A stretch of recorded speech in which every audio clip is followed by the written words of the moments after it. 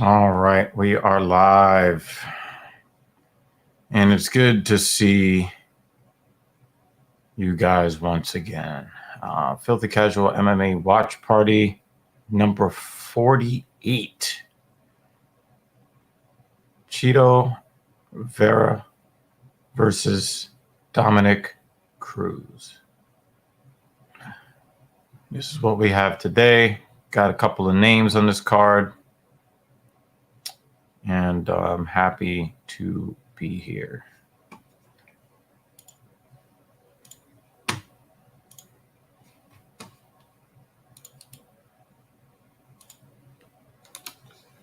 All right.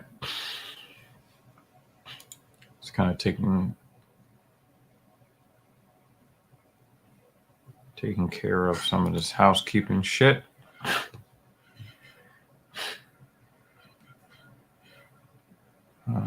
Yeah. I think I hear Mrs. Evil wheeling herself. Did you put up tonight's banner? What? The one that she made? That's in the Discord? No, I have to probably go through YouTube to make that happen. Yeah. Yeah. So that's the Put it up, put it up, put it up. All right. We're in the beginning of round one. Yusuf Zalal gets a takedown on Damon Blackshear. We get that going already. Trying to get my sound. Oh, there we go. Got the sound taken care of there. Hey, what's up? We got our friend from the UK. How you doing, buddy? Good to see you.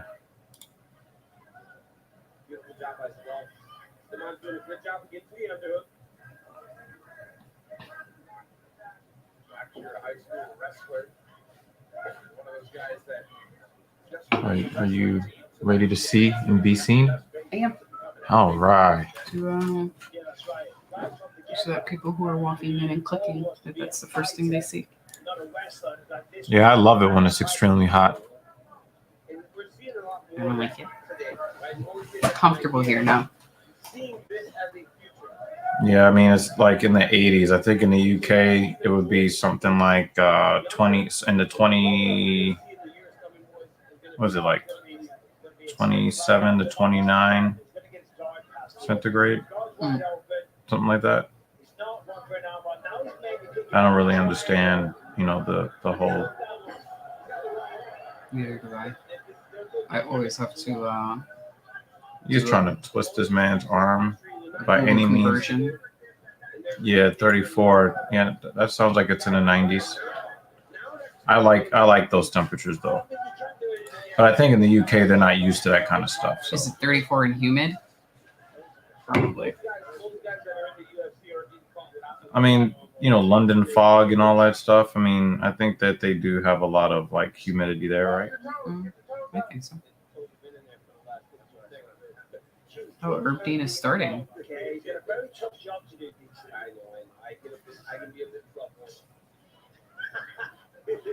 That is such an awkward position. Goodness gracious. Yeah.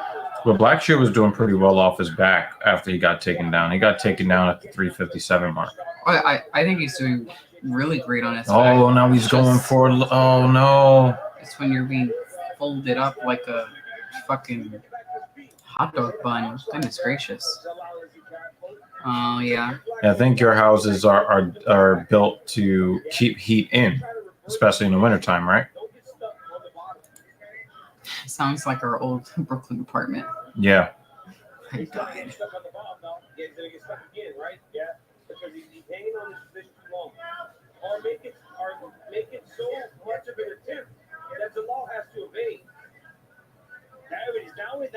Blackshear's got some good BJJ. You say yep. Yep. I kind of figured that, Lewis.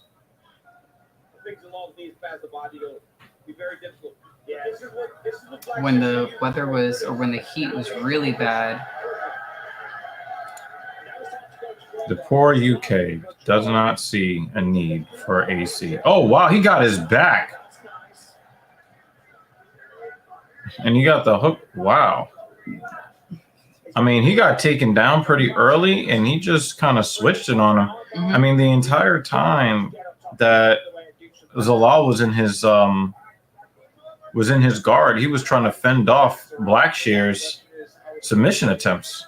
Yeah, or at least Blackshear didn't lay there and accept it. Right, and now he ends the round really and fought. Yeah.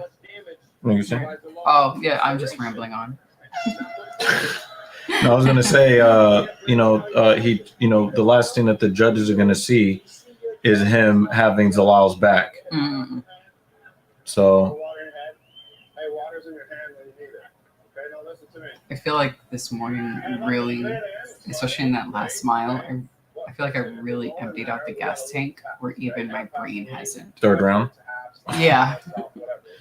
All right. So what she's referring to is she woke me up crazy early in the morning to drive her to go run for 3.1 miles and then get back in the car and drive home. I really appreciate that he does that for me. I was like, thanks, babe. Bring me over here. I'm going to run a 5K real quick. You just stay there. I'll be right back. And that's exactly what happened. She was like, I'm going to take a shower, go to bed.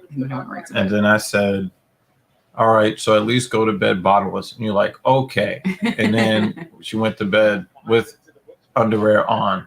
And I went to go check. I told you could have. And I was like, fuck that. And then I said, yo, I'm going to sleep. Fuck that. I did get him out of bed at like 6:30 in the morning. No, 7. Yeah. No, it was 6. I set my alarm for 6:30. 6:30. Yeah, because then we left the house about 7. Yeah, we left. Yeah, we left in good time today. We did. It was very successful. Nobody bought. I mean, there's this weird ass homeless man that was like acting real aggressive towards like 2 fucking 60-plus-year-old like runners. Mm-hmm. And I was just like, damn. But there was like police around, so just like, all right, I don't have to do nothing. Wow, Blackshear's the one with the early takedown. There was a nice amount of runners today. Oh, I saw all of them because they all ran past me. And then the people that showed up after you finished the race before you. Oh yeah, I saw as we were running, you could see the. Oh man, he's got his arm underneath one of his arms underneath the chin, and that's it. Oh. Nope. Yeah, you could see the dudes that got there really late. So there are different corrals. So I'm L, which is the very, very last one. The OK corral. Yeah. So you go A through L. So I am in the back of the pack, slow pack. But the guys who should have been probably in like B, C, D. Probably. Oh no, Salal's trying to get the. Oh, it's more of a neck crank though. But I think Blackshear is going to try to turn into him. But he's turning the wrong way though. Nope. But I've gotten the impression that's not going to work. He knows what to do here. Yeah. Now he's going on to the other side. Yeah, I'm not worried about him. Yeah. But that neck crank doesn't feel good. Mm. But yeah, the dudes got there late, and you could see them like zipping past people. Yeah. Yep.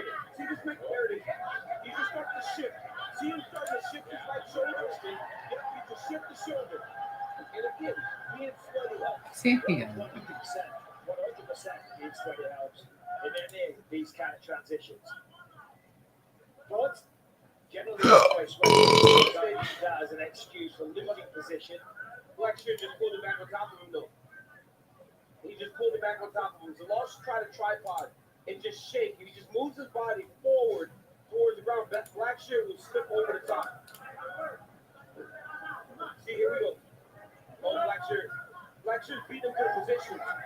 I mean, this fight essentially he just lost it. taking each other's backs and then losing the position, and then the other one takes the back. Then they lose position over and over.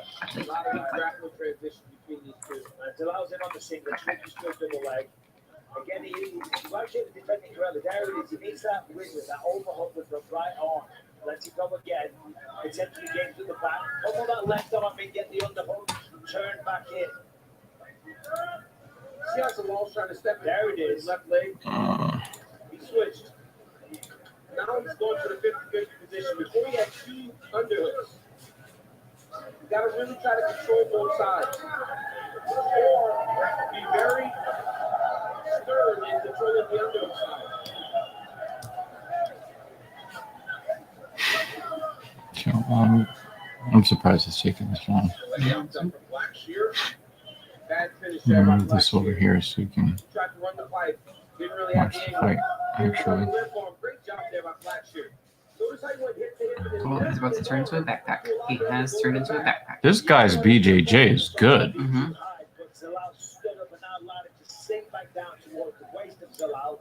Now he's in a tough position. Blackshear's got a minute left. Again, gonna make you work for you. Season 6 of Dana White's Contender Series is back and better than ever all summer long. The series that has launched so many UFC careers has returned with a bang. You have your subfolder up there? The Talking Shit podcast? I don't know if that's where that. I don't know if that's where I put it. Yes, it is. Desktop. I know he's your favorite prospect in all of his martial arts. Why you say it now? Because he's a great wrestler. He is. He's like a wrestler with Michael Pittman, like that personality. Yeah, but let me tell you, because that guy he fought was tough. And he's still a backpack. That's nuts. But he's got his chin down. But his arm is still up. He hasn't. Arm hasn't slacked. No, he's gonna survive. He's gonna survive. 5, 4, 3, 2, 1. That was great. He was in a lot of pain though. Yo, this Blackshear guy. That was awesome. I'm feeling his skills. I'm really feeling the Blackshear skills.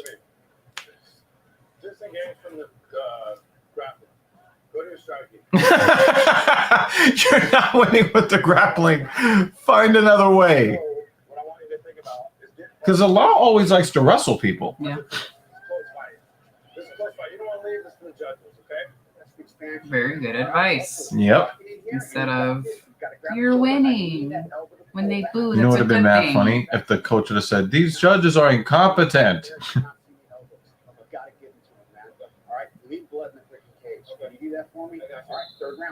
Did he say leave blood? In the cage. So basically, they said, "Please entertain Mrs. Evil."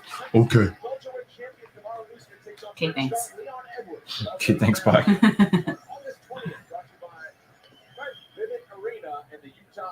This is a really good first match. Yeah, but Zalal is a really good fighter, but Blackshear, he's really showing something. It really sets the bar for the rest of the event. It only takes one fight where the two of them just look at each other and just take all the momentum. You fuckers. Oh wow, that jab for Zalal is really working. Mm-hmm.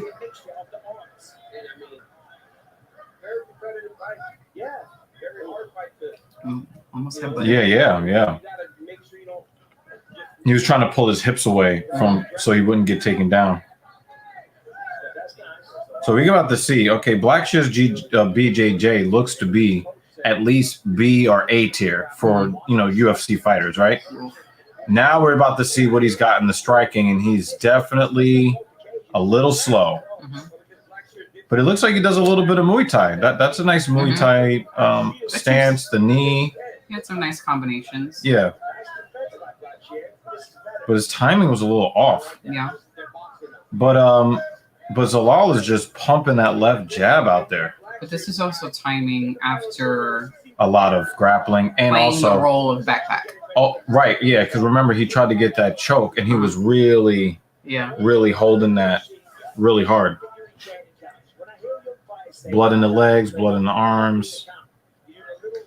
I don't think that he was ready for this stand-up, focused third round. You can't stand there in front of the Zalal. You can't do that.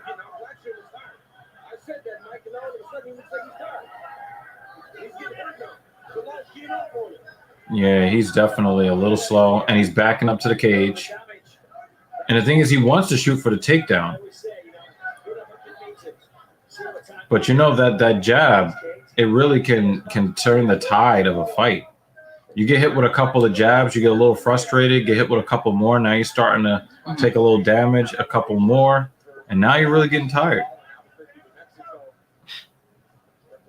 Oh, got this in on a single leg. Does he get it? Can you trip him? Maybe. Oh, he was trying to get that outside trip and he couldn't get it.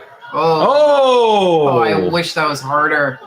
No, but he's tired. I know. But that was so perfect. Look at that lead elbow. Yeah. Blackshear's in trouble. He's got to move his feet. And now, see how he's lunging with his arms and not punching with his legs? I think that we might be getting close to the end.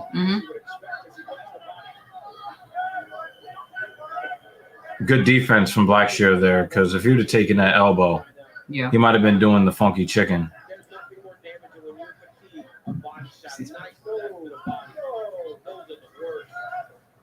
Yeah, he's gassed. And the thing is, he was looking good, too. And you see how shocked he is when he takes these shots?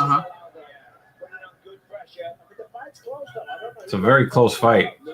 So Blackshear could, Blackshear could have stolen the end of round one. Oh, that's that body kick. Oh, man. Blackshear could win this fight if he could survive. Oh, nice left hook from Blackshear, but just got right behind the ear.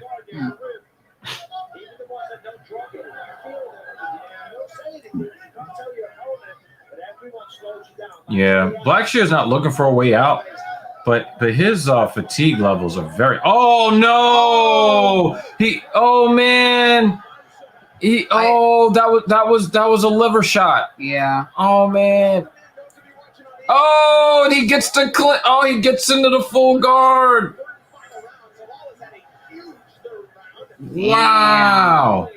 Yo, I thought he was out. The way he buckled. No, I mean, but the thing is, he's a tough guy, Yeah. You gotta move, Brashear. This is the fight right here. You gotta move. 20 seconds. 20 seconds, Brashear. Blackshear, excuse me. I'm sorry, I watched too much Star Trek. Blackshear, you gotta survive. 10 seconds. Everything's gonna stop. He's gonna stop it. 8 seconds. 6. If your head bounces off one more time. No. All right, it bounced off once. Oh, he's so. Oh, wow. Oh, so close to being stopped. Yeah, hell yeah. Yo, when he shifted shoulders and then got into that defensive position as he was being postured up on, that one move stopped the fight from being stopped.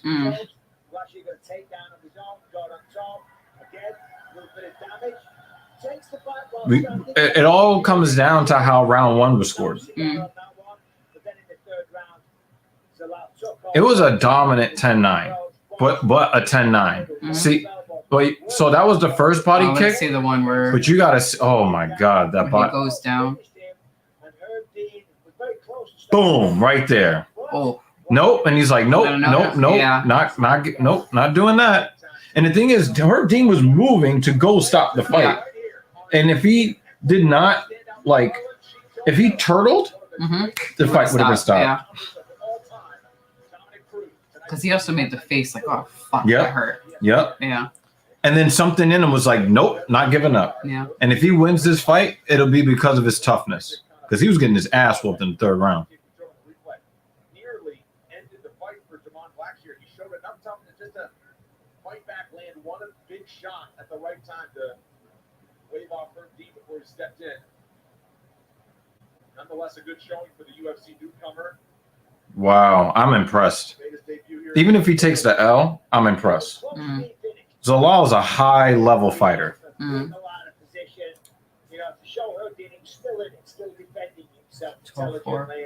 Wanted to see the record coming in. Yeah. But this is his first UFC fight, they said? Yeah. Well, after 3 rounds, we go to the judges' scorecards, and here are the totals. Judge Grail scores at 29-28 for Blackshear. Split decision. D'Amato and Bell both scoring 28-28. This bout is Majority draw? They gave a 10. Wow. They gave a 10-8 in the third round. That means there's two judges that give a 10-8 to Zalal in the third final round.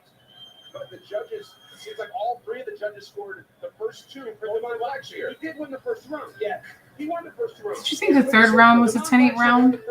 Well, we didn't know. It was dominant. I mean, the fight was on. Well, the fight was almost stopped a couple of times. Right. Maybe it was about a 10-8, but we've seen so many other worse that were 10-9s. Yeah. Every time I think, oh, that's going to be a 10-8. Nope. Nope. 10-9. Oh my God. I'm not mad at that result though. That's. Exactly what they came to San Diego for. I'd like to see that again. Well, I'd like to see him again. I'm That was fine. I'm fine with the draw for this reason. Too many times the too many times we get judges who fall too much in love with what happens at the end of the round. Mm-hmm. Zalal That they did, choose a winner just by the last 2 minutes. or who ended up on the in the top position at the end of the round, right? And even though Zalal got the early takedown, Blackshear did a lot to not only kind of gain his bearings, but flip the position and then threaten submission, right? So I would say that the two of them did things that were cool to see in the first round. So you're going to have judges that are going to give one round to one guy and the same round to somebody else. And I thought the first round was close enough to be controversial, where or arguable for either side, right? The second round was very clearly for Blackshear. The third round was very clearly for Zalal. I didn't witness a beatdown. It wasn't like Blackshear didn't have any offense in the third round. But if we throw away all of the precedences that have been set, if we throw all of that away and just say, do you think that should have been a 10-8? Forget all the other fights where the judges don't know what the fuck they're talking about. Would you have scored a 10-8? I really wouldn't have a problem with that because for a large chunk of that fight, Blackshear was not trying to give any offense. He was in pure survival mode. And so I am definitely in favor of both the 10-9 or the 10-8. I'm in favor of the 10-9 because of what we normally see in the scoring. Yes. I'm in favor of the 10-8 because I think that all these other fights should have been scored this way. I'm also curious what the strike difference was between the two of them in round 3. It was pretty wide margin. That information would sway me in either direction. Yeah, it was very grappling, BJJ heavy in the first 2 rounds. They did end up with a 30 strike difference between them, and I think a lot of those strikes came in the third round. Yeah. Also, we get the privilege of watching that fight again because it was a draw. Yeah. How many guys get a draw in the UFC debut? Good for him. I think that was a good start. I really think that it was Zalal's ability to switch off, to listen to his fucking coaches. Yes. Switch off the wrestling, right? He said disengage with the grappling. He's whooping your ass in BJJ, okay? And he said, okay. He didn't force it. He never shot one takedown. Yes. He pumped out that left jab, and he totally took over the timing of the exchanges with that left jab. We didn't move in with plan A, and then there's no other plan, and no other option exists. Yep. It was good. Going all around.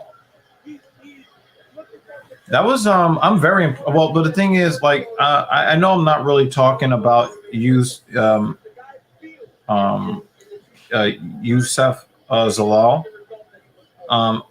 I know I'm not talking about him, but the reason why I'm not talking about him is because this is the kind of shit that you expect from Yusuf Zalal. Like, he's proven himself. He's a UFC veteran.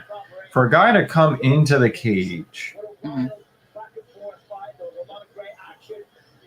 for the dude to come into the cage for the first time, and be able to do what he did the way he did it, I'm impressed by Mr. Blackshear. Yeah. I'm always impressed by Yusuf Zalal. When he doesn't fight well, I get kind of annoyed. I was about to say, yeah, they don't look like the same weight class. Look at that shit. And then look at that. Jason Witt didn't make weight. Oh, Witt looks so much larger, so much wider than him in the ring. Well, he's also 2 inches shorter, but he also didn't make weight. You know how I feel about You know how I feel about fighters that don't make weight, right? Yeah. And you see Joe Martinez is trying to have like more flashy jackets now. I just kind of want him to go to Bellator. He's a Bellator announcer. He's a Bellator level announcer. Yeah. You missed the first fight already. We got a majority draw in the first fight. It's a good fight though. Yeah.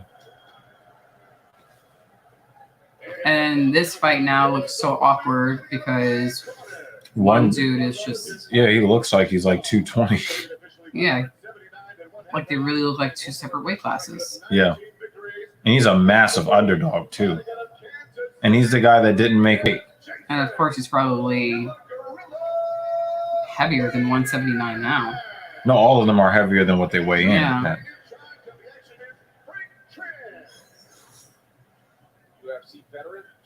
Yeah, he used to be a fighter.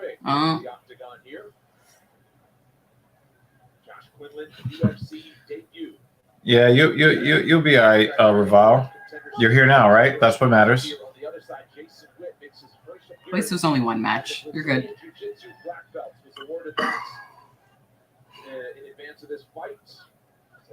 Don't trip yourself. They kind of look more. They look a little bit closer to the same size in the cage. He just said that he didn't want to wear the gi all the time, right? That's one of those things, right? You're not going to get promoted if you're not in the gi. It's hard. As a mixed martial arts because Quinlan is Quinlan looked for the knockout right there. Like so far down. Yeah. I mean, he's sitting really, really low. Yeah, like Jeff Bagwell. Early in the career, but as you get older, DC, there is not a gi on this planet that would fit you. Oh, man. That's fucked up. Oh, my goodness, look at this guy. Quinlan just looked at the kick so far, but he's not setting them off. Quinlan seems to be carrying a little bit of nervous energy. Yes, absolutely. You can see he's very touchy. You know, he's a little, you know. He just parried that strike. You don't really see that. You see guys just covering up. Just trying to dodge.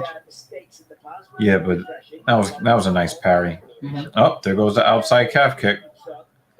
And Witt is very, very heavy on his lead foot. So if Ariane Lipsky loses, she needs to be fed straight into the ring girl system to start shaking that ass on camera. That's her proper role, not fighting. And of course, Bruce is doing what Bruce does. Hey, Bruce. Takedown for Mr. Witt.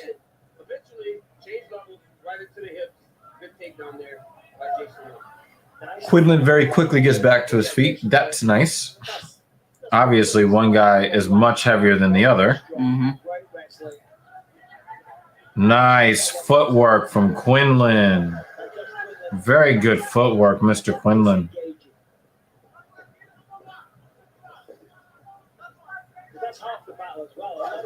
Oh, he killed him! He's dead!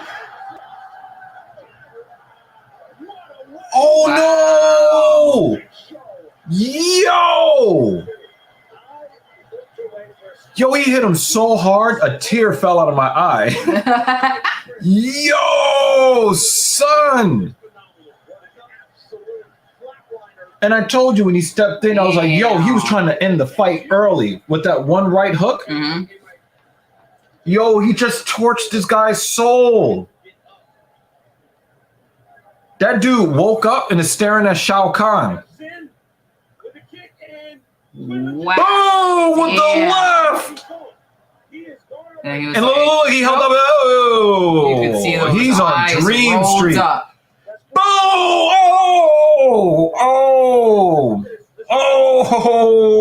He was so relieved. That's how. Yes. Oh. This right. Look, he closed his eyes. Yep, he's looking in the wrong direction.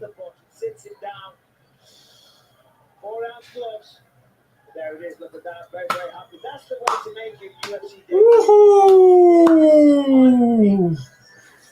He was like, I look Asian, but Damn.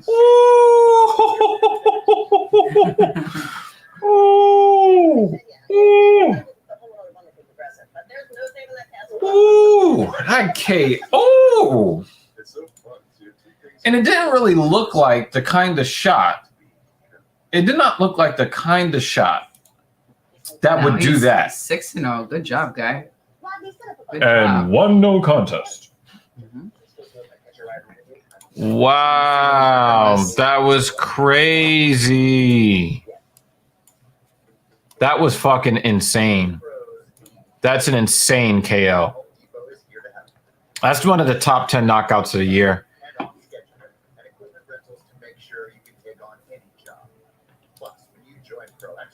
You'll earn perks on every dollar you spend. Earn perks 4 times faster when you join. Register and use your Pro Extra credit card. New ways to grow your business, all at the Home Depot. How pros get more done. Let's go! Welcome back. Just a little sign of emotion there from Josh Quinlan, who was stoic after a one-and-done left hook to earn his knockout win in his UFC debut. What? That was his first UFC fight. Ooh. Ooh. Ah, that's no good.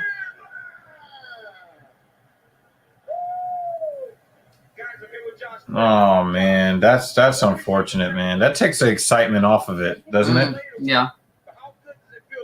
Acknowledgement of your fresh cut. You know? Looking spiffy. Spiffy. Opportunity, and we have to take advantage of it by doing our best. So that's what I did tonight. Let's take a look. Yeah, let me look up Quinlan and his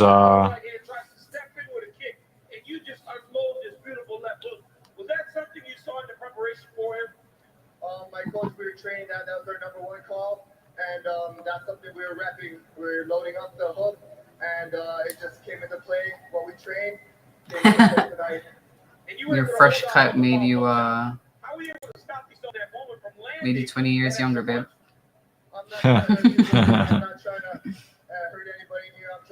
June came with his respect my opponent, and one second. all I wanted to show. Oh, we're looking this up now. Yeah, I'm looking up this whole thing.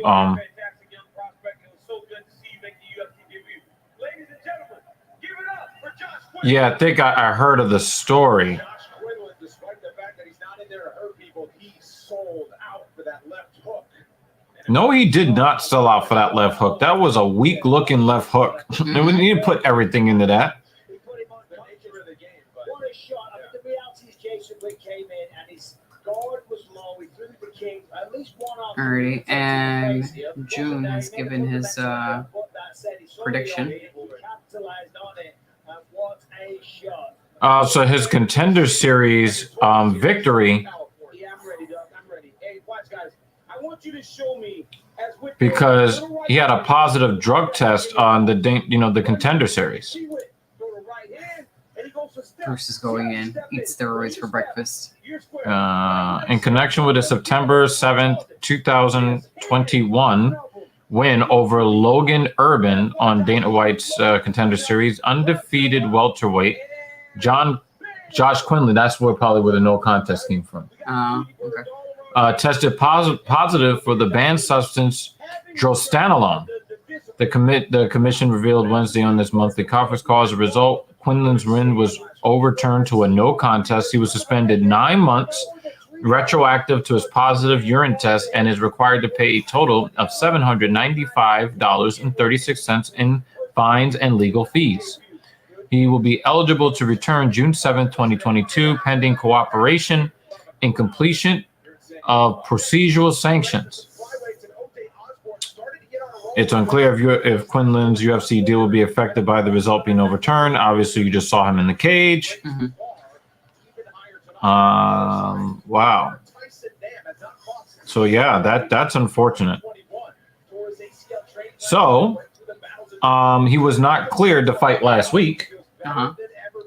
After steroid metabolite turns up in a drug test, because in Vegas they don't play that shit. If you remember back, they moved a whole UFC event because they would not let John Jones fight in Las Vegas, and then they moved it to Los Angeles, California, because of he had the picograms, of the M3 metabolite, that they talked about for like 5 months straight. Well, they said that a pre-fight drug test of UFC welterweight Josh Quinlan revealed a trace amount of an infamous metabolite of oral turinabol, prompting the Nevada Athletic Commission to decline clearing him for a bout with Jason Witt at UFC Vegas 59. Quinlan successfully weighed in for the Saturday event, but according to a statement from the UFC, the promotion was notified by its drug testing partner, USADA, that a recent urine sample he submitted contained a small amount of the M3 metabolite of dihydrochloromethyltestosterone, or DHCMT, which is part of the oral steroid that's ensnared several UFC fighters. USADA modified its UFC drug testing program to allow up to 100 picograms of M3 in a sample before it was determined to be adverse result, subject to an anti-doping penalty. But according to the UFC, the commission ruled that Quinlan is not cleared to fight and canceled the bout. The NAC didn't immediately respond to a request for comment on the UFC statement. The UFC later announced that the welterweight fight has been moved to UFC San Diego, where Mr. Witt was parted with his consciousness. The M3 metabolite has been flagged in several UFC fighters, most notably UFC light heavyweight champion John Jones, who tested positive for trace amounts of the chemical in drug tests connected to his fight against Alexander Gustafsson at UFC 232. Jones's seesawing results were attributed to increased sensitivity in testing methods, and after an extensive review, USADA determined that the amount wasn't performance enhancing and declined to discipline him. USADA, UFC, and the NAC subsequently modified their rules to keep athletes from being flagged for the hard-to-clear metabolite, which frequently pulsed over time, and possibly as a result of weight cutting. Flyweight Manel Kopp tested positive for the metabolite in connection with a UFC Vegas 52 bout, but wasn't sanctioned due to the modified rules. In cases where adverse or atypical drug test results arrive closer to an event, the NAC has erred on the side of caution, declining to clear fighters until it can verify what happened and make an appropriate licensing decision in the future. So, it was a very exciting knockout. But yeah, it's tainted. That's the word. Very interested to see how Dom looks tonight. Personally, I think his days of title contention are over.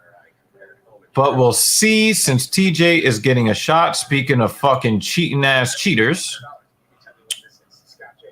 Yeah. Speaking of some cheating ass cheaters. All right. So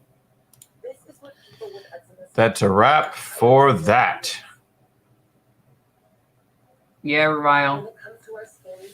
Yeah, Quinlan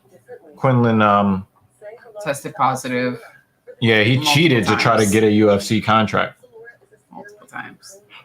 Well, what they're saying is he didn't test. He didn't. He only tested positive for the drug once, but he tested positive for the metabolite after.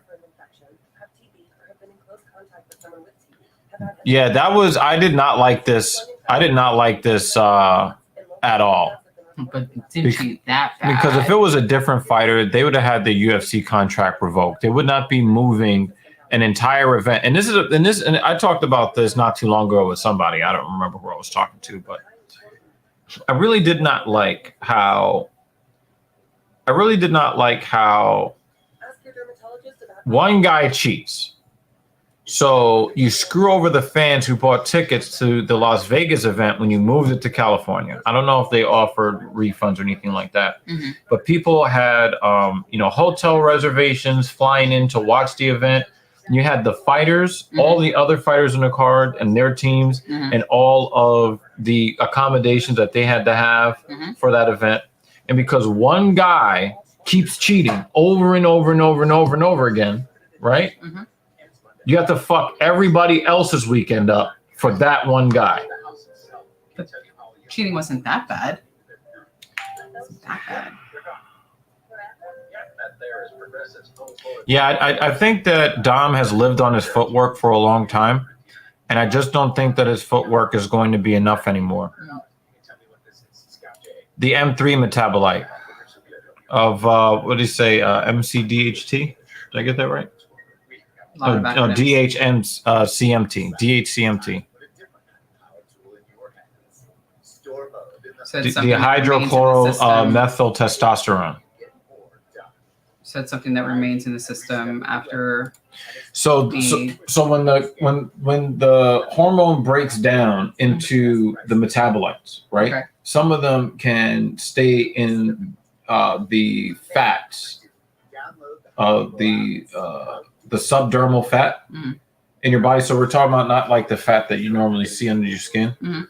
We're talking about like around your organs. And when you do the weight cut, the weight cutting thing, and sometimes the weight cutting can release some of the metabolite that had kind of stayed in your body since it broke down. Okay. Right.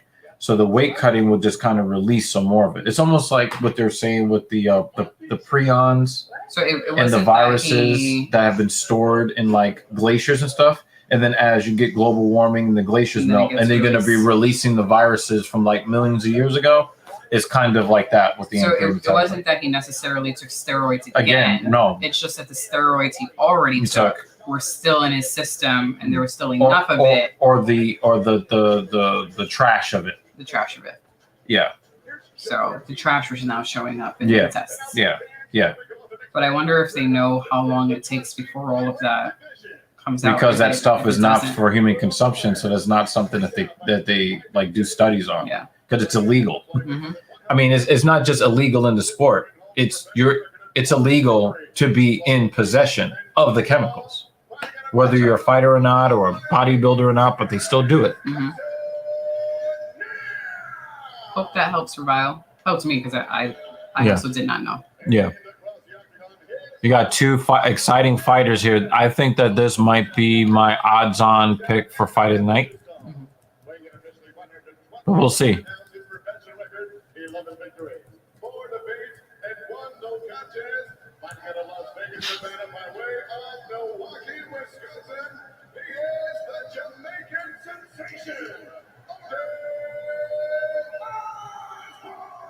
Did you watch anime? Seen anime. Yep. That's what it seemed like to me. Does Tyson Nam look like he's 38? I cannot believe I just said, does so-and-so look like they're 38? And then I'm older than them. Oh, shit. I know. I did. Fuck, did man. I tell you I recently got a, wow, you look great for your age. And I was like, thanks. And then after I was like, fuck. Oh, no.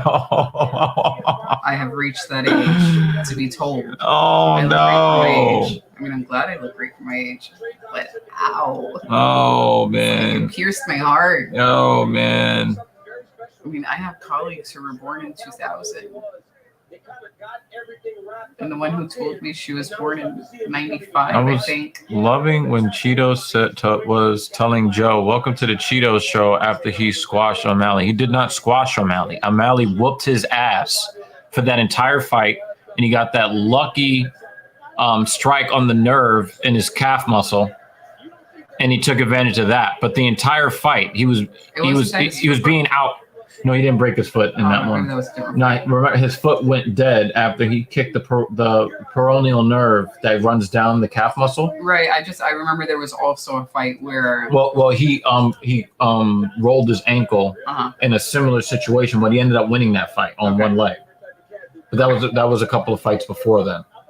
But if you go back and watch the fight, Vera was getting his ass whooped the entire fucking fight. Mm-hmm. He gets that lucky fucking peroneal nerve strike on the calf kick, and it deadened O'Malley's leg, and that's how he won the fight. Yeah.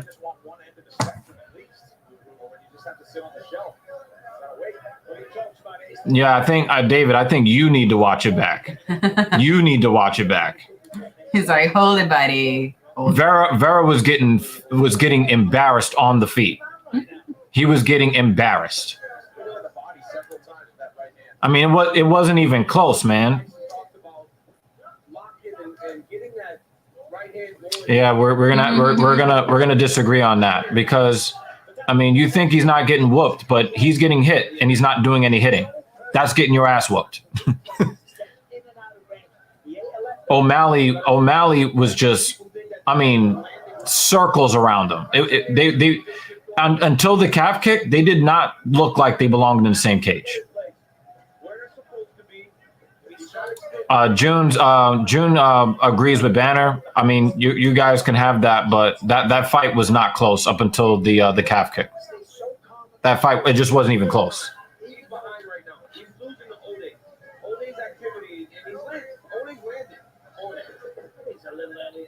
Nam is very confident and cocky right now. Well, you know, Odie's got a lot of like striking skill, but I don't think anybody's afraid of his power. Mm-hmm. You know, but if you no, he's dead. Damn. Aw.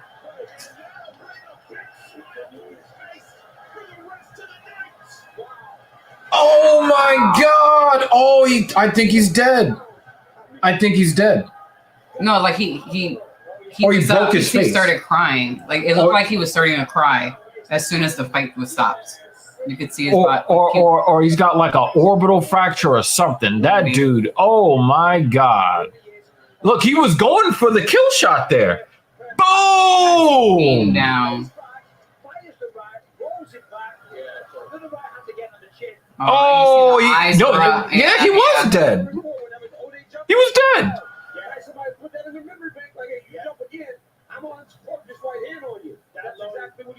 Yeah.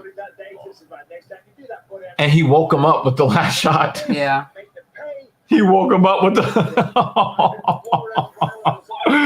Oh my God! That is the second crazy knockout in a row like that. Mm-hmm. Yo, I'm not gonna. I hope it continues like this. I hope it stays like this. Yeah. But we had three. Oh, sorry, Revile. Yo, we had three good. Yo, dude, just press F5, Revile. Press F5. Just refresh your page before the next fight starts. Yeah. Yeah. But man, no, it was a counter. Yeah. That was a counter. Yep. Because Odie came in with the flying knee. No, that's what he's saying it is. No. Revile's saying that was more an overhand. No, okay. That was a counter. That was a big counter. That was the epic counter UAV that turns everything off.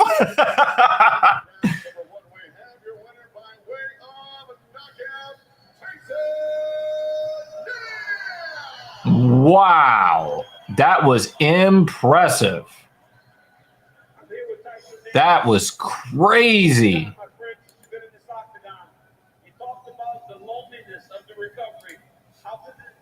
That was insane. I can see you're a bit emotional, as you should be when you produce in the way that you just did. 19 months in the making, and now everything that I have building up to it. Bingo, bango, pickle, and mango. I love you, San Diego. Okay, we'll take that. Tyson, early in round one, you were smiling a lot. And Ode jumped at one point. You kind of smiled at him. Did you register that he may jump again, and you would let the right hand go to his land and take a look up here? Ode gives you this jumping knee look, and you just go bang with the right hand. Yeah, that was the second time that he did it, and I already knew the types of techniques that he liked. And He said he hit him with a nova. Yeah, this is this is the bad part of these crazy knockouts, right? 50 more minutes of promos. I mean, maybe you could make me some stimulant. I was gonna wait until 7 o'clock to have mine. Yo, he was looking huge the night that he retired. He was already made fun of by his colleagues. Yeah, hell yeah. How he couldn't find a gi that could fit The vitamin, yeah. They roasted him already. Yo, that dude is really enjoying retirement. And then he made that comment a couple of weeks ago about going back to 205 to try to take the belt. Like, you're never making 205. You're never making 225 ever again in life. Oh my God, man. I mean, I think it's great that seems relatively healthy. Right. To be able to enjoy life in retirement, you know? Yeah, he really I think he really retired because of the back problems. Mm-hmm. And it's I know his children are still pretty young, or one of them is still super young, you know? Yeah. He gets a chance to enjoy life and still make money. I think it's good.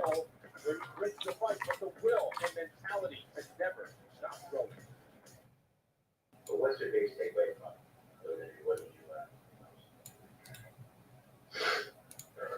biggest thing I learned from my injuries is changing your name is not going to lead to you winning the fight. I got Cynthia Calvillo by a large margin on that fight. Ngannou is going to return when he has recovered from the knee injury. Remember, he had that surgery. Cupping just looks. And then a massage after, or like during. Ouch. By building my mind and my spirit and my emotions stronger, then the body would come back, because naturally I just like to push myself. That wasn't going to be something I ever had to work on. I mean, we don't even know if Ngannou is going to sign the contract. I mean, it's looking like that, they might sign a contract, but which carries over to my martial arts life. These types of promo videos always make me worried, because they're like, look at all these really great things I did to improve myself, which are really great things that you did to improve yourself. I think so. And then they get knocked out in 30 seconds. yeah.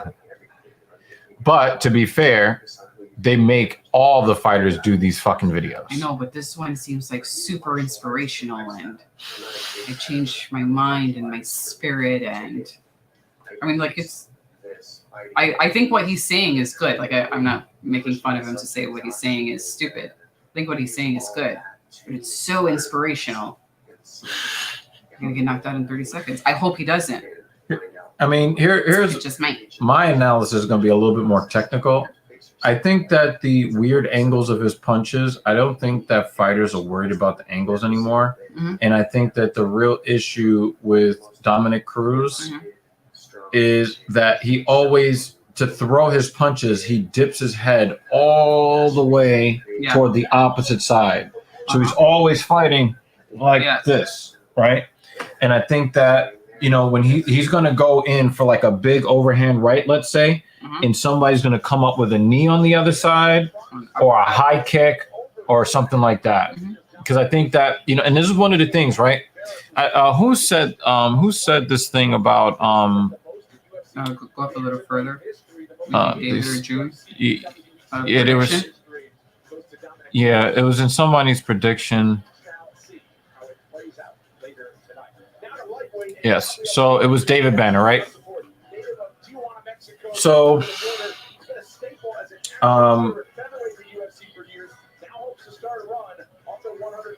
part of the thing is, it's not really about how somebody is older and their days are done necessarily, because I get what people are saying. Like, the skill gap keeps widening the further away you get from the previous generation's high-level fighter. Mm-hmm. But the real issue is that there's so much tape on Dominick Cruz, Mm-hmm. right? You don't need to watch his feet. You need to watch where he dips his head off. Yeah. Right? You know, Dominick Cruz doesn't have the power to scare anybody that's 10 years younger than him. Mm-hmm.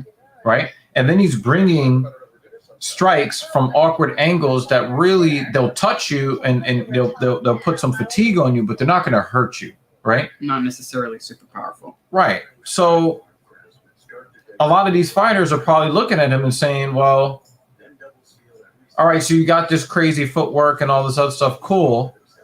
I'm going to counter strike you because I know you're going to dip your head off to the opposite side when you throw a strike. Mm-hmm. So we know that your head is going to move off the center line, but it's going to move laterally. Yeah. And I think that's really going to be his downfall. As far as, you know, I know he wants to try to get that one more title shot kind of thing, but I don't really see that being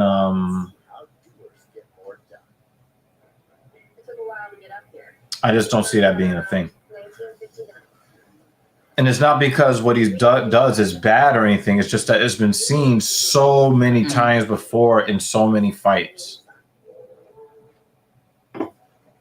You want me to make you one of those? Yeah, like gummy, a cup. Yeah. It's the gummy one, right? Yeah, yeah. Sour Patch Kids? Yeah.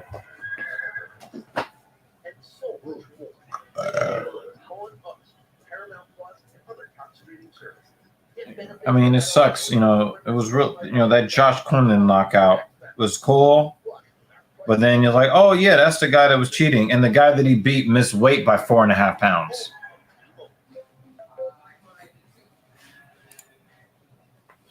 I would like to fight with Cruz. You know, it's not like I'm dying for the fight, but I think it makes sense. But anybody in that top 10 to the top 5, I would love to fight. Dominick Cruz va a pelear contra Núñez, pero creo que ya estoy por encima de ellos en el ranking de cuesta victoria. Entonces, lo que venga, voy a estar listo. Later this summer, the former champion, the future Hall of Famer Dominick Cruz takes on Marlon Chito Vera in the bantamweight main event. August 13th, Pachanga Arena. UFC is heading back to the coast in San Diego. He's got a chip on his shoulder. He's angry at me about something. I don't know what. You know, I can see a little bit of a, how you call it, like, you know, in him, like, he was like, oh, there's a beef. I don't know where the beef from. There's no beef. I don't know. I can give to about him, but I got the fight offer, and I took it. That's it. Well, as you can see, it has been a fun lead up to this main event matchup, with both men giving interesting interviews and takes on one another. But when I spoke with both Dominick and Marlon this week about the supposed bad blood between one another, they told me simply it doesn't exist. Neither man really felt like there was anything serious between one another, just competition and a desire to do the same thing, win and get closer to that coveted bantamweight title. Now, yesterday at weigh-ins, they did have a pretty intense face-off on the weigh-in stage. And afterwards, the former champion Dominick Cruz came backstage to do an interview with me, and that interview was really still radiating optimism, something that he attributed to his desire to just get into that octagon and compete. And speaking of competition, earlier this week they actually did a face-to-face interview for a UFC social media channel, where they both said they were fighting for their families, and they both have a willingness to put it all on the line when they step into that octagon. That is a sentiment that prompted Dominick Cruz to kind of have the quote of the week when he said, the fans are lucky. It is a good day to die. Guys, going to be a great one in this main event. It sure is, Megan. Thank you very much. That was such a cold message relayed by Dominick Cruz. That's all later. 4 more prelims coming. Let's get you going at lightweight. Always ready to throw down with all comers. Gabrielle Benitez is here in San Diego and looking to impress when he faces off with hard-nosed Charlie Vera in a lightweight Mexican fighting spirit is stronger than ever in the UFC octagon. Gabrielle Benitez shows up every time with the intent of taking opponents into deep waters. And his last 3 bouts with Justin James, Billy Quarantillo, and David Onama left each opponent knowing they had been in a battle. Tonight, Tijuana's Volkov makes his 13th UFC. And Cheeto loves to hit people with combo counters. Cheeto doesn't really use his power to finish. I could see some not getting out of the way for a lot of shots, but not KO'd. I don't really trust Cruz's chin anymore. I don't really trust his chin anymore. I mean, you could just kind of look on his face and you could see he's wearing all this damage. And his body, he's had so many surgeries. It'll be interesting to see if Cheeto and his coaching staff, it'll be interesting to see if they all looked at the video of Cruz and then developed a game plan to hit him where Cruz is going to be when he goes to strike.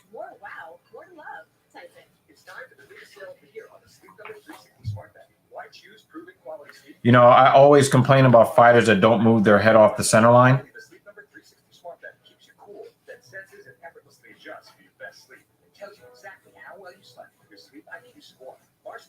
Cruz moves his head off the center line by default. But then the problem then becomes his head movements are predictable when he strikes and his head moves off the center line. Yo, after the first 3 fights, I'm expecting all the fights to be fun to watch. That might be unfair, but yeah. It took a while to get up here. We started out around 1959. But we didn't do all that just to get here. We did it to give you a truck that'll take you anywhere. This is the new Nissan.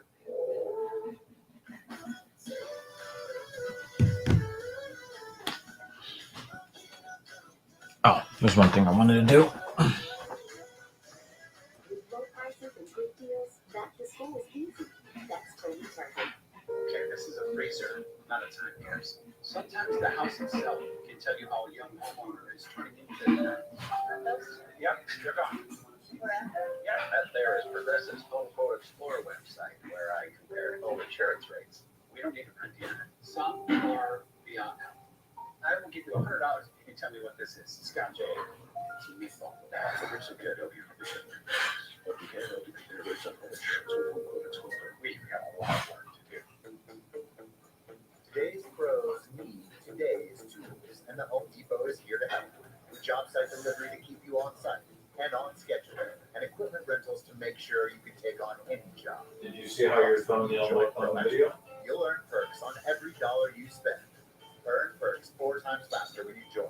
Register and use your Pro Extra credit card. You just activate new tools, new ways to grow your business, all at the Home Depot. Our pros get more done. We'll be right back. Just getting something to drink real quick before the next fight starts. Twists and turns like salted pretzels. New chocolate peanut butter pretzel. Haagen-Dazs. The PK $5 yearling deal is going to satisfy your cravings. Save Southwest Bacon offers you small fries, 4-piece crispy nuggets, and a small drink. The $5 yearling deal with Southwest Bacon offers you only at Burger King. Back inside the John Arena, UFC Fight Night is presented by Cotello. Here's your tape for a lightweight matchup between Gabrielle Benitez and Charlie Vera. Benitez has experience on his side. He's 3 years older than the Texan. Vera is a giant for 155 pounds. 6 feet 2 inches tall with that. Both sides leg and reach. But Gabrielle Benitez, the minus 325 favorite. Here's Joe Martinez. And all fight fans, we are set to go on the next fight tonight. 3 rounds of the UFC lightweight division. Introducing your first fighter in the blue corner. It's a Taekwondo. At 6 feet 2 inches tall, he made it officially 155 pounds. In 19 professional fights, his record stands at 11 victories with 8 defeats. Fighting out of Houston, Texas, Yep. is Charlie, American Pinball. Yesterday, right? Oh, yeah, that's interesting. Let me text her.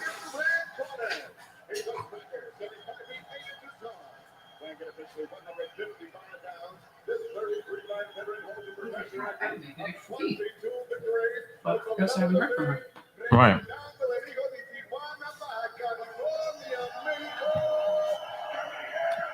Benitez looks a lot like Diego Sanchez. Yeah, with shorter hair, right? Hey, there goes the guy. Yeah. Feels like we're across the border. 20 minutes south, doesn't it? It does. We have our subscription of greens is coming soon. So, I'm and we excited. actually have extra. So if you want to give one to your dad, Cool. an extra one. I have pecans, walnuts, hazelnuts, Brazil nuts, almonds. It's a good mix. All the nuts. What's wrong with his haircut? I worked a lot on my grappling. They were like, why? This guy's not going to take you down. Oh, he threw that elbow with evil intent. Mm-hmm. But he's fighting the Mexican, so, you know, it's not going to be a quick night at the office. He's got a great guillotine choke, yeah. When you can get those guys into that choke, he's really good at finishing there.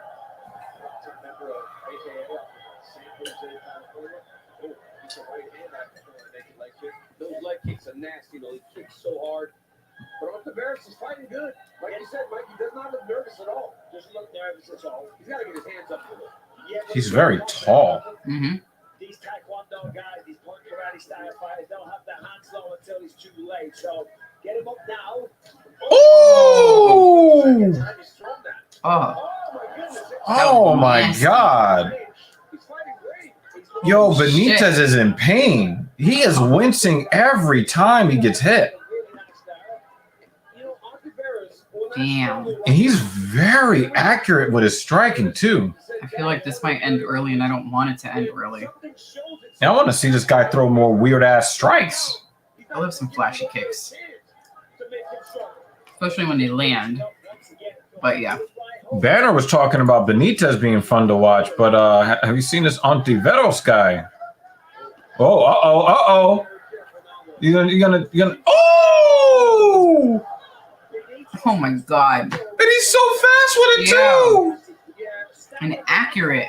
But his defense is garbage, though. Anytime Benitez actually throws something at him, he's taking the brunt of it. Oh yeah. That axe kick is disgusting. Mm-hmm.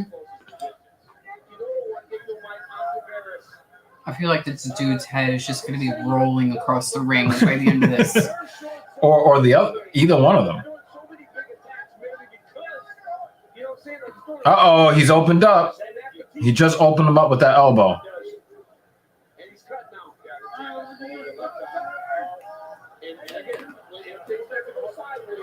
Did he just put his, oh yeah, you're going to have to spread that out.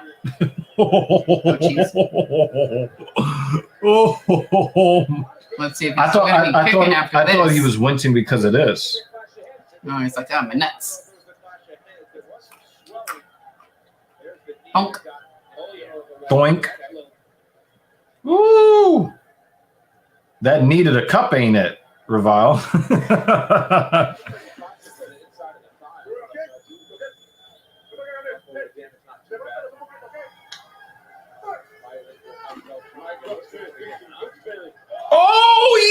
He's about to die. I'm about to clash heads again. Goodness gracious. Yo. Oh, and the slam. That was a disrespectful He slam. just threw him.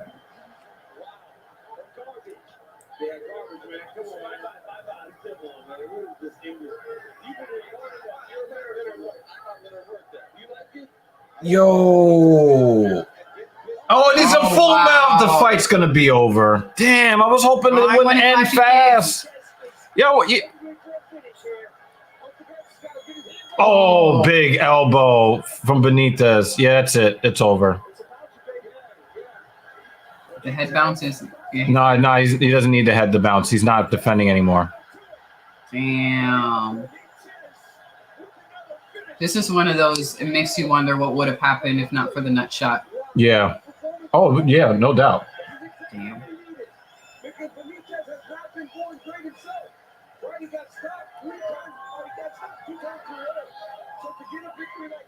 Yo, Ontiveros, his striking Mm-hmm. is scintillating. Considering that the fight didn't start too well for him. Ontiveros came out, he was on fire. He was landing good shots. He was using his weapons well, the range specifically. Yeah, he was using his weapons well on his fucking nutsack. Wait for it here. There's a big one. This is what they were exchanging back and forth. Takes him off. With disrespectful slam. Yeah, he just threw him. He said he dropped him like a bad habit. Yeah, once he got in the mount, I knew it was over. You can survive mount if there's like 25 seconds left. Mm-hmm.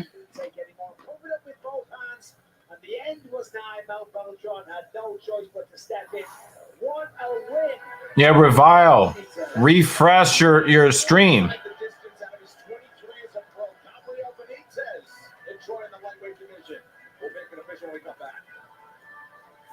More fight packages. Boom, boom, boom. Well, he smashed his balls first. He smashed Ontiveros' nut sacks first, They're all. and then smashed his face. Yes, I do. I'm so glad you didn't say no. Robbie, set up a bundle for John here. Of course. John, is it still cool if I catch a ride home with you? I've never said it once. It doesn't matter how often he refreshes. Oh, Well, sorry.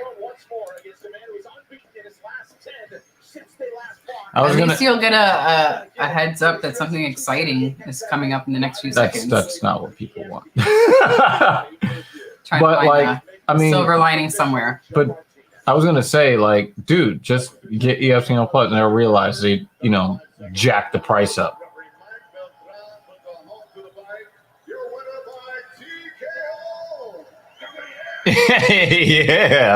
Yeah. Oh, he told me the name of this fish. I didn't show you the picture of this fish he caught, Revile. Oh, I gotta show you the picture of this fish. You needed this, right? But the fight didn't start off great. Was that what you expected? We saw that from Vera, all those spinning kicks, those different attacks. You know what? It's called a sunfish. oh, it's really pretty. That's awesome, Revile. So this is Revilement Gaming's fish that he caught. I'm like, damn, that's a colorful ass fish. Mm-hmm. And then there's another photo. Oh, that shit is soup. Look at So cool. Too bad the fish is dead now. Was it delicious? At least? Possibly nutritious. Probably nutritious. Or maybe, he put it in his aquarium or something and made it like. Nah, I think he probably ate it. I'd like to know if it's yummy. It's a beautiful fish, though. That's awesome. Yeah, I mean, the thing is, it was a super entertaining blast of a fight. If he doesn't take the nut shot, then I think that it changes a lot, I'm not able to take it down to everyone, right? Like to nobody. But I'm actually. Oh, okay. Mosley, we are 20 minutes from your hometown. You have a message for the people of Tijuana and down there in San Diego. Alrighty.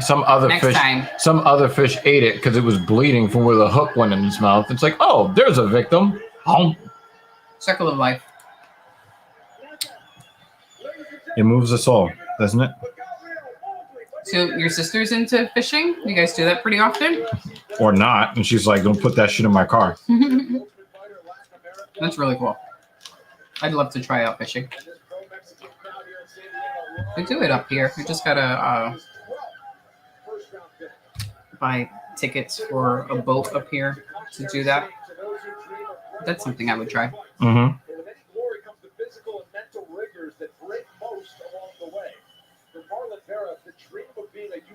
Well, we're not going to do fishing this month, but at the end of this month, we're going to try to do whale watching. And there's been a lot of activity of It's almost like humpback whales and bottlenose dolphins in our waters. So I'm excited for that. And if we get to do it, and if we get good activity, share the photos. What is it, Gypsy? My neighbor literally told me one day, hey man, I hear you talking for the last 8 months, you want to be a fighter. I train this jiu-jitsu gym. You want to come with me one of these afternoons? And I was like, sure. I show up to the jiu-jitsu gym, literally smoking a cigarette. And I got tossed around, I got submitted like 1,000 times. But there's something I believe you can teach. I was going after everybody. I would lose every single second, but I never stopped fighting. Since that day, I never stopped training until 2 days. The only thing that showed up was my heart, my consistency, but I always had this feeling like I can do this, I can become a world champion. Like, it wasn't an illusion, like I felt it on my soul that I could make this. It was a lot of work and the biggest fear of my life.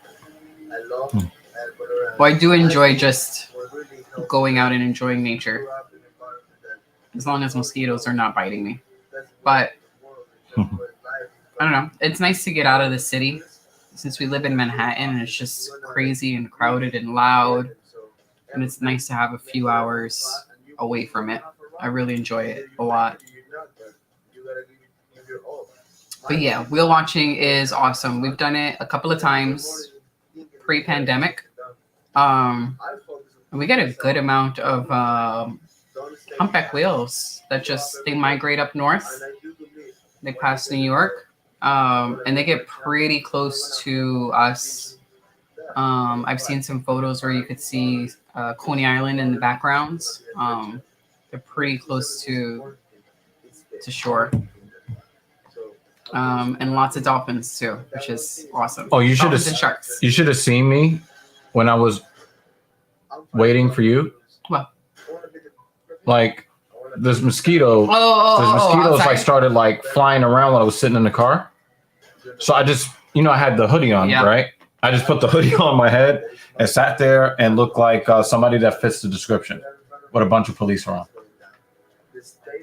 But you were in a nice car, so it's okay. No, it's not, because now I really look like I sell drugs.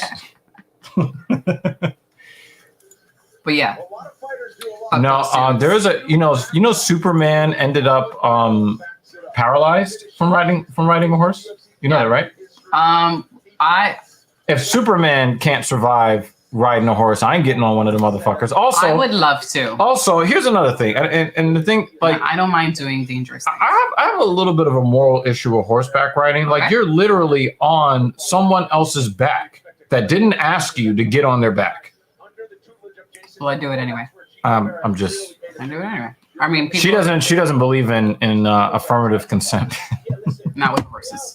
But people have been doing that shit for so long. We have cars and stuff now, but I have no issues with it. I think if the farm... Did you see that horse that collapsed? Because we're in the middle of the fucking city and they don't take care of their horses. But it's still, shitty over here. If you go out to a stable where people know what the fuck they're doing and actually take care of their animals, I have no issues with that. I don't know. I just don't feel right about it. I just don't feel right about it. The other missus and I would gladly go horseback riding. Revile is going in. Revile is going in. But my thing is, again, if Superman can't walk away from riding a horse, I'm not arguing with the outcomes. I would try it. I think the last time I did it, I was probably like a kid. I just think that people need to ask the horse if they want another being on their back. And if the answer is not yes, then leave them the fuck alone.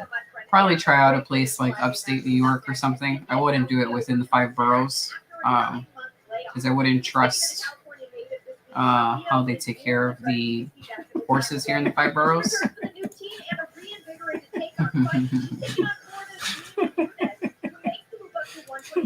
But have you done it? Since you're asking, how was it? think it's something that's super cool. The other missus is staring at me because we're mentioning horseback riding and she loves horses. So she has a new favorite animal or some shit, or No, she's always like okay. horses, but it's just not something that we really talk about. She's very much interested in it. Mm. That there is Progressive's Home Quote Explorer website where I compared home insurance rates. We don't need to print the internet. Some are. So we don't need to print the internet. $100 if you can tell me what this is. Scotch egg. It's a meatball.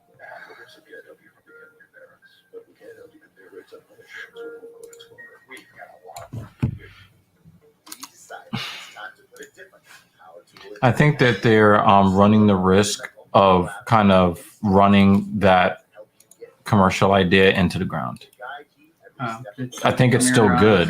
Yeah. I think I mean they've done a good job, like, you know, writing, you know, like good scripts and stuff. But at the same time, I'm just like, it really feels like we've kind of hit the peak with that. I think as long as they still have some relatable content, it's okay.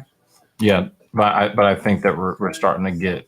I think we've hit the apex for that. Maybe. I mean, enjoy it while it lasts. Yeah. I don't ride much. We have horses. They're just old, so not meant for riding. Nah, they just meant for fucking. They're like, yo, put me out the pasture. You know?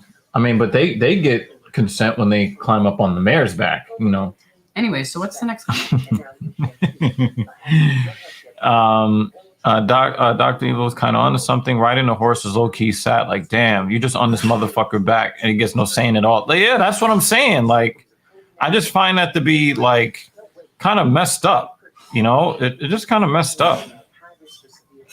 Like, also, like, I live in a city where everybody lives in very small boxes.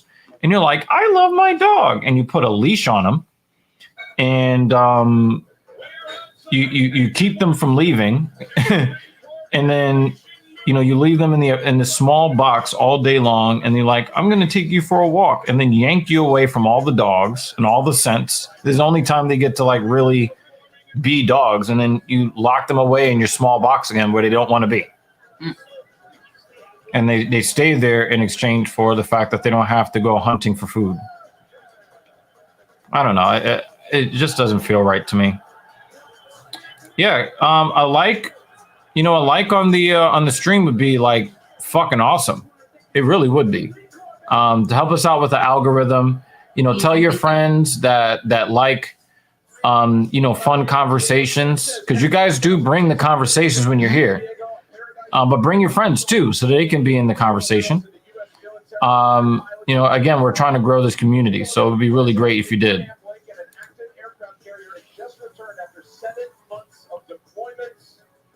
Would I rather be rode or eaten? This is a good question, I think. Because the thing is, if I'm being eaten, I don't know about it. But if I'm being rode, it's just kind of like, kill me. Plus, I'm a man. You know what I'm saying? I'm not trying to be ridden. Maybe a woman will feel differently.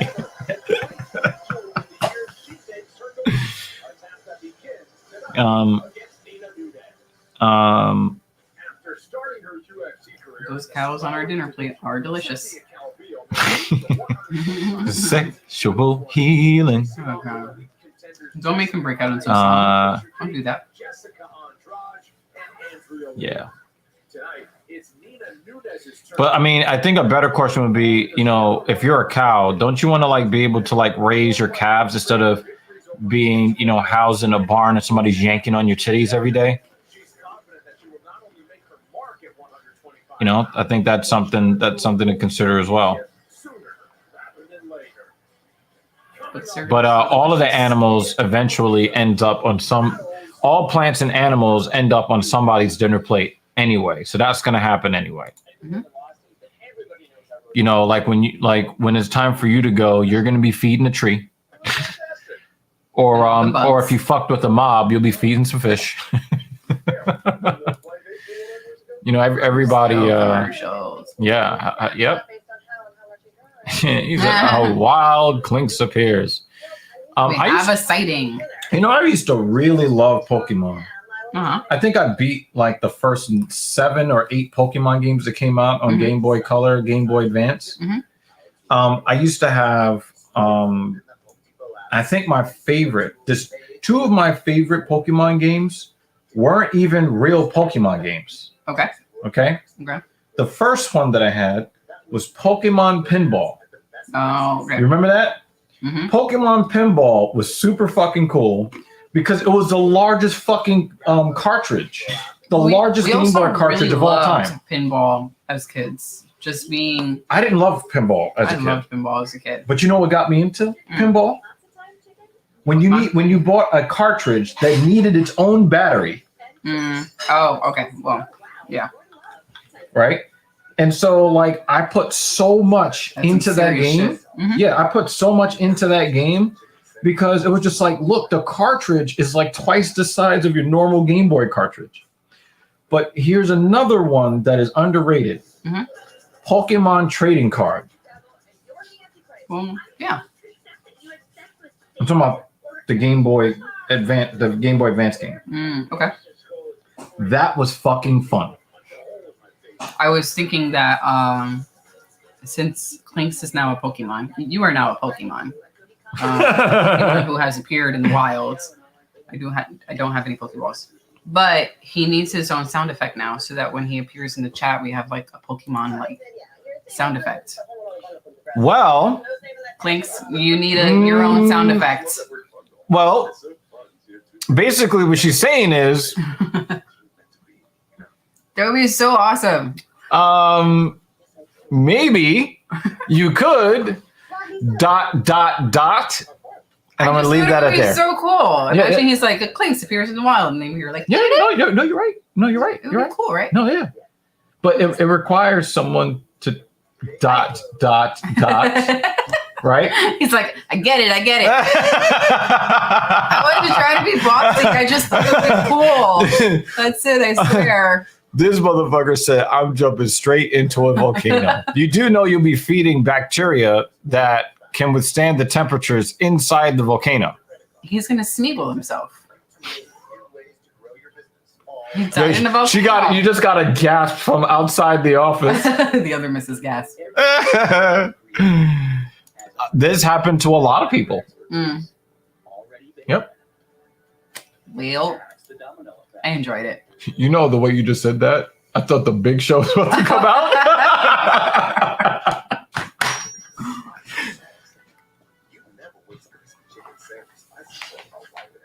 I want to shout out to Ashley the barber. Like I hadn't seen her in like 2 months, and I was making looking him so spiffy. I was looking real rough. And I look less bummy, like decidedly less bummy. And then after the cut, you felt the breeze on your scalp. Well, the thing is, this is the first time I've had like a fade, maybe since I was a kid. You know, so I was definitely feeling it in the back of the head. You know, like shit. I mean, the weather yesterday was perfect for it. Yeah, I mean, but this is the time of the year to do some shit like this. You know.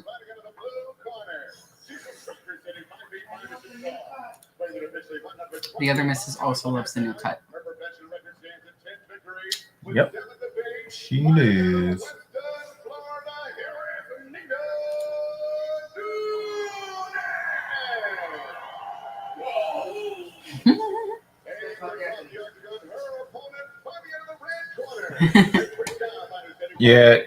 Yeah, man. Like, you know, like I'm looking, it's just like the hairline is on point, you know, because I've had other barbers really fuck my shit up. So I'm really sensitive. Like if you look, like right here, it's a little light here and it's a little light here because of damage that I've suffered from other barbers fucking my shit up. And everybody wants to push your fucking hairline back. I want to push your fucking nose back with my elbow. I mean, it's the reason why you drive all the way to it took an hour and a half to get there. Yeah. And I will drive just so that only one person will do what they do. It's just worth it. Yeah. I think in the Tatiana Suarez fight, you saw with Nina that she was able to extend the wrestling long enough to fatigue Suarez, and that is where she gave a problem when she had to stand. So if she can push Calvillo to that same point, but Cynthia's a better striker, so she won't be as forceful in trying to secure the takedown. She'll be okay standing if she needs to. Yeah, but I do think we will see a shoot, and that will be primarily a part of it. It'd be really crazy if we really grow this a lot, and then I could put up a picture of the barber with her number, and then she gets like mad clients. Yeah. I mean, you see, like how we're really like trying to position ourselves to like be in a network where we can. I mean, you help already people. have you have 2 more potential collaborators. Yeah, it's gonna be. We're gonna be coming up. Yeah. And joining you. Yeah, we're gonna be talking a lot of fitness concepts on the channel. Yeah, we're gonna be talking a lot of fitness concepts. One of my really good friends that I used to work with at a gym, she now owns her own gym. Mm-hmm. And we visited her yesterday. So shout out to Tay. You know, she'll be making appearances on the podcast to talk nutrition. And I know that some of you guys might be interested in that. Yeah. So stay tuned for that. Yeah, stay tuned.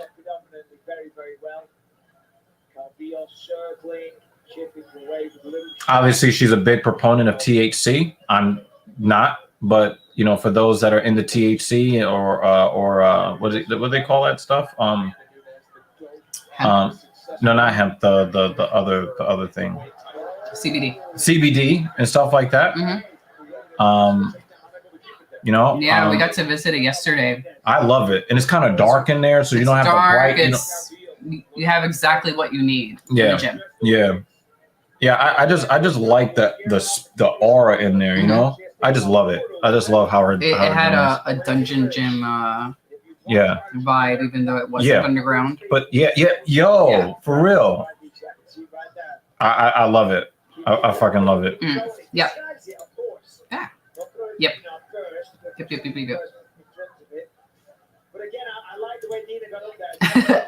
I like this. Nutrition help be like, if it tastes good, spit it out. I feel like that sometimes. I do. But you know what's really fucked up, David? I've used a variant of that phrase before. That's awesome. Is it just a regular gym or a specialized gym, Revile? What type of gym does he own? But yeah, no, it'll be cool to have her on just to talk everything, but especially fitness and nutrition.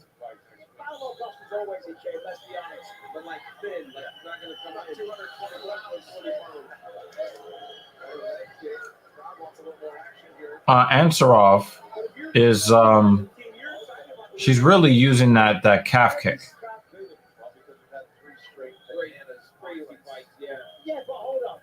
I think a lot of people. Yeah, we don't talk about people that are only famous because people give them attention. So we're not going to mention the name.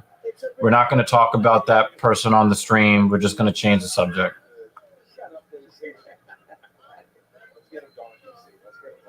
I have no interest on talking on that person. They're not going to get any free airtime on my platform. I'm not going to be reviewing, any people talking about them. I'm not going to be reacting to their videos or any podcasts that they show up on. People who are in the public eye because they're hunting for attention. We don't talk about them here. We don't mention their names. We don't give them anything.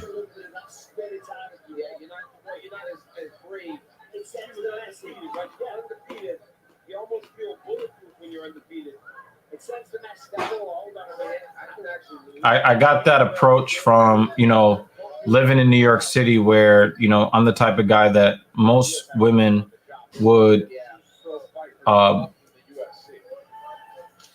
bypass, even respecting my existence. But then they're looking for me to make sure that I give the attention to them.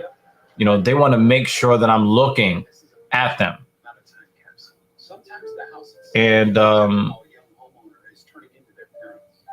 So what I do is I respond by not looking at them at all. Like if your whole thing is I need your attention and that's all that there's here is your need for my attention, then you don't get my attention. If you're out there, you know, doing good work or benefiting people with, you know, something that something that you're teaching or something that you're accomplishing, you know, then we'll cover it. But if you are famous because you're hunting for attention, you don't get any airplay over here. You're just not going to. Not even a mocking airplay? No. There you go, Ryle.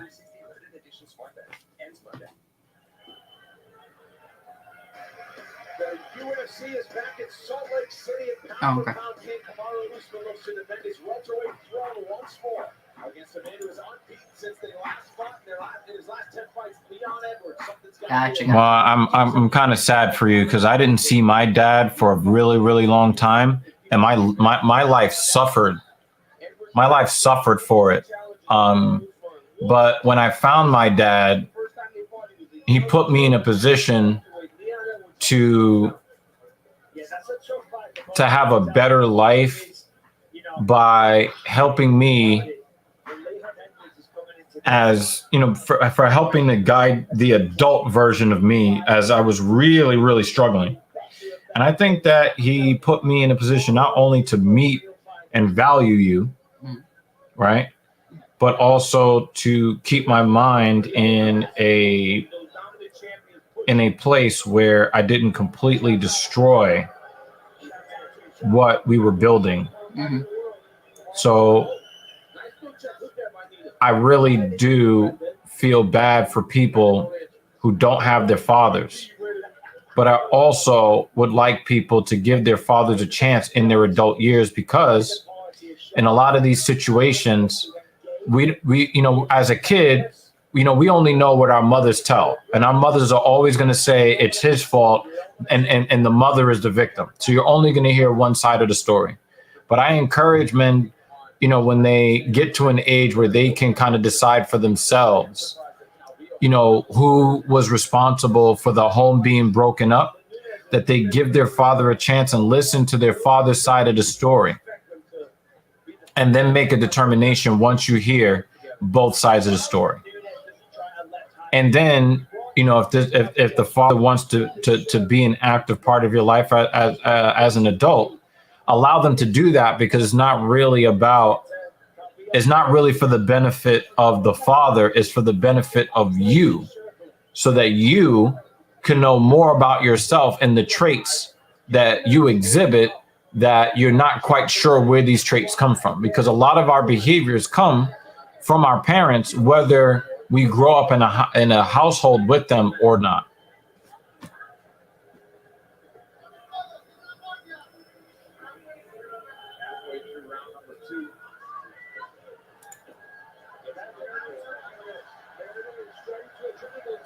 Is her foot stuck in her foot is stuck in her shorts? Yeah.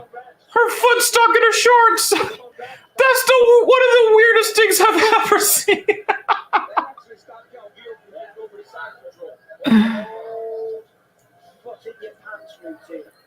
Oh my God. The old foot of your pants routine. Yeah, David. It's hilarious. Yeah, I'm with you on this. And the thing is, you can get real wisdom from your grandmother, not from self-important jerks who think they're worth more than everybody, but they're not worth more than anybody. Yeah. And, you know, I just think that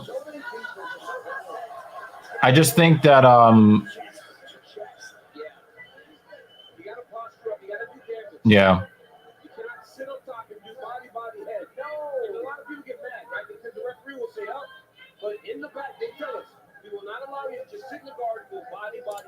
I've been passively paying attention to this fight. It is meh.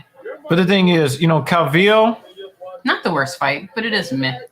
Calvillo is one of those fighters that I put in the same class as Odie Osborne or Manel Kopp or, Thiago Santos, fighters that have these really, really great talents and skills. Uriah Hall, who just announced his retirement, like really, we're talking about super high level skills, right? And they're just not effective with the skills that they have. And then you see these guys winning fights who are not very skilled by comparison. By it's a relative thing, right? And they're winning fights, and it's like, if I could take that guy's skill and that guy's heart and then put them into one fucking fighter. Excellent fighter. Then. Undefeated fighter. Yeah. I mean, Calvillo is making Nina Ansaroff look like a real fighter. She's been looking terrible ever since she did the wedding thing. She's been terrible. Now, to be fair, when you've been terrible and then you try to get some coaching to not be terrible, you might improve. But normally when we see these fighters and they talk about, I'm going to be better next time, usually they're not better. I mean, look at Smiling Sam Alvey. Yeah, he's out of the UFC. Did you know he was still campaigning for another UFC contract? He's 0-8-0-1 in their last 9 fights. Yeah.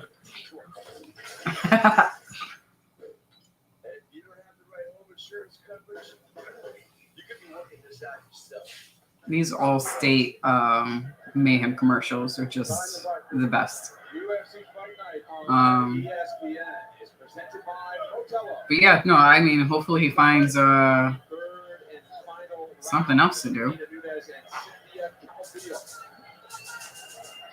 I gotta say, Ethan Nunez looks the sharpest I've ever seen it tonight. In her stand-up. Yeah, that's what I'm saying. It looks very fast. But you saw her look a little fatigued when she got up from that takedown. If you're Calvillo, you're trying to go get the fight back to the mat. Yeah. Also the big fucking black guy, 205 or 185, that got fucking destroyed a couple of times, and he was supposed to be like the next big thing. I always forget the guy's name, but like I just, there's so many of these fighters that you just like, your skills are unmatched and you can't win fights, and it's annoying. Ion Kuntalaba, right? Like if he had his confidence, look out. This is a great example. Kuntalaba was the one that was pretending like he was being knocked out, and the referee jumped in and stopped the fight. And then they did the rematch, and then he got dominated after that.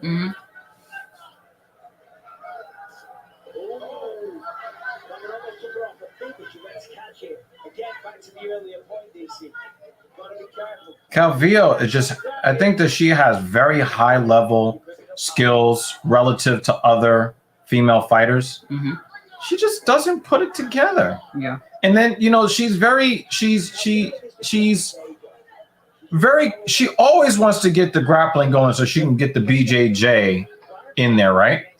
But then if she can't get the takedown, or she can't, take your back, then she does stuff that causes the crowd to boo. Yeah. Like, she just kind of gives up. And it's like, yo, if you were mentally fucking tougher, if you miss were, anything. Oh my God, like if you were mentally tougher. You missed nothing. The more interesting There it is. conversation. Nice takedown from Calvillo. Nice takedown. Besides, but does nothing with it. What you eating? I'm not going to front Nunez. Nina Nunez, who everybody probably knows as Nina Ansaroff. I don't. She The champ's wife. No, I know, but I knew who she was, but I didn't remember what her name was. I just knew her by face. Right. But that's most but fighters for me. But most fight fans, they would remember the name Ansarov. Okay.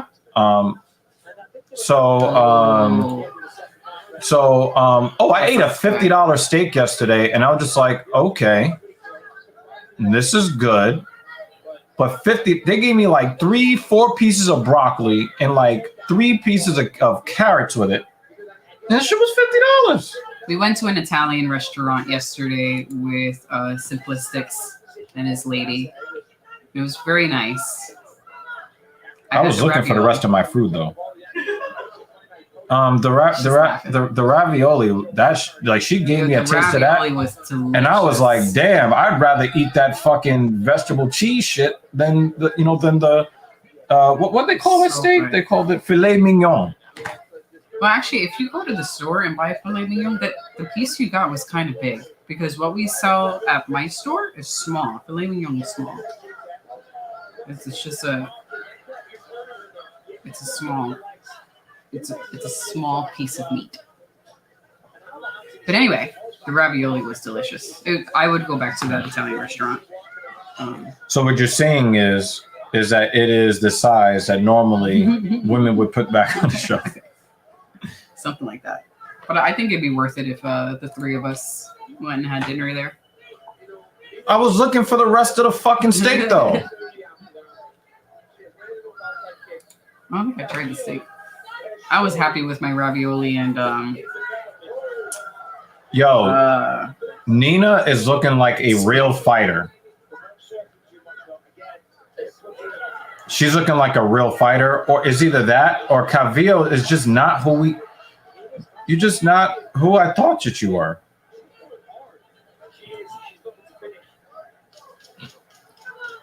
And tonight for dinner we're having and then didn't they strip her of the belt for like not making weight or like pulling out of too many fights? Oh my god. The rest of the steak. That is steak, right? Yeah, we're having steak tonight. Oh. I'm still trying to figure out, some stuff so that I can make life at home more, I don't know, more interesting. And I'm looking for help from people that I know that know things to help me now know those things. So interesting how? Yeah. What advice are you looking for? Interesting food-wise, activities? It's food activities. So I'm, looking to learn some stuff. But anyway. Dominick Cruz. Tonight's UFC Fight Night is yours right here on ESPN and ESPN+. Well, at least this went the distance, so that means we don't have to sit through. That was a video package.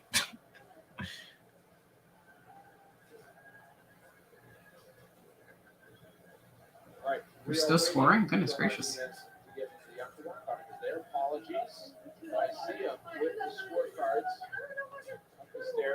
All right. Yeah, I definitely want to talk with Captain Paul about Jacob Trouba, who was named captain of the New York Rangers.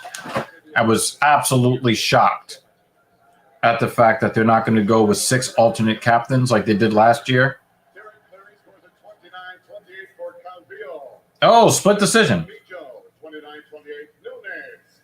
And Judge Chris Crail has a 30-27 for your winner by split decision.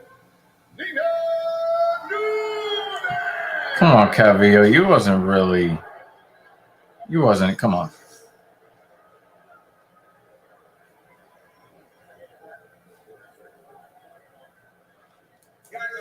I think Cavillo is getting close. Like if she was a male fighter, she would be getting cut. Mm.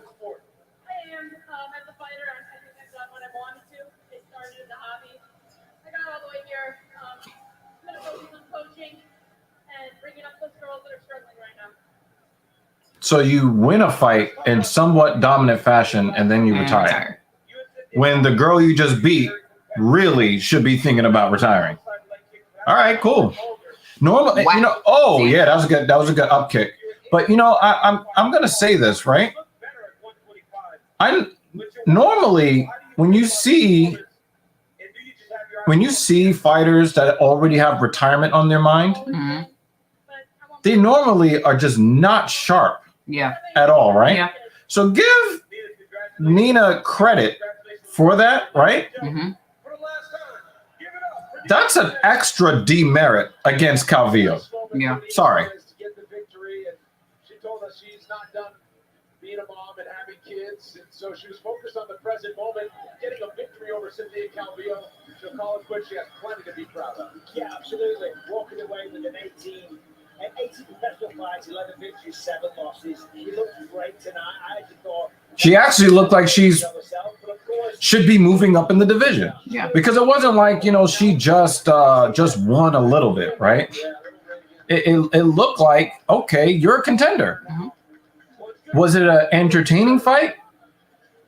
Kind of, sort of. I mean, it wasn't the most boring fight I ever saw, but that was only because of the work that she did. She carried the fight. Like if this was like professional wrestling, you would say, you know, that was a C- match or a two-star match carried by Ansarov. But at least she was able to leave, like I was saying with DC, leave relatively on her own terms, right? On her own terms, Yeah. and to be able to enjoy the rest of her life and not Tyson Pedro's coming back and not retire broken. Right. Good for her. I don't really love that card, but I don't hate that card. Time for our only heavyweight matchup of the night here on the prelims. With one octagon win under his belt already, Martin Budai has learned the lay of the land of the I'm just gonna take a peek at the. Are you gonna go on the agenda? well against the newcomer Lucas Dresky. Competitors from season 5 of Dana White's Contender Series who made the trip to Las Vegas to chase glory in a UFC contract. Heavyweights Martin Budai and Lucas Dresky will do battle in the Big Show. 2 more prelims. In April, Slovakia's Budai announced his arrival with a 3-round victory over veteran Chris Barnett. And now he will attempt to extend his winning streak to 10. I know a lot of you guys seem to dislike Angela Hill, but yeah, you're not gonna get you're not gonna get 2 people here that agree with you. Although I will say, as a fighter, I find her to be very, very. I find her to be kind of star-crossed and also disappointing. Because I don't think that there is a female fighter in all of the UFC that has less power than she does. And we've seen a lot of pitter-patter among the ladies. I think that she has the least amount of power out of all female fighters of any division.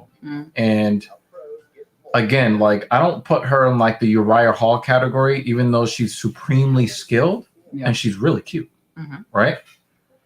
She's an interesting, intelligent person. She knows fighting, all of that. The one thing that keeps me from going over the moon for her is that she has no power whatsoever. Yeah. She has the skills of a fighter, but the power of a cardio kickboxer, and it annoys the shit out of me. Yeah, this is savage. This is savage. Yeah, it's been a long time since they fought. And this is why Leon Edwards believes that he has a great shot against Usman. But let me just finish making this point before I get into some shit that annoyed me. While I think that he has a point, I also think that Usman has gotten way, way better, way more consistently. Okay. But I'm going to tell you what annoyed me.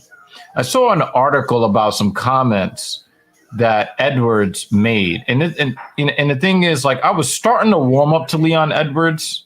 I was starting to warm up to him because he's not an entertaining fighter. Okay. He said something that really, really grinded my gears. And that is, he said that now is the best time to fight Usman because his body is breaking down. If that's not some bitch ass shit as a competitor to be looking forward to, you talk to all these fighters and you're like, no, I'm preparing and I'm hoping to see the best version of so-and-so. And it's like, no, this is the best time because he's on a decline. Like, no. Yeah. Says more about you. Yeah, that's what I'm saying. And then, of course, if he gets eviscerated, how you fucking look now? Yeah. I hated that.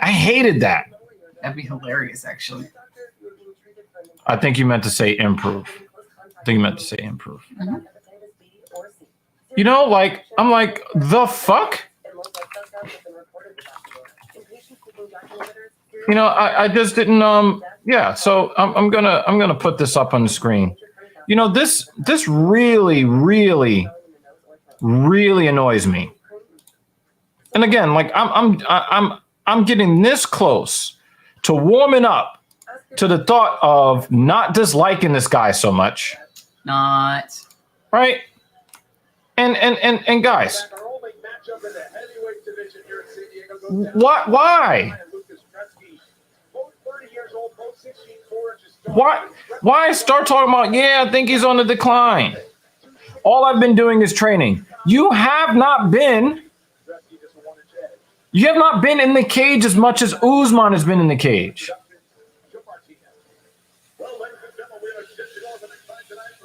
I've done all these camps and I've improved. Okay, that's good, right? His body is breaking down, and I think now is the perfect time. A real competitor is not looking for stuff like this. Revival says that's some bitch shit. Yeah, like this bothers me. You sound like a vulture, guy. You don't sound like somebody that's in there to be the champion. Even if you beat Usman, you're going to get beat by the next guy because that guy would not have been in wars and his body's not breaking down. You're going to be fighting somebody younger. That really, I'm sorry, that really, really gets on my nerves. Grinds your gears. That is not the mindset of a real competitor. It's just not. You need a, you know what grinds my gears? Banner.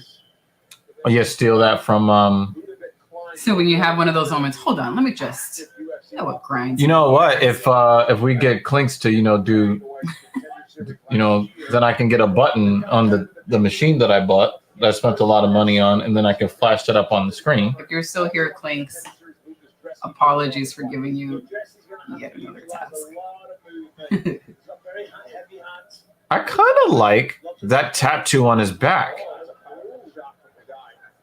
Is that a heart? It's a heart. Branches? Yeah. And it's like Tree of Life? and it's like right there in the center of that is cool.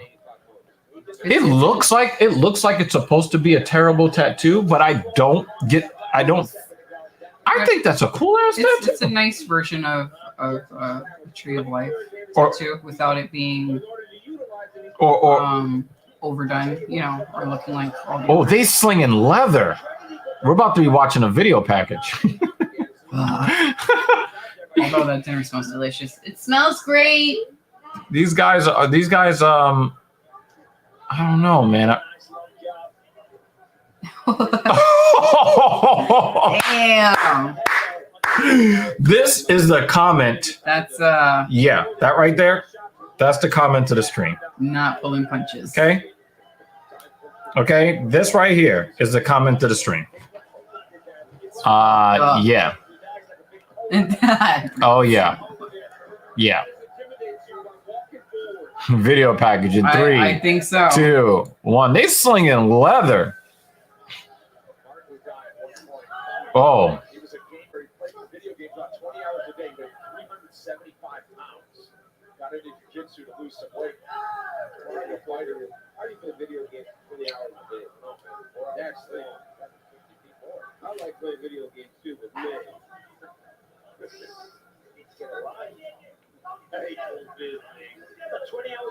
This is a savage meme that Messiah posted on the Black Power Magic Hour account.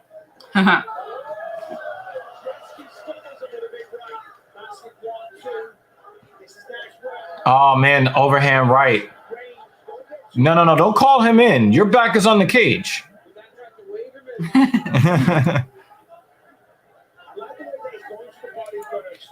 Izzy has become a boring fighter, but the reason why people like him is because he's not a boring personality. Don't be surprised if Izzy's like the first UFC fighter, the first champion to, announce an alternative lifestyle or something like that, because he seems to be trending in that direction. So, no. Don't be surprised if,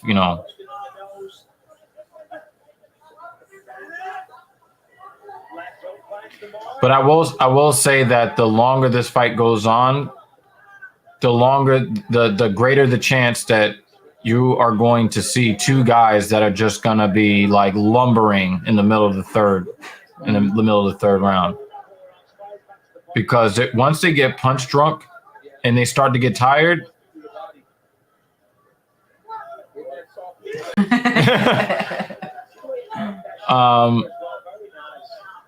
Nah, I'm just saying, Dave. I'm just saying, man. Like, like somebody says something that's kind of sus, and you're kind of like, okay, is there something you want to tell me? The moment for her was like, yo, I see these. French manicure? No, it was when I looked at the phone posits, and they were like hot fucking pink, and you're like, dude. Is this something that you're like wanting to tell me? Because it was a particular shade of pink. I don't like pink, but there are certain shades of pink where I'm like, it's not a bad color. But it's more probably a darker shade. Probably a darker shade, or something that has a little more orange in it. Right. Going more towards coral. But if you know, it was a bubblegum pink. Yeah, but the thing is, like, if you know sneaker culture, and people that love foam posits, that is the one shoe that you want to have a bright fucking pink version of it. Not a bubblegum pink. I wouldn't like to wear a pair of Air Jordans that color, but when it comes to foam posits, with all the crazy fucking shades of colors, so you saw that crazy yellow. I know. I just don't like bubblegum pink. I don't really love it either, but they're foam posits, so it's just different. It'd be really difficult for me to wear something that's bubblegum pink. Not impossible. I'm not going to go out and say I would never wear something that has bubblegum pink on it. Right. But if I have a better option, I'm going to go with it. Right. There has to be something else about it that's so spectacular. Like, I have one pair of pink sneakers. Those are the kind of like the strawberry shortcake 11s with the snake print. Mm-hmm. Yeah. But those foam posits are just fucking cool. Like, there are like really gaudy colors that I just would never wear unless you put it on a pair of foam posits. Mm-hmm. The shoe is already absurd as it is. Mm-hmm. But let me see if I can find let me see if I can find a Google image of When safe drivers say for not answering their phone while driving, they feel like a big deal. all right, yeah, so Auto insurance with USAA Safe Pilot. Get a quote today.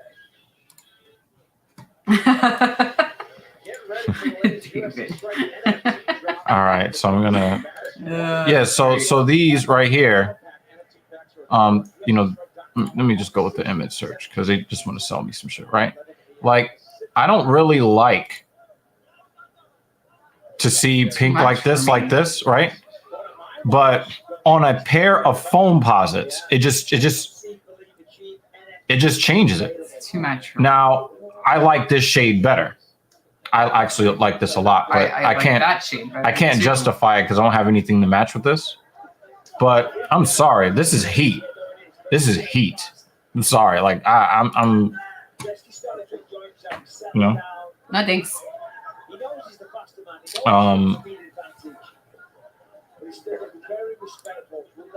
Was eating an ice pop, looking at those pink shoes like, babe, it's not suspect, they're full pops. Being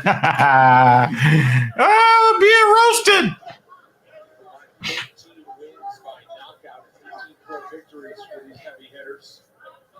You know, from the dive, that's impressive because he's a larger gentleman. He's got a little bit of extra timber around his midsection. He's not slowing down. A little extra timber around his midsection. That's a good way to describe it. What's that? Like physical peak performance looks like Martin without. That is how a man should look. Of course, fat ass DC would say some bullshit like that. Like Big Marty. Look at my boy. And you keep telling yourself that. That's a nice right one. That's sticking move. That's what goes to the side. Straight by you. I needed that sort of entertainment from the commentators the last match. Well, you know. Yeah. So people don't understand, right? Yeah, they don't understand, man. Right? I mean, if you look at my collection as just visible from here, there's a lot more in the corner. Yeah, like that's money. Like just what's visible, right? You know, but the thing is, like, it's a sneaker culture thing. People won't understand. But you know, the people that will make fun of me for my sneakers, they'll buy a $5,000 handbag. Mm-hmm. I don't know. Everyone has their thing that they're willing to drop a ridiculous amount of money for. Yeah. Plants and yarn. She's laughing at us. I can hear her giggling in the back. Yep. You know. Yeah, I'm sure that there are other things. Oh, nice left to the list from Budai.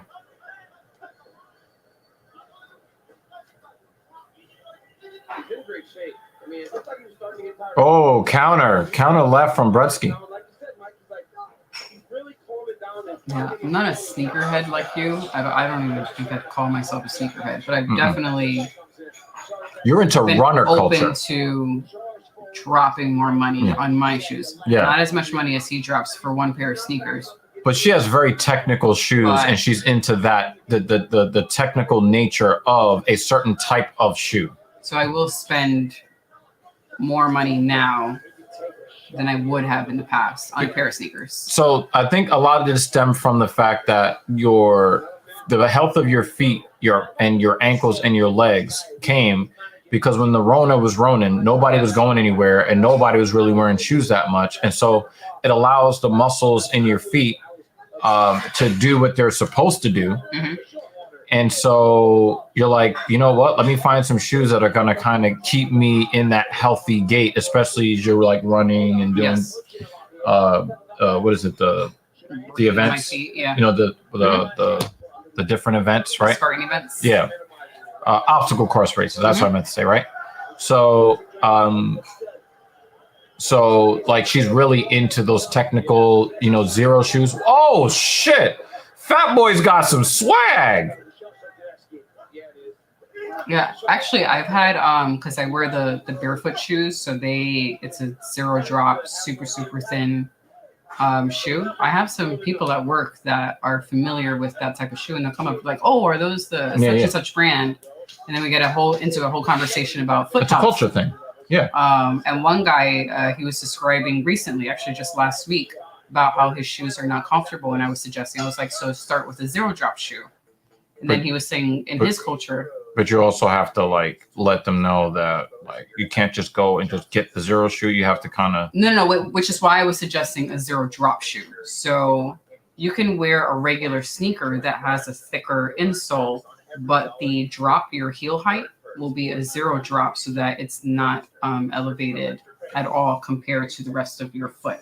Your foot is then flat, but you have the cushion. Right. There is And an you can wean adjustment yourself period, off, and then you right. can wean yourself off. But then he was saying, in his culture, they tend to walk barefoot a lot Right. anyway. Right. And the type of shoes that they have are very thin. So I was like, actually, I think your feet, you could probably enter the more aggressive Right. barefoot shoe. Like, but it's just interesting to find people, and I'm like, oh, you're familiar with these shoes, Right, and then we have nice conversations. Yeah, it's a culture thing, right? Vile. Handbags, designer clothes, all garbo. Gucci and Louis Vuitton could sell you a literal shirt made out of a fucking trash bag, and people will buy it for like $700-800 for the brand. Yeah, it's absolutely true, right? And those people will laugh at you for buying Air Jordans, and it's like, suck my dick. Yeah. I really like bags. Yeah, I'm a lady. I like my bags. However, You're not spending $5,000 on one bag, though. No, and I enjoy the bags that have a little more, that are nice, but have a little more utility. Yeah. That have the combination of a lot of pockets, but still looks pretty. Yeah, like I would never wear a gold chain or anything like that because it doesn't really do anything. It just sits on your body. And people spend all that money for it, right? But I'm not thinking about that right now. Yeah, so he wants an answer to this question. Do you care about this fight?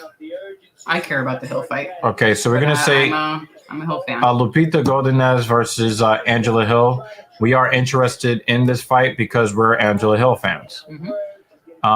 Any of these fights? Are you interested in the GM3 fight? I am. I'm not like, I'm more interested in the Hill fight, but I am interested in that one. No, so he's asking these things. Yeah.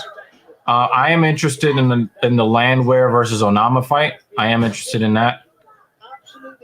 I think that's probably, those are the two fights. Those are the two fights that I'm probably looking forward to.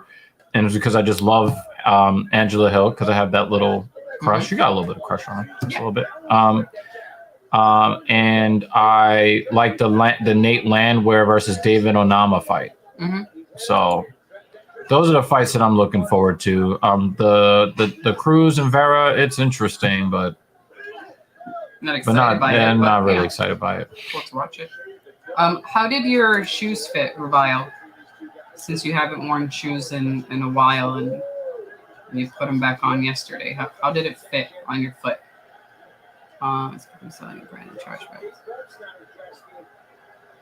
Yeah, I'm not surprised. Yeah, I'm curious how it felt because, like Dr. Evil was saying during the lockdown, my foot just, as I think that happened with most people, and they didn't realize that that's what was happening. And then when I speak to them about it, I'm like, do your shoes now feel tight now that we're no longer in lockdown? And they're like, oh shit, you're right. Yep. Yeah. Your foot naturally just spread out as it should. Yep. Yep.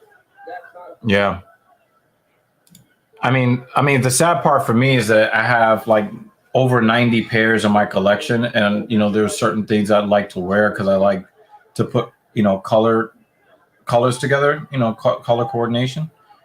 I've gotten a chance to wear some of the stuff that I have in the last few months, but I spend so much time at home that there are kicks in my collection that I don't wear for several years at a time.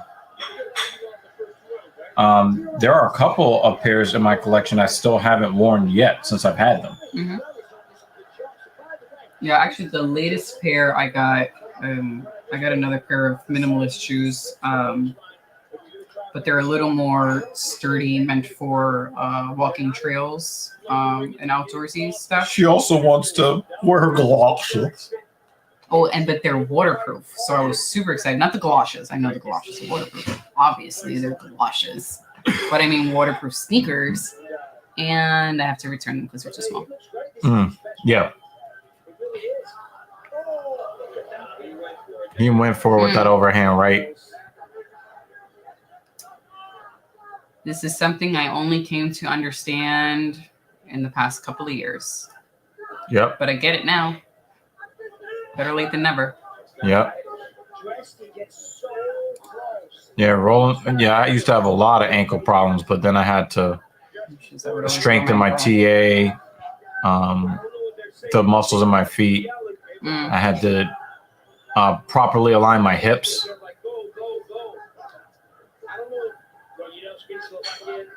Yeah, it sucks. 20 seconds, guys. Oh, that was a charging left jab. Budai doesn't look like he should have the mobility to be able to just... I'm surprised these guys didn't knock each other out. Well, I told you that once you get past the first round and they get a little punch drunk and they get a little bit tired, yeah.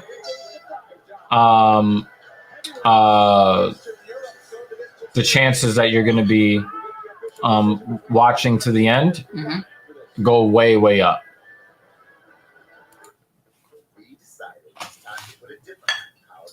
Mrs. Give us dinner.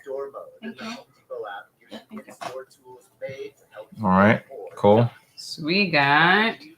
Oh, she's making an appearance. You see hands. Actually, we can see a reflection off the TV. She's never coming back. All right, dinner. Rice, some steak, and some snow. Well, they have enough money to be able to get a lot of TLC for their feet in the off season and in between and on off days and after games. There are guys who own very nice homes because they give relief to the feet of these players. I do not feel bad for them at all. You want to pass me your cup? Oh, I still start clearing. Do we have anything? That tea that you bought yesterday? Damn, I wish I had some right now. You didn't finish it. I brought it upstairs. The empty bottle. The empty bottle in the car was yours? Yeah. Oh shit! Let me get. You didn't finish his juice. Oh man. Ready for the official heavyweight decision. Here is Joe Martinez. Ladies and gentlemen, after 3 rounds, we go to the judges' scorecards. Here are the totals. Judge D'Amato has it 29-28 for Badai. Oh, we got split decision, y'all. 29-28 Jureski. And Judge Kelly has it 29-28 for your winner by split decision, Martin.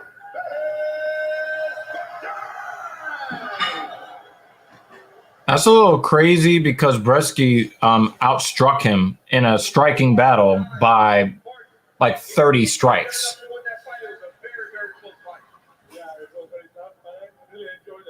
I don't know. I don't really know if I agree. And the crowd doesn't really seem to be in love with that decision either.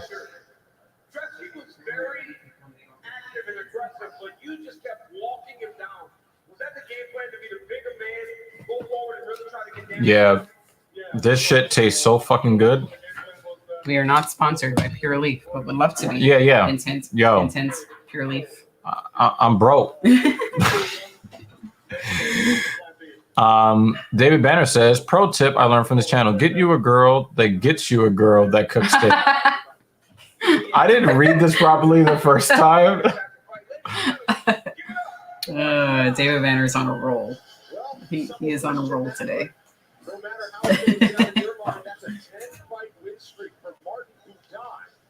Give me dinner. You guys are coming with the comments in today's stream. I appreciate y'all. Again, thank you for hanging out with us here on Filthy Casual MMA Watch Party. If you're having dinner, let us know what you're having. I know Revile already had quesadillas. She is my favorite 500 fighter. I just wish she had some fucking power. Like, if you have no power, right, you have to be able to wrestle, get your opponent down, and submit them. And the thing is, like, it's really frustrating because, like, when you think about Angela Hill, Angela Hill is a fighter who Dana White will go into the post-fight press conference and be saying, I think that Angela Hill got robbed. And you know what allows her to get robbed? The fact that even though she outstrikes her opponent, there's no damage to her opponent. Mm-hmm. So the judges, you know, when they talk about effective striking, right? It's not just who lands the highest percentage and the most significant strikes. It's effective striking. And the thing is, her strikes don't have any effect on the opponents. Yeah. And it's just, I don't know, man. It kind of bothers me.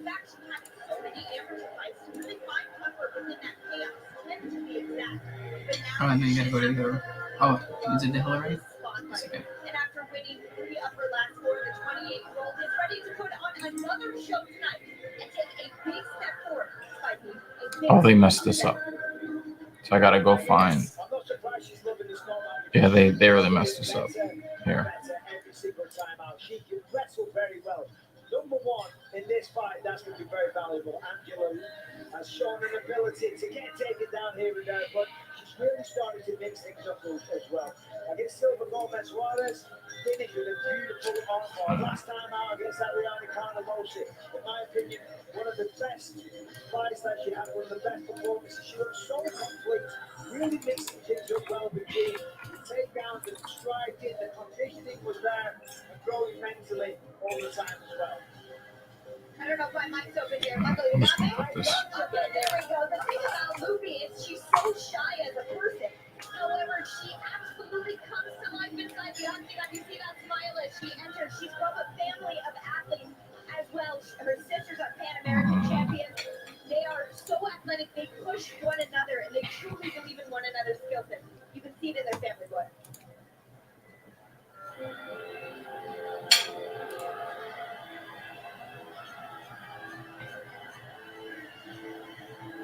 Rodrigo Diaz on the other side is going to get that crowd support from Mexico, but Angela Hill has called San Diego home for a while now. East Coaster as a Native American. Here we go. I'm just gonna make this one now instead of later. Let's set up some banners real quick before this match starts. GC as a top guy, no matter who she's in there against. Yeah, no matter who she's in there. That's why Angela Hill, when you look at the record book, she's littered of Boston for activity. Wins in her division, fights in her division, because she just takes them. They offer her a fight, she takes it. She said last week she was a bit nervous about taking this fight late. But once she settled her, wrapped her mind around it, she went to work and she feels like she's in great shape. She knows Luby's going to wrestle. She wrestled with Victoria. She's, in my opinion, very pretty woman. Very, very, like, her shape. I know guys were like complaining, oh, her voice. There's nothing wrong with that woman's voice. All right. Back to the. But I think that people are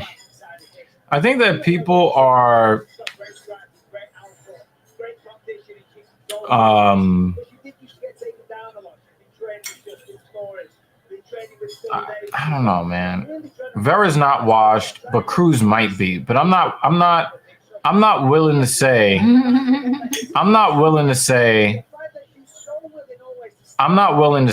that Cruz is washed yet. And Revile, like, I don't agree with you. I agree with Banner. We've had like one fight. We've had one fight. The rest were pretty. I don't know. Cruz is not the person that gets starched, but it is possible. I recognize that it is possible for him to get starched, no doubt, but I don't see it. I don't see it.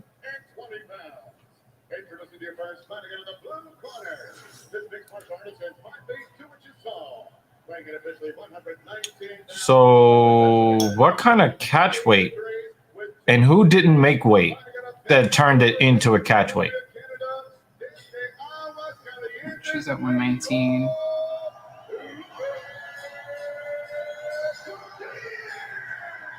No, Garbrandt dominated Cruz. I don't remember him getting starched. That wasn't a starching. That was like a really, really dominant. They're both 119. Right, but I wonder who wasn't going to make weight, where they had to turn it into a catch weight. Angela Hill is not the type to not make weight. Excuse me. Sorry. Or it could be one of those fights on short notice type of deals. It's possible. He didn't get starched either. Remember the whole thing with the I smelled the alcohol and the cigarettes? And they stopped the fight earlier? That wasn't a starching either.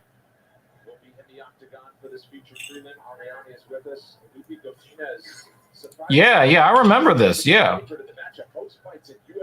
Yep, but it was not a starching. And Cejudo didn't starch him either. Remember the whole Keith Peterson thing and all of that? You know, the reason she's probably the underdog, I mean, she's had mixed results, let's be honest, but Angela Hill is always, in every single fight she's in, she's not one to take lightly.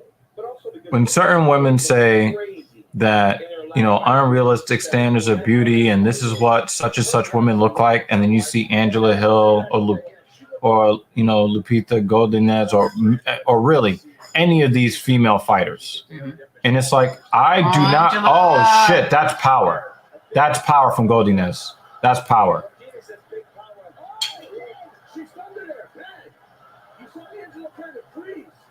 No, I think she lost her balance on the second one. She looked like Godinez looked like she missed the second shot.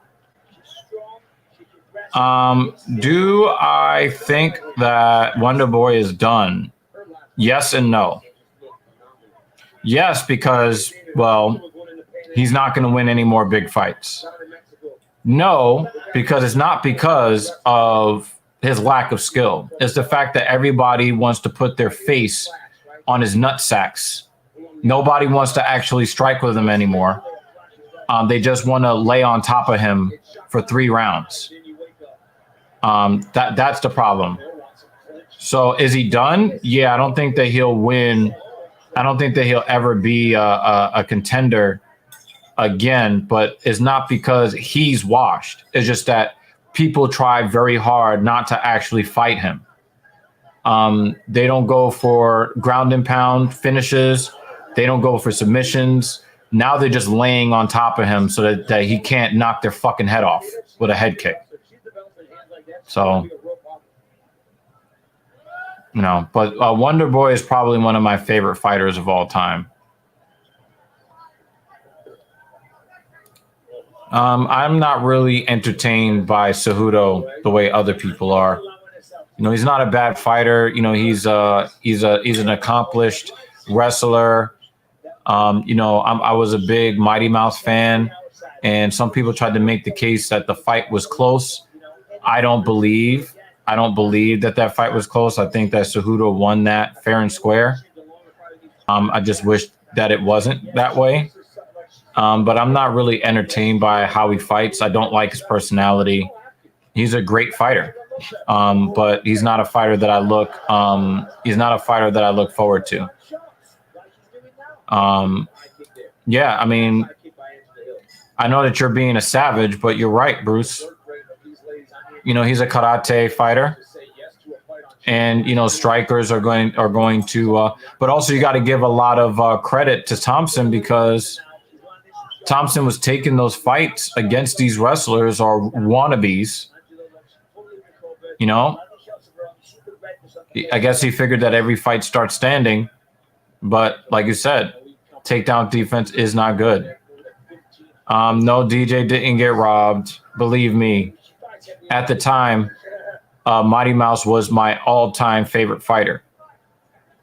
And if you watch that fight round by round, 3-2 is what happened for Cejudo. And I tried every way I could to rationalize them, you know, oh, that was a robbery. It just was not.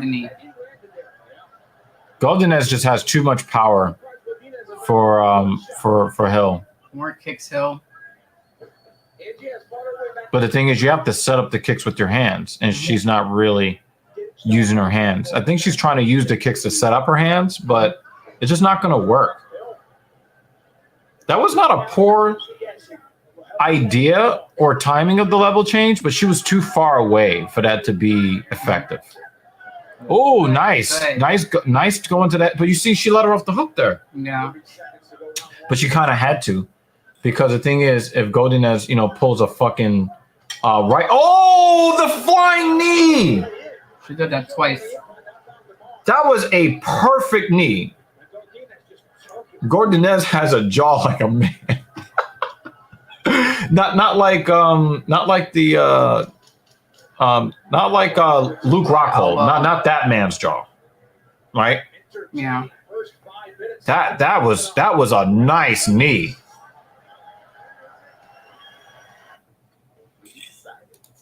Yeah, Mighty Mouse is definitely gonna submit me. Yeah. Yeah, I mean, yes, he's a dork, and I don't like it. I just don't think that his performances are entertaining. Is he a great fighter? Yes, he is. Am I entertained when I watch him? No, I'm not. I just don't find his fighting style to be entertaining. I just don't find his fighting style entertaining.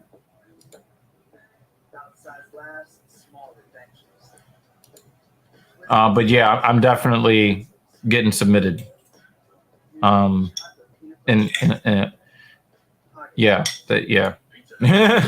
It's not a great thing to admit, but that's life.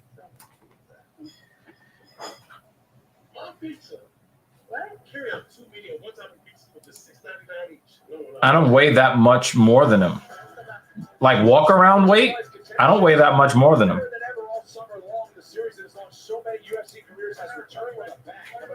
I mean, you're right that weight and height do matter, but also the other dude's a trained fighter. Yeah, at the top of yeah, I haven't been trained like that. Not just some random dude walking down the street who try to start trouble. I'm the random dude walking down the street.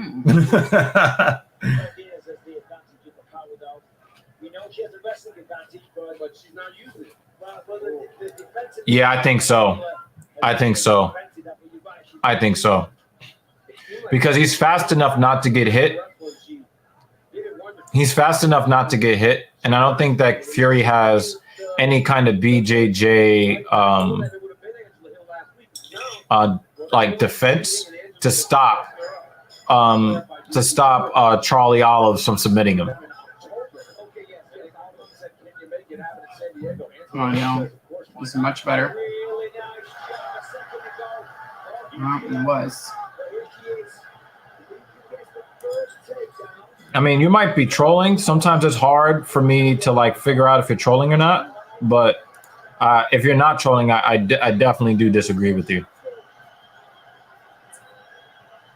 I think she's got Godinez timing messed up, because Godinez has like really like she's a really exciting fighter to watch on the lady side.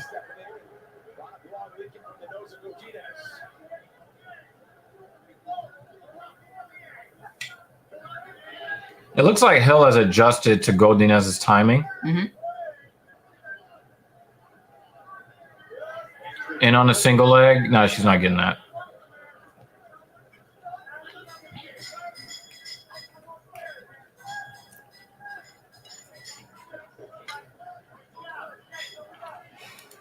You're funny as fuck. Yeah, but when you're talking about a trained fighter versus somebody who's not trained, the skills are gonna win out. Now, if you're talking about a trained female fighter, that's different. But man to man,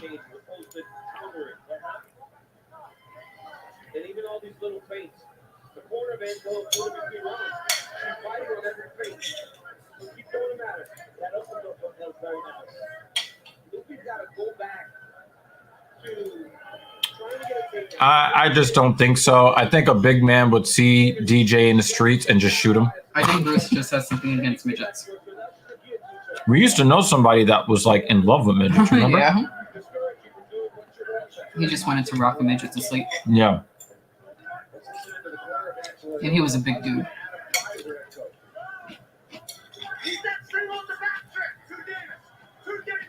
How do you feel about midgets? Well, I'm short, so you know, I'm always happy to see someone where I could see over their head. Mhm. So it just makes me happy because I'm taller than them. Do you watch the porn? No.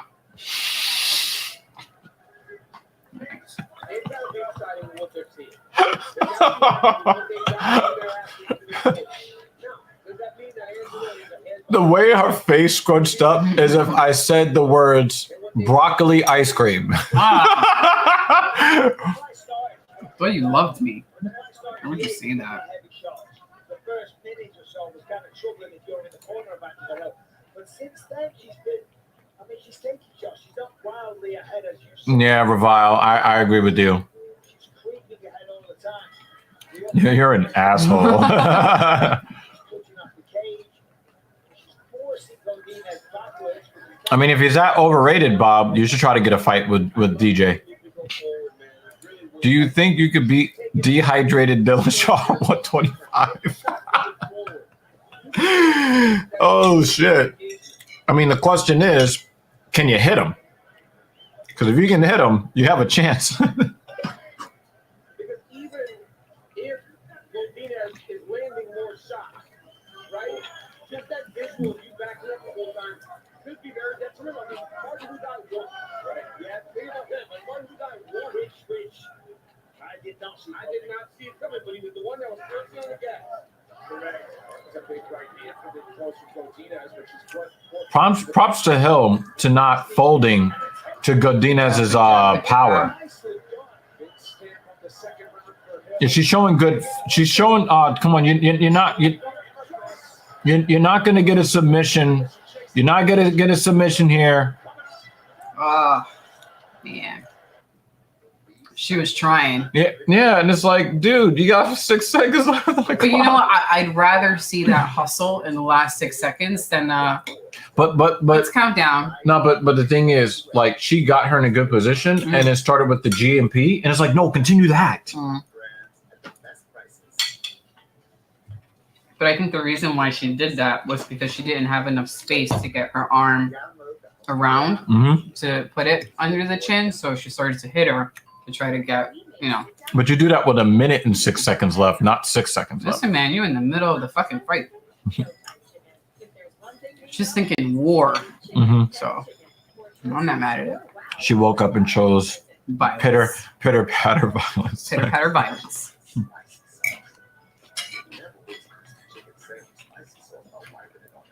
I think that if she improves her Muay Thai,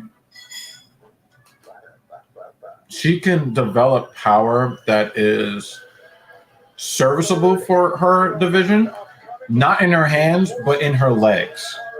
But if she ends up getting a loss, do you think that she'd even be given that opportunity to improve She's a those skills and then? She's a company gal. Yeah. And remember, as much as I love her, if she gets this loss, she's. But understand something. How many fights has Dana White, president of the UFC, come out and say the judges were wrong? She got robbed. Shit, I wish they were. I wish. Yeah, that would be crazy, right? That would be awesome. Do you need to put some tape on the can before we go live? You know what? But I'm not crazy about this flavor. What is it? The limon. It's okay. It's all right. But I drink this stuff to keep me from drinking regular sugary soda. I love regular sugary soda. But She just doesn't have any power. I don't. And Godinez is she's an elite level fighter. She's just new. So that's why she's not ranked. Godinez is a legit fucking fighter.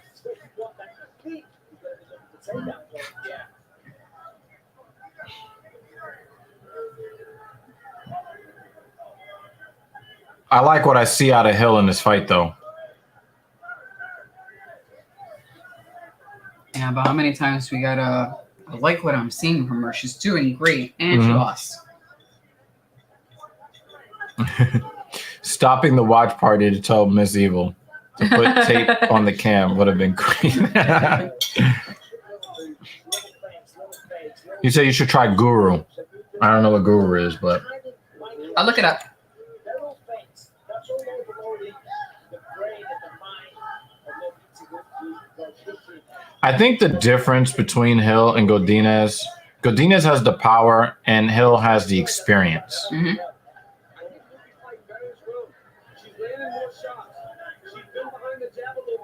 But no, she doesn't drink energy drinks though. I get my energy from coffee and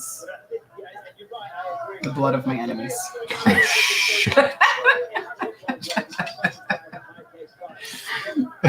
It popped in my head and I was like, oh, that's lovely. I need to say it.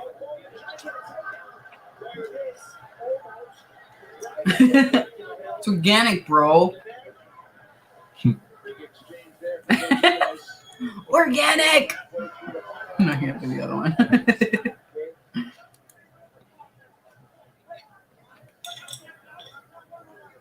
But also, if I have an energy drink, just 1 cup, about 30 minutes later, you will find me just camping out in the restroom, and it's not a good time. It's not pretty. So my tummy doesn't like it.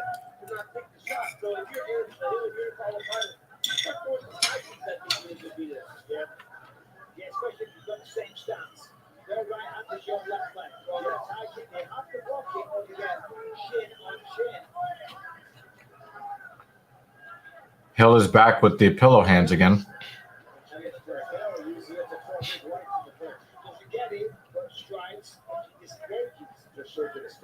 How about how close it is right now? Significant strikes, dead even unofficially. Now she's putting a little bit of her legs and her body into the strike. I used to drink the monsters and stuff, but like I said, It's so bad for you, man. Fucks it up your would stomach. send me to the bathroom. Like I would have them during work, and I have to step off to just clear the insides.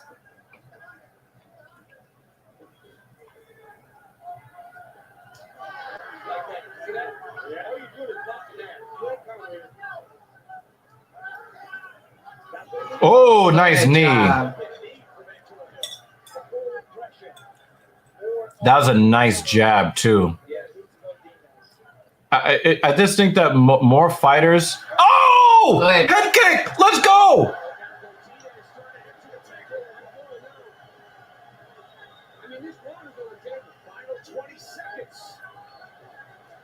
The fight might be right here in the last 15 seconds. I'm really liking the confidence and swagger that she has in this fight. Yeah, because she got rocked really, really early in this fight. Because I feel like other Oh, nice left. she Nice left from Hill at the end. Oh my God. she seemed very erratic and just like a scattered energy. And this one, she's walking around like, yeah, I'm gonna fuck you up. I mean, you're still pillow hands, but you know what I mean. Yeah, that was a more spirited performance than her last. Well, I mean, we are sort of talking shit about Monster, or you know what Monster does to me. Yeah, have us take it off YouTube. Nah, I mean, I don't know, man. I used to drink them every day. Like I first started with the Red Bull, and then I went to Monster when they came with like the juice flavors, and you were like, "Hey, we're putting X number % juice in," you know. Oh yeah, I would drink it because it actually, I didn't think it tasted bad. It just, you know, did bad things for my system. I'm pretty sure, like, if you have rust on your auto parts, you could just like pour some Monster on that shit. Mm-hmm. Mm-hmm. Dominick Cruz, tonight's UFC Fight Night is yours next on ESPN. Now my drug of choice is coffee, which I will have a cup after we find out the decision.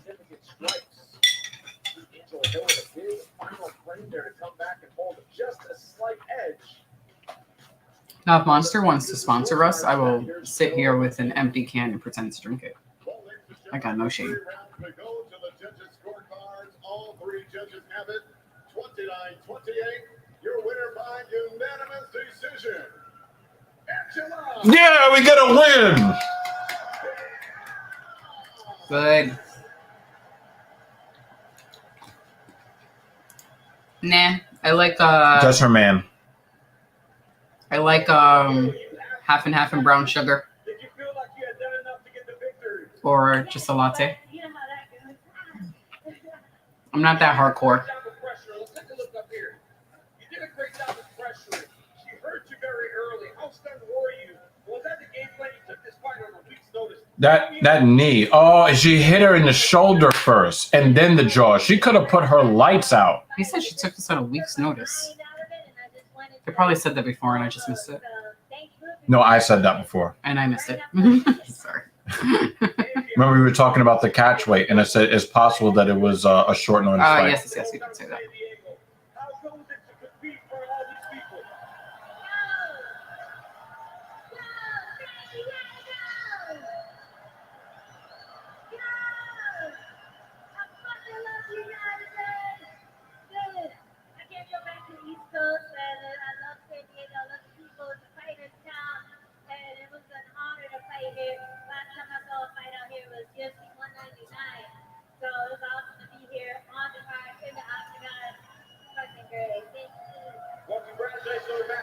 She's just awesome. Mm-hmm.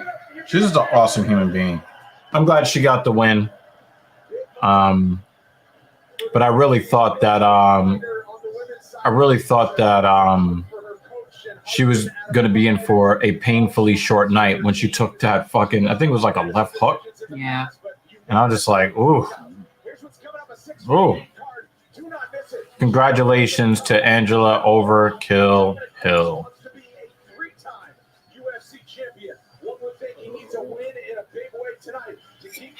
Pachanga. Time to make the chimichangas. All right.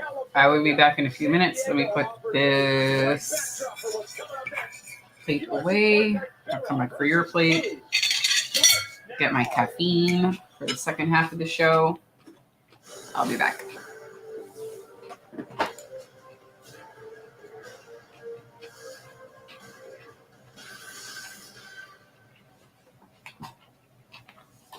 They say you can't come home again.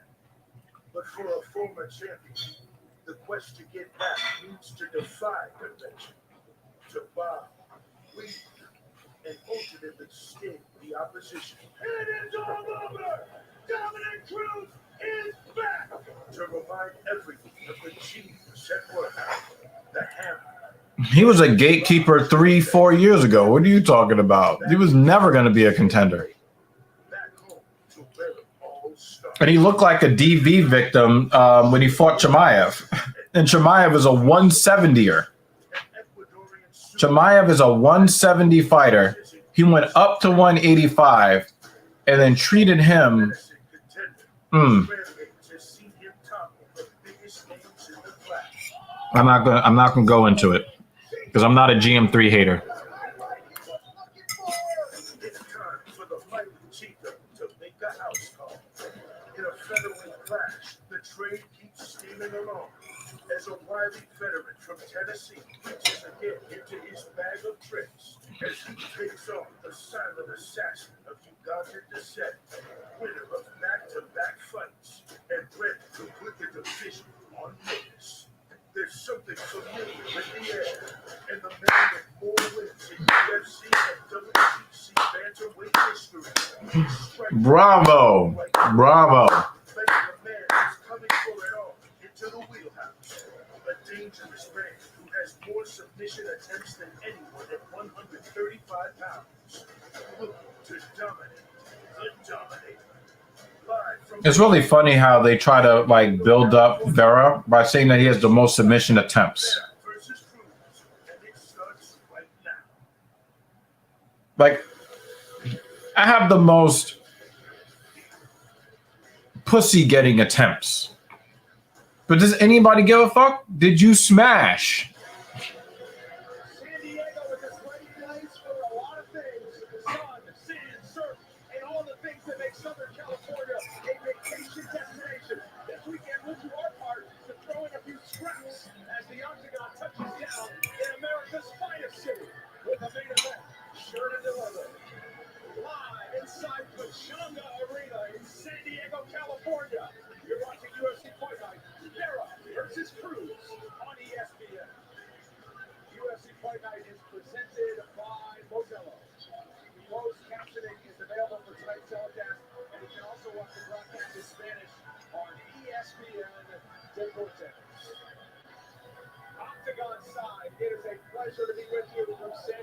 fight fans.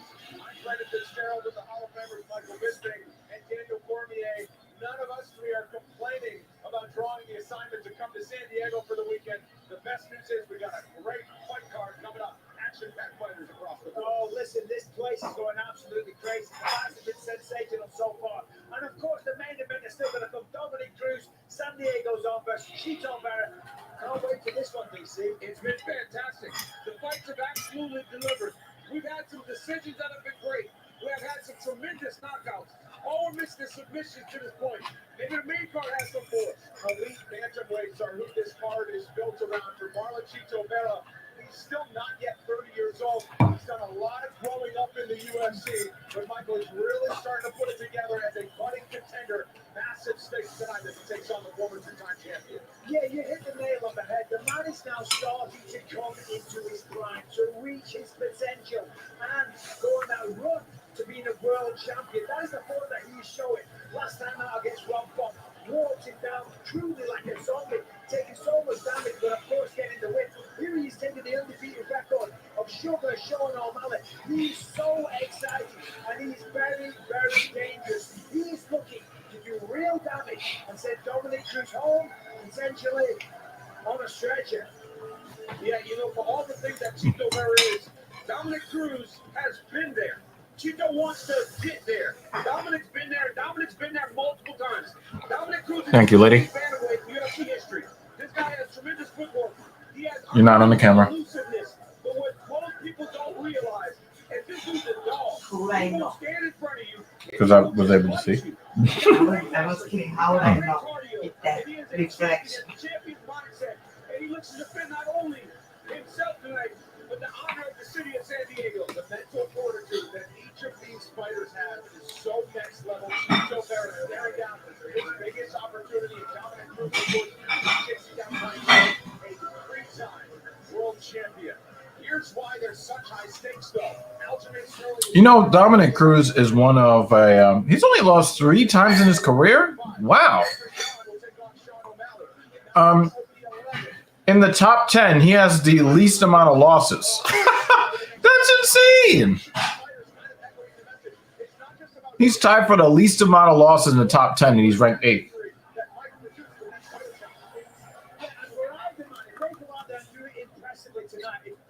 You know, I just don't know. You know, my brain tells me Vera. I don't like him very much. My brain tells me Vera, but I just have like this dark horse feeling that Dominick Cruz could just do something that's. He could do something amazing. Yeah, his injuries definitely took him towards another path. But, you know, I find him to be a very interesting person because he's really the only color commentator that we've seen that was in the middle of his fighting career calling fights involving other bantamweights that he would have a good chance of matching up against at some point. And so to be able to sit there, watch the fights live, he's breaking the fights down, you know, because he's one of probably the most gifted color commentator that they have. To sit there and break down bantamweights with the level of intelligence that he uses.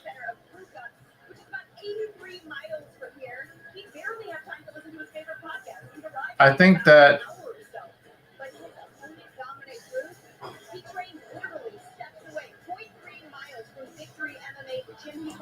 it's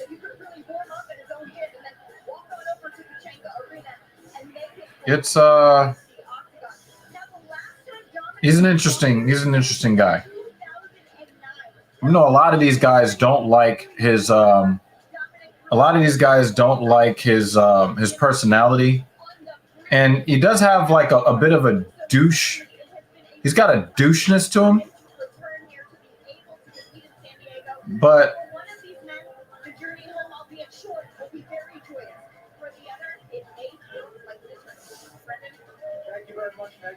I just don't find him dislikable like some of the other douches. A lot of the other douchey fighters, I don't really like them very much.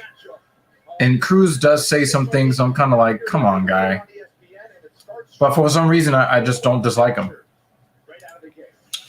David says, Dom still has it, but I want to see if he's slowed down.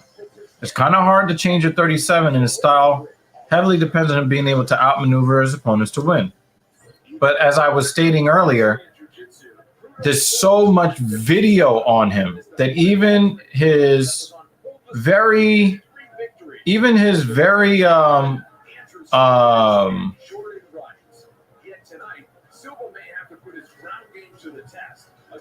his really awkward, unique stance and fighting style. There's so much video that, you know, the wild swing over the top while dipping your head down to the opposite side. I just think that everybody's seen it so many times that it's hard for me to imagine that anybody's going to be really surprised to see what he's bringing. I don't expect him to have that much power because he's never really had that much power to begin with, and he's only gotten older. And he's going to continue to keep ducking his head to the opposite side. I'm gonna, bring this overhead here, and I think that people have seen this so many times that when they see the hand coming, they're just gonna bring that body kick or a head kick. They're just gonna bring it to the other side, or they're gonna have one of these weird hook / uppercut type of deals countering on the other side. There's just so much video on him.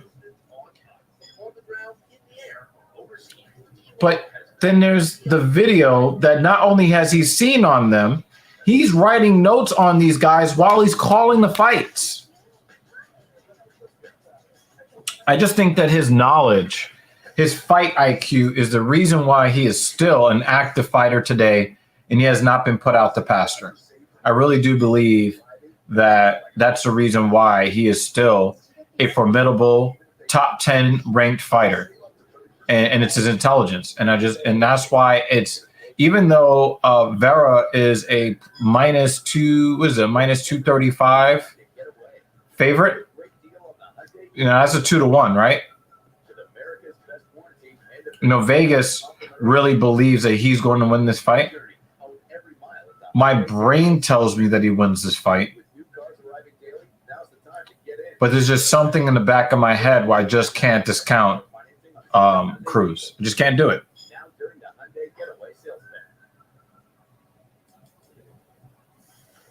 Front yards have long reigned at the showpiece of the house. But just like a good mother, we all know the parties in the back.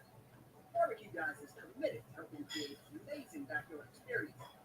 With the best grills in the game, outdoor essentials, free design services for building your ultimate backyard. It's time to bring the front yard's reign to an end. All right, boys, let's see. Stop on by barbecueguys.com. Choosing T-Mobile is like expecting this, getting that, and so much more. Like Netflix, on I want to ask you guys, because I've always been like a big fan of consumer technology. I haven't really been impressed by any phone, which is why I used to actually upgrade my phones every 4 to 8 months.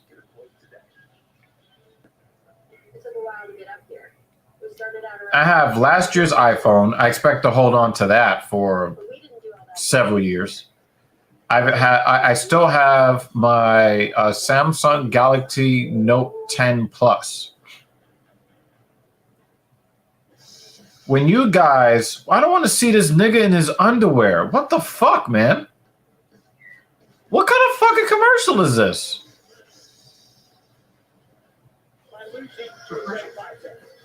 It's a fucking underwear commercial, and it's like, yeah, camera on this guy's crotch. Nobody wants to see that. Oh, he's a 280 favorite. Excuse me. Bruno Silva, he is a minus 280 favorite, and the minus 235 underdog is GM3. But I think it's flipped on the Cruz fight. Damn, that fucking underwear commercial just fucking distracted me. Like, what the fuck, man? Anyway, I want to know what you guys think about the flip, you know, the folding phones. They have like the flip and they have the fold phone. They just released the 4th iteration of both of those phones. I want to know what you guys think of those phones. If you guys find them interesting. I don't think Alex Pereira has anything for Izzy. It's not a kickboxing fight. I could see a D1 performance coming.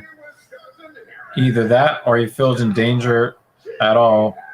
He'll just not fight like the motherfucker. Fight the motherfucker like the past. I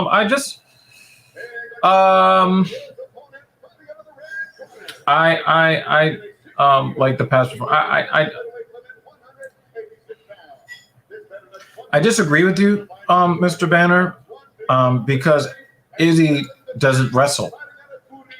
This will be a kickboxing match. Because yes, I understand that, you know, it's an MMA fight. But do you see either one of these guys going for a takedown at any point? It's going to be a kickboxing match. Beltran has spent a lot of time in the sun. Well, he's Mexican, so what do you want?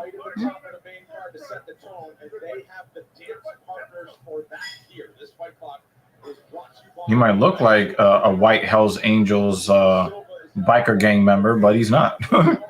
He might be in a biker gang, though.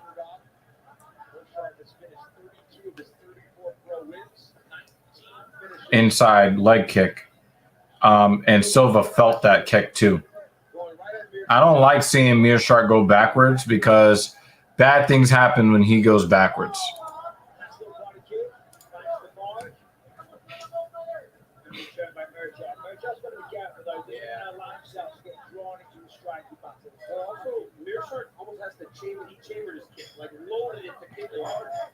He's faking the level change. Bruno Silva did comport himself pretty well against Alex Pereira.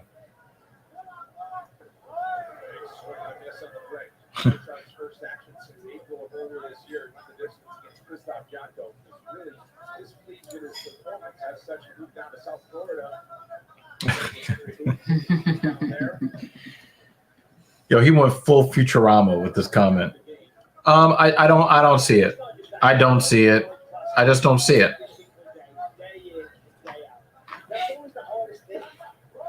You know, Silva tried to go wrestle heavy with Pereira, and he was not. I think he was successful on like maybe 1 or 2 takedowns. He couldn't keep him down. Good job. I don't see it. I don't see it, Dave. I don't see it. It's like good job dodging. Oh man, GM3 almost got knocked out just now with the left hand. And he's doing a lot of leaning. He's got to move his feet a little bit more. But of course, you know which direction he likes to move his feet, and it's backwards, unfortunately. Hesitated on that punch. Oh. Mm-hmm.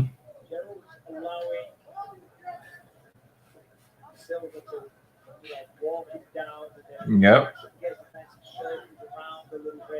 GM3 has always been most successful when he's moving forward.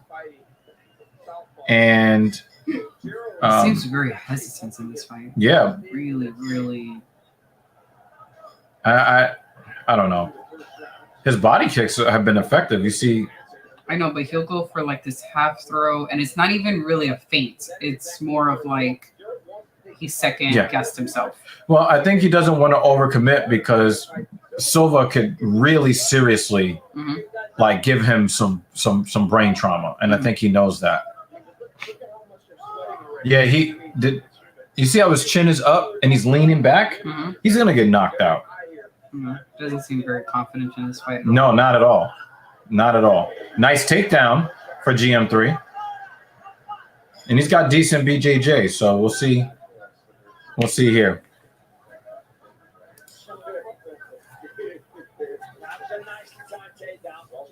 And he needed that takedown too, because he was leaving that chin up there. He's leaning back because chin is up. But we see a lot of guys just barely get touched and go out in those situations.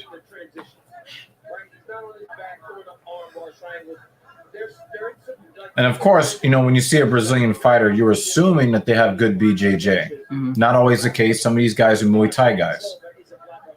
But, oh, he is a black belt in BJJ, right?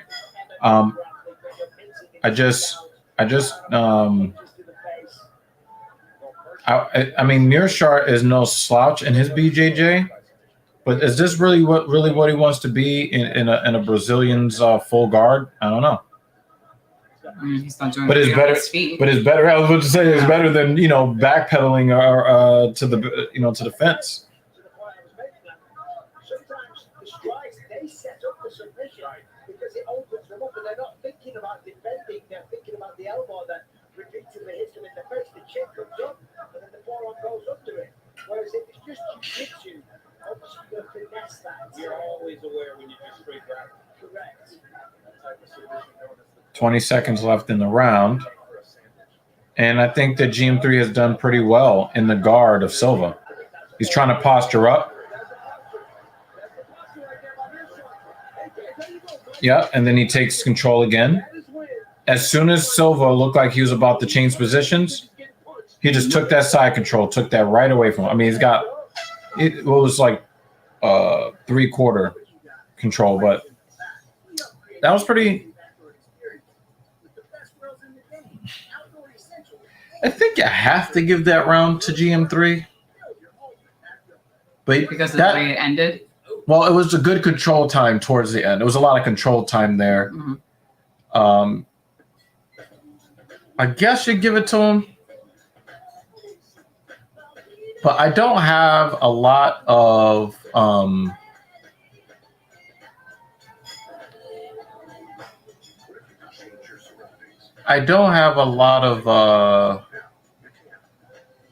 faith.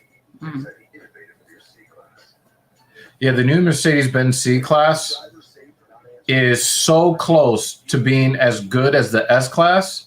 It's a little bit strange. And of course, they're going to keep raising the prices. Yeah. For the C-Class. The C-Class used to be the entry-level vehicle, and then the A-Class came out, right? But if you look at the reviews of the new C-Class, they're like, listen, the quality gap between the S-Class and the C-Class is definitely shrinking. Yeah. You think they'll eventually just merge and phase out? No. If they're getting that close? No, it's like quality. But the one of the things that also separates different classes are the size. You have the small sedan, and the S class is the large full-size sedan. Gotcha.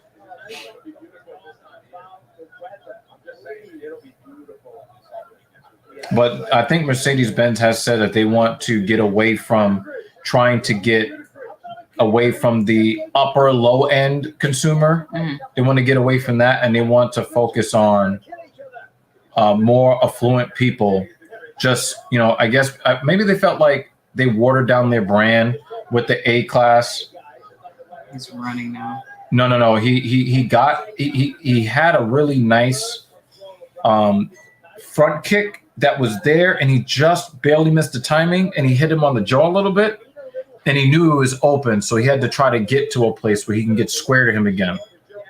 So it wasn't your typical I'm running away, but he knew that he was going to get knocked out if he didn't get to a better position after just missing his timing with that front kick. I have to say you're right, but I mean his defense has been a little bit better. He's been weaving, getting his head off the side of the line. He's been doing a little bit better. He's really killing Silva's body too. I think he's trying to get him tired.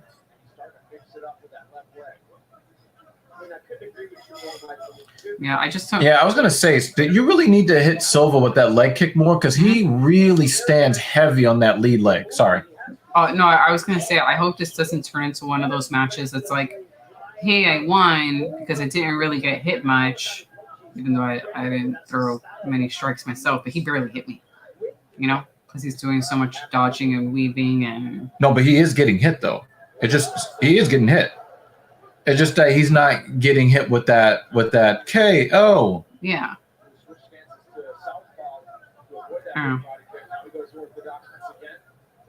He is working the body a lot. That was a bad level change there. That was a bad level change there. Mm. And I think that when you go in for a level change, when you're really like 4 or 5 feet away from your opponent, you give them more confidence because they're going to read that as you either gassing out or you're afraid of getting knocked out. Just kind of desperate. Yeah.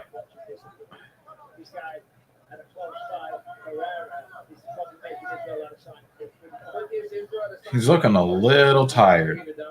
Mearshart is. Oh, nice head kick. Good one. But the timing is just off. Oof, Gerald Jones Jr. with these dodges.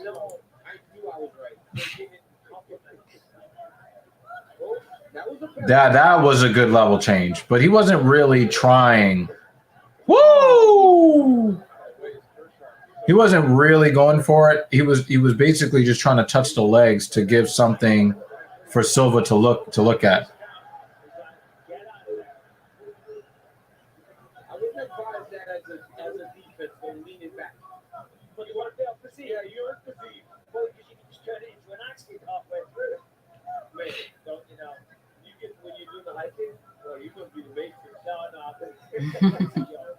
Ooh!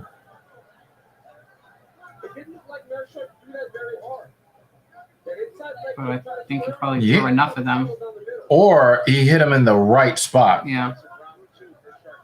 Nice jab from Mearshart there. That was a really great timed one. Yeah. Guard is down. Yep. And the timing was off too, and you just popped them. Boom. And it wasn't the world's, it wasn't an Usman jab, but so perfectly timed and placed. I think Silva's starting to gas out. Yeah. But Mearshart is getting tired too. So I hope we don't see a shitty third round. I got Mearshart winning round 2. I'd like them to be done soon. So I can He just pushed him on the floor. get the Just pushed him. food out of my teeth. Get the coffee. Just like a good mother, we all know the party's in the back. Barbecue Guys is committed to helping create amazing backyard experiences. With the best grills in the game. I mean, it's just this is a white people commercial, and not in a good way. No.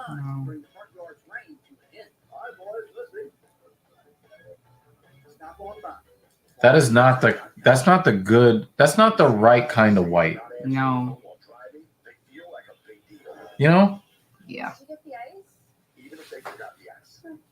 Like that's the kind of white where you think mayonnaise is seasoning.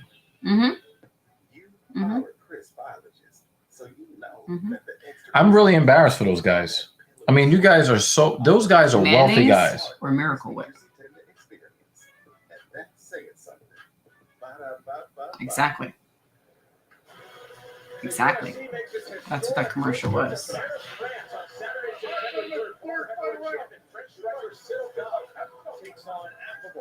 Australian finisher tied to his also the entire night. It's live on ESPN Plus. Main card starts at 3 p.m. Eastern time. So in this round, Silva needs more output. No, I've seen him look this good before. The fight after he got blasted by and dominated by Chimaev, he looked really good after that, and I think he looked pretty good before that fight too.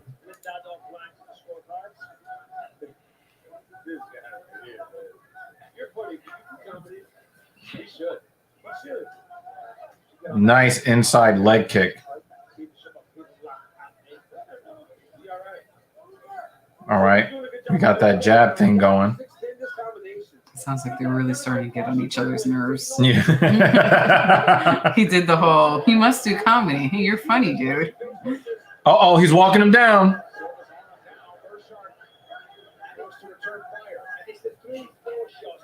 Both of these guys look like they're in danger of getting knocked out.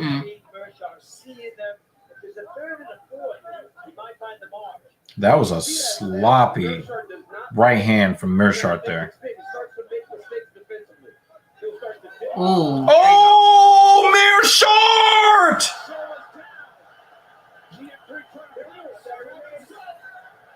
And a guillotine! And he's tapping. Oh my God! Wow, what a finish! Don't disagree. Okay, sorry. 5 more minutes. You're back. Wow, wow, wow. What a sequence there. What? That was, look at that left hand. That's a clean left hand. Knocked the slobber out of his mouth. That was a slobber knocker. And Silva is trying to wrap him up, and then he gets wrapped up. Once he got back here, Silva was done. Watch Silva's hands. Yep, this is a matter of when he's going to tap. I mean, hold on, it's that hard. Right? He could have just smoked away, got a few more shots, but he's like, no, I have taken that call. Jason Stroud's like, settle down, Marlon. This is what we expected when we came to San Diego. Gerald Mearshart enjoying the moment to make it official after this. Gerald Mearshart is a very mentally tough hombre.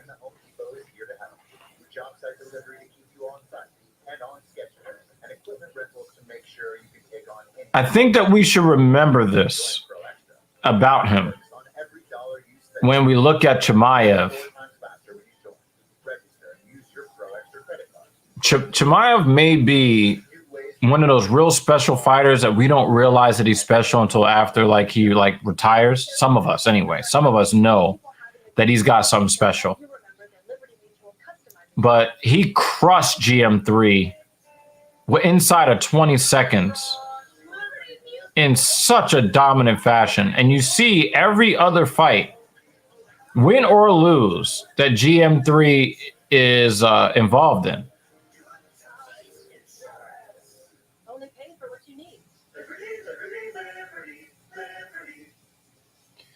I don't know, man. You know, this is why I love watching fights, because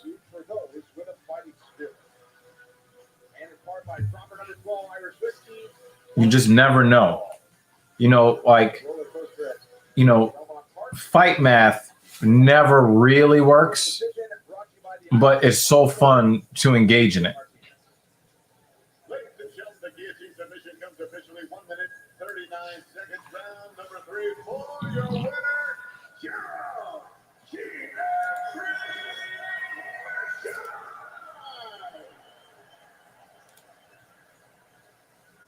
I'm here with Gerald Mearshart. Gerald, that's your 27th submission victory. How good does it feel to get that victory and get it in that fashion? Man, it feels great. Cruz is a tough guy. I know the first 2 rounds were a little bit slow, but then he was so dangerous. I had to fight the perfect fight. When I saw my opening, I took it. Gerald, let's take a look at your work. When the fight was announced, it felt like grappler versus striker, but you were winning the striking. You've developed a ton, but when you got hurt, you jumped right on the submission. Was that something, that left hand, did you think you could find that in the fight? Absolutely. He did a real good job ducking at first, but I knew if I saw the opening, I'm a submission guy, but I can crack. And there it is. He was too tough for me to knock him out. He was still there, so I had to get that net. Somebody put a tweet out and she says, someone I curved for years just hopped in my inbox on Facebook asking me how it feels to be a single mom. Salty. Damn.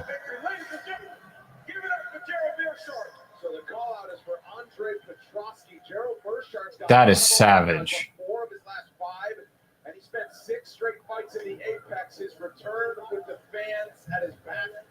is one to remember with the third round submission. Hey, Steve Bo! It's in San Diego. So, Patty, he loves. Paddy Pimblett looks like such an old man already. He is too young to be looking that old. That's an all-new original comedy series, The Nosebleeds, featuring identical twins. Randy and Jason Sklar, the comedians, bring their brilliant blend of fun and appreciation for the history of combat sports. Watch the series premiere free on YouTube. Yeah. Yeah.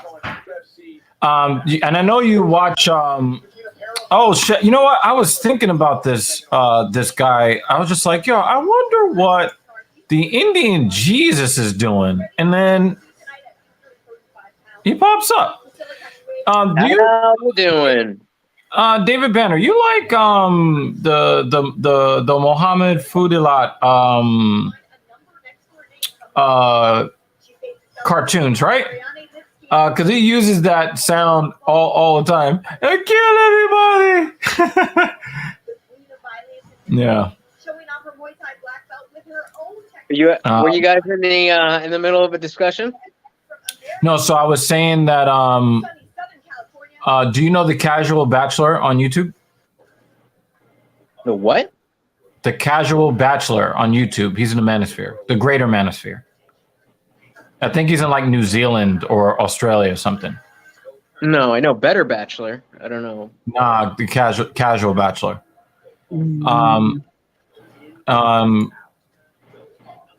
He put on his community page, on his YouTube, community thing. Yeah.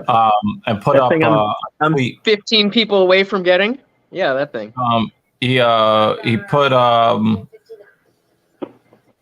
up a tweet that a woman put up, and she says, "Someone I curved for years just hopped in my inbox on Facebook asking me how it feels to be a single mom." Burn! Y'all, I'm in a mood right now. I'm in a mood right now. We want to see the best of you today. You want to hear a story? Uh-oh. So I may have talked about this a little bit before. Have I talked about like how my brother and sister don't talk to me? No. So to make that part of the story, a long story short, I found out a couple months ago from my dad, because I have a pretty decent relationship with my dad as of like the last 10 years, but like no relationship with my family before that. So a couple months ago, I have dinner with my dad regularly. And then, like I said, I don't really talk to the rest of my family. And it came out that my sister, who is 4 years younger than me, doesn't talk to me because she's mad at me for the way I treated her when we were living together when I was in high school. And my dad wanted to talk to me about this and like, why, what's going on? And And of course, that's only one side of the story, because if you look at my Facebook, which is still up over the years, there's been plenty of posts about, oh, best sister ever and plenty of attempts to, try to foster a relationship with her, which we're not, reciprocated. So learning that it wasn't just that, my sister was too cool for school and was just like, oh, yeah, I don't really care. That's my older brother, whatever. But that she actively was holding a grudge against me for no reason. One of the things she cited. And you don't know anything that there is even a problem at all. One of the things she cited was that a couple of years ago, when we were in Florida for a family reunion, she was watching all the MCU movies, and I hadn't watched them yet. And so I was just giving her my opinion about, and you probably even heard me saying this, since I got into the MCU, that I used to just think like, oh, superhero movie, what else could they do? Like, superhero comes in, bad guy, good guy saves the day, and the movie. What else is there? I was just explaining that's why I personally am not into the Marvel movies. Since then, I've gotten into the Marvel movies. I've been very open about, that on social media. Her and my sister and her boyfriend are huge Marvel fans. I've tried to talk to them about it, and come to find out, it's because my sister's holding a grudge. So I find this out from my dad a couple months ago. You know who hurts? You know what grudge? You know who hurts the most from grudges? The people who hold them. The people who hold them. Yeah, but here's this shit. So I'm thinking. Here, 1 second. So I'm thinking. You know, my brother and I. It's never. You know, I thought we were cool, but we don't like. Again, we don't have a relationship. But like, I just figured that's how it was. Like, you know, he went to. Oh, that's another thing about my sister. One of the big things was, you know, my dad being a doctor, my mom being Asian. You know, discipline in my house was a big deal. So when my brother went to college, my brother is 6 years older than me. When he went to college, we just never heard from him again, except for like holidays and shit. And I was hurt by that because, you know, siblings, as you're a kid, you know, you fight and whatever, but that's your brother. And he just like left us behind. Then I got older and I left for college and I kind of realized like, oh, I'm out, I'm gone, I'm free. I don't have to deal with mom doing this, that, the other. But I was like, I swear to my sister, I was like, I swear, I'm not going to leave you behind. I'm going to make sure, you know, you know, that you know, if anything happens, you can always come stay at my dorm, shit like that. Right. Never reciprocated. So once I had this conversation with my dad a few months ago, and I figure out that she's holding this grudge, it gets me to thinking about my brother. And I'm like, I wonder if he's got some shit too. And he's just being polite. Especially now that his girlfriend is a super, super lefty. And hey, Robalman. Yeah, he was here earlier. Yeah, he was here earlier in the stream. And so my dad was just here because my sister accidentally, we all share, you know, we all share an Amazon. Let me interrupt you real quick. What did you think of the thumbnail for the stream? Oh, I didn't see. I just came in from the. Okay. All right. But continue. Remind me to look at it after, though. I want to take a look.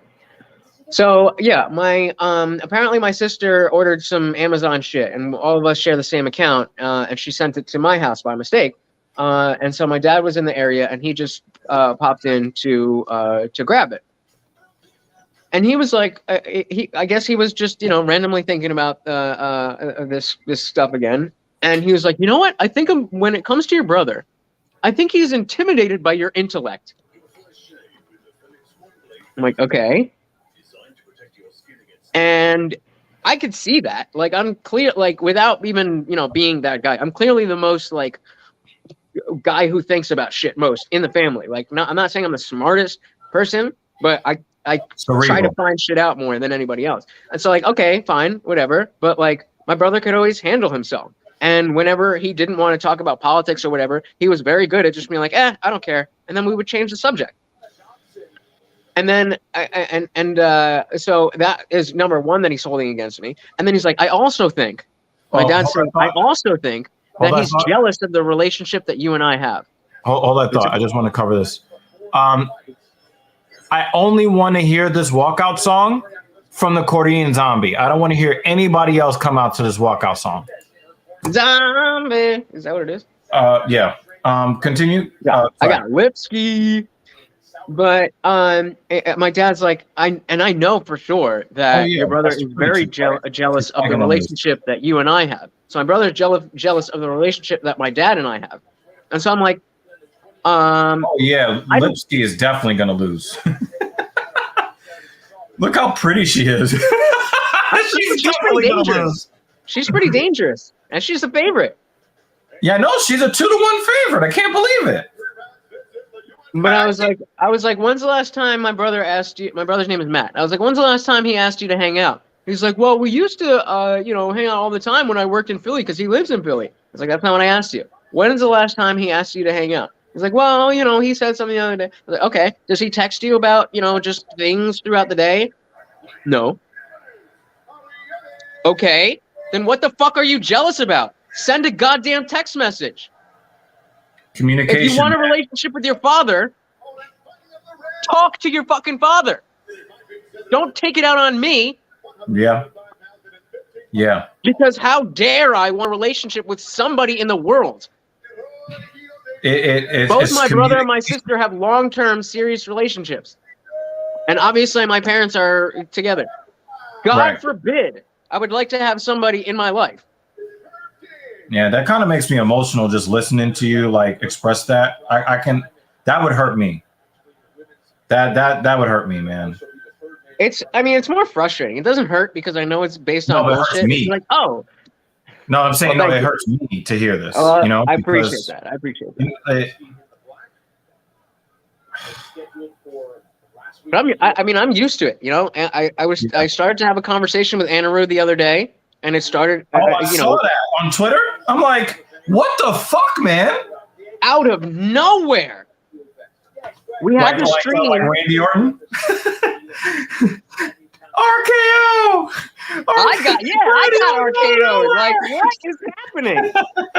The funniest thing is, like, you should listen to your fans, and then pulls up my Anytime you talk stalker. about trans anything, and you're not throwing a fucking parade, he's gonna get defensive. And it's like, dude, do you not understand that mutilating people's body in the name of I feel is a new thing? There's no way anybody is an expert on it. Oh, they swinging! Oh, she Yep. went down! Oh, She's dead! You're too pretty for this! She's dead! You're too pretty for this! Stop the fight. Yeah, she definitely could have gotten out of that. I She did told not you even the try. pretty girl always loses. Damn. She does. I was thinking this, David. Get the fuck out of my head. I was thinking this. She looked like she's about to jump on a broom and fly the fuck out of the octagon. Because that was a good hit there. Oh, then that came. And she was like, uh-oh. See, and she tried to throw when she was on Clear Street. Right here. She made Lipsky look serious. When she got hit, when Lipsky got hit, she just tried to stay in the pocket and just fucking swing. You guys gotta understand something. When I give you my analysis on women's fighting, you need to understand this, okay? People, listen the fuck up. Oh, Jesus. Here's the misogyny. Why do you think these ugly chicks always beat the pretty girls? Because they have lived with this fucking chip on their shoulders since fucking middle school. And they've been tired of the pretty girl winning since they were 10 years old. Or worse. They were an early bloomer and they peaked in middle school. So they were the hot girl when it didn't matter. Like when David Banner says she kind of sort of looks like a witch in the face, he's being nice. Like I said, I thought she was going to jump on a broom and fly out of the octagon. Okay? I think in general, Brazilian women are either really beautiful or really not. Yeah. Right? But then again, like she grew up with all of these pretty girls, right? She grew up with all of these pretty girls. She's not getting any of that kind of attention. You know what I'm saying? Like, I've seen so many cat fights in school, and it's an ugly chick picking a fight with the pretty girl. Yup. And now you can't even say, well, it's just because you're fat. No. That was so close. Holy shit. Shout out to my dad. For whatever reason. And Lipsky's still beautiful, even though she just got her ass whooped. He's one of my favorites. But shout out to my dad. Because he's clumsy as fuck. And whenever he would drop something, he would always put his foot out to, like, you know, in soccer, like to break the, like if you're getting a long pass, you break the pass. Yeah. I know what you mean. So I just do that, like when I drop shit, and I don't drop shit that often, but it's just like a reflex. And my phone was going bam straight down on the screen, on the and tile. And I stuck my foot out and I bounced over. It went boing, right onto the soft carpet. I was like, yes. Yeah, because you know it's good to do that because you reduce the amount of force that the phone takes. Reduce the what? You reduce the amount of force that the phone takes when you break it, when you break the fall. Yeah. Because some of that force is going to go into the shoe, into the foot. Yeah. Yep. I'm telling you, yo, Nick Maynard, you know, Dana White, all of you guys, that make these fucking matches, stop matching up ugly women with pretty women. Just stop doing it. Nah, they definitely do that on purpose. They definitely want the casuals to be like, "Oh, I want the hot one." She gets her ass whooped every time. I know, but they don't know that. They don't remember. And on a card like this, where there's no names, then they gotta have something in their high school. These guys seen girls fight in their high school, right? You see ugly girls beating the shit or scratching the shit or pulling their hair out of the scalp of the pretty girl in school. We all grew up seeing that. And I grew up in the hood. I went to one of those high-end, well-to-do suburban schools when I graduated high school. The results of the fights were always the same between the girls. Ugly bitches do it better. And I'm just talking about fighting. I am very late, but hello, welcome to the stream. And this is for you, Mrs. Evil. Bon Boom 375. What's up? You and MIA in Discord, bro. Where you been? Bon Boom was the first. Bon Boom was the first one getting shit popping up in there, and now he's been MIA. Almost done with that coffee. It'll be done. Carla Esparza would be so pretty if she didn't have that weirdly shaped forehead. Head, yep. That. He said, I never type in Discords. Nope. He types to the stream. We don't need you to type, bro. We chilling in the we've graduated. We're chilling in the voice channels now. Sketchy got his own free personal Indian Jesus stream last night because he was the only one that showed up. Oh wow. He got his own free. I mean, they're all free, but wow. He got his own personal stream. Are you talking about the 16 what do you want to watch? That you weirdly like? You see like the auntie, the weird Hispanic older auntie that you still want to smash anyway, even though she's older. I know what you mean. Well, you might not know what I mean. Nah. Your auntie or somebody else's auntie? You were saying much. You were talking about your auntie or somebody else's auntie? Somebody's auntie. It said, the family auntie, the one that never gets married. She thought that she was going to get a hot, rich guy. You heard that story I told you? Bro, my fucking, I hope nobody from my family sees this.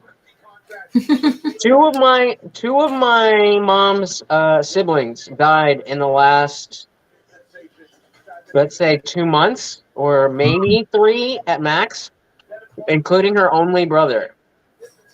I haven't had a conversation with her. My dad told me this is just expanding on the type of family conversation that I have. Wow. I didn't even say anything to her until a week later. My dad's like, "Oh, she's having a hard time with it. Why don't you text her something?" So I was like, "Hey, I heard you're having a hard time with Uncle David's passing. Hope you're doing okay." I was like, I don't know what to say. I don't want to have a conversation with you. I don't know how you react to things. Like, in my mind, you're an old Asian lady that is always angry. What do you say? So no, I don't know about shit like that at the family reunion. David Banner said that you want some sus shit right now. Right now, I'm making my fucking private show. Well, only one way to find out. Join the Discord. 3 of her siblings in the last 10 years. My mom lost 3 of her siblings in the last 10 years, all to self-termination. Damn. Oh, my moon.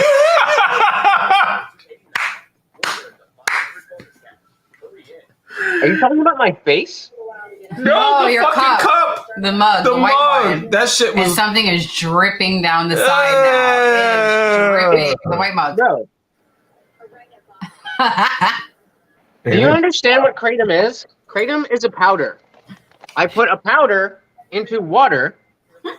Nah, but that cup looked dirty before you put that shit in there, son. I mean, I don't clean it every day because I fucking put the powder in the water and I pour it into my fucking thing. It's not dirty.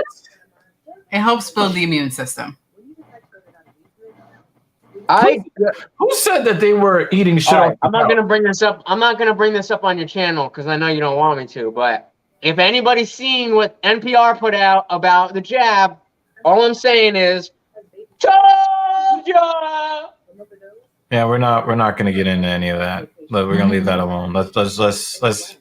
I like it better when we're having fun conversations. So that's what we're gonna do. Fun. I don't.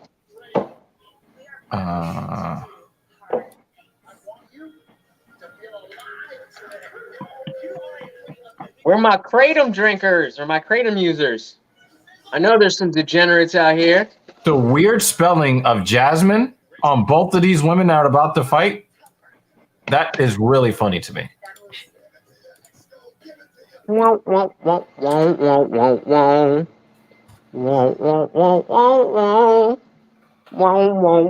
song is that? I don't know, something that you would hear on Peanuts. Bum, bum, bum, bum, bum. Like it's like some Questlove shit. No, it sounds like some nasty ass McDonald's.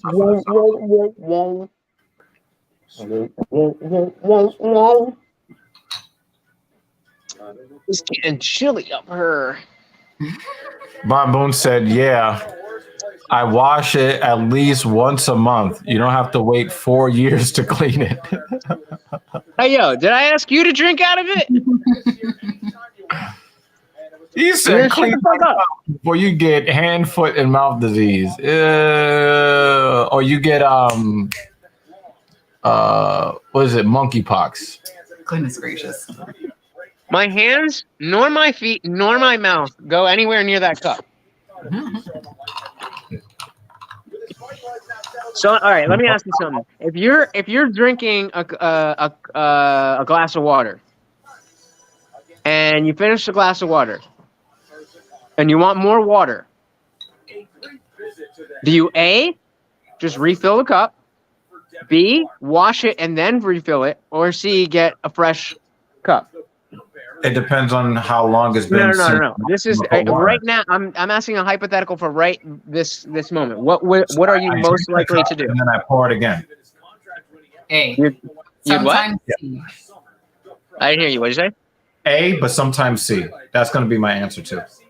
The reason why it's sometimes C is because I don't always finish my cup of water. Yo! So usually our apartment has random half-filled or partially filled cups of water scattered all around in each room, and that's me. Clean up your damn house, damn! Yo, so Banner. I just grab another cup and Yo, pour it with Banner water. is going for your throat, Lutch. That's Come my at me. I said in. Words mean things. I didn't say near. I said in.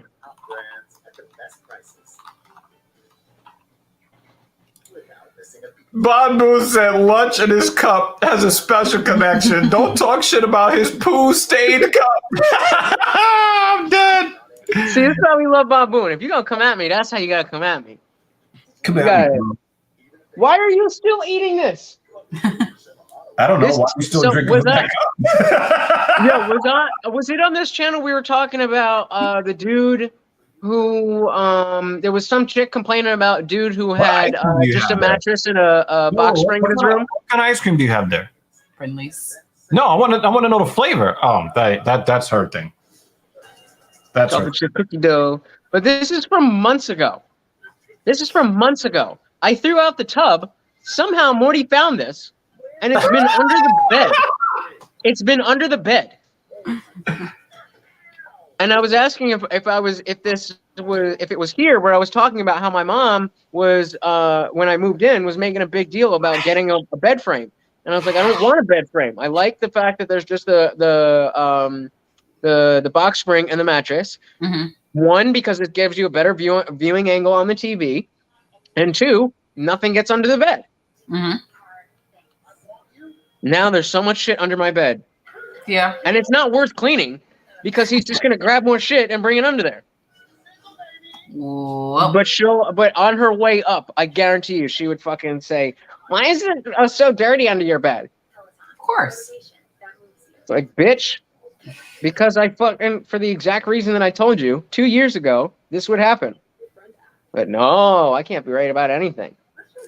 I only prefer no bed frame.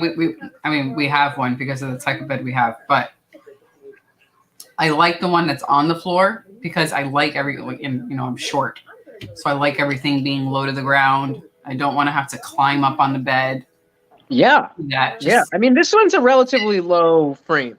Mm-hmm. But, like, I have, I got, like, it's messy as shit right now. But, my bed, the bedside table has a bunch of shit there. But I also have, I'm a fucking homebody. This is where I spend 90% of my time, in this very spot. So I need everything to be reachable. So I also need to be able to line shit up on the ground as if there's a table there. If I'm 10 feet off the ground, then I can't reach all the shit down there. All right, don't sit back too hard because I can see that mug falling and hitting you on the head. No, it's under there's a. All right, or maybe that would just be me because I would do some klutzy shit like that. No, totally on my head. That's been my drink spot for the last 2 years. So hey. Well, and then Evil, this is your opportunity to give him the same scolding that you do every week. Captain Paul decided he's gonna kind of sort of show up to work today. Maybe he does exist.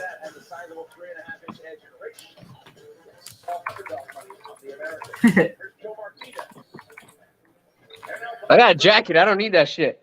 Boom. Such a weirdo. Hey, David, how about you come wash the cup?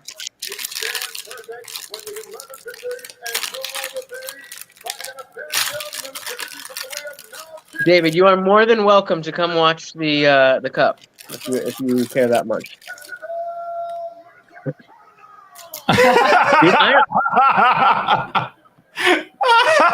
Oh, he didn't even. He thinks that's the wild part. Did you miss what I said afterwards?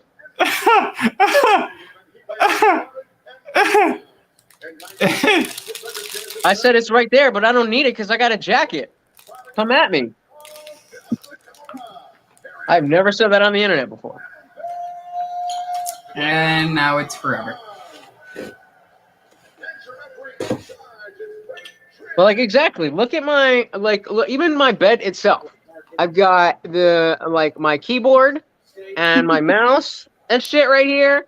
I got my ashtray, like my workstation. No my stains on those sheets, man. Sus. The what? The stains on the sheets are ashes. I don't know. I just emptied this, and it's got. There's a layer of ash packed in there. I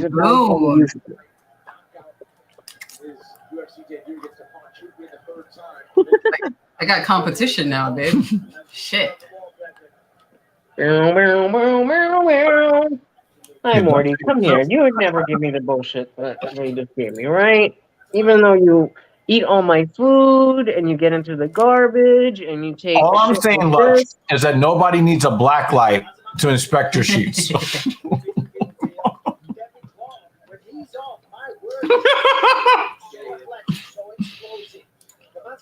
I do need to wash these sheets, though.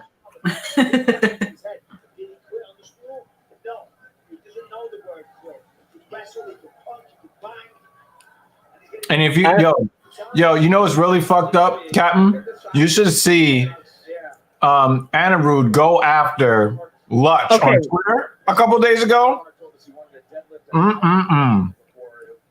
So you saw that he and I did a stream a couple days before that, right?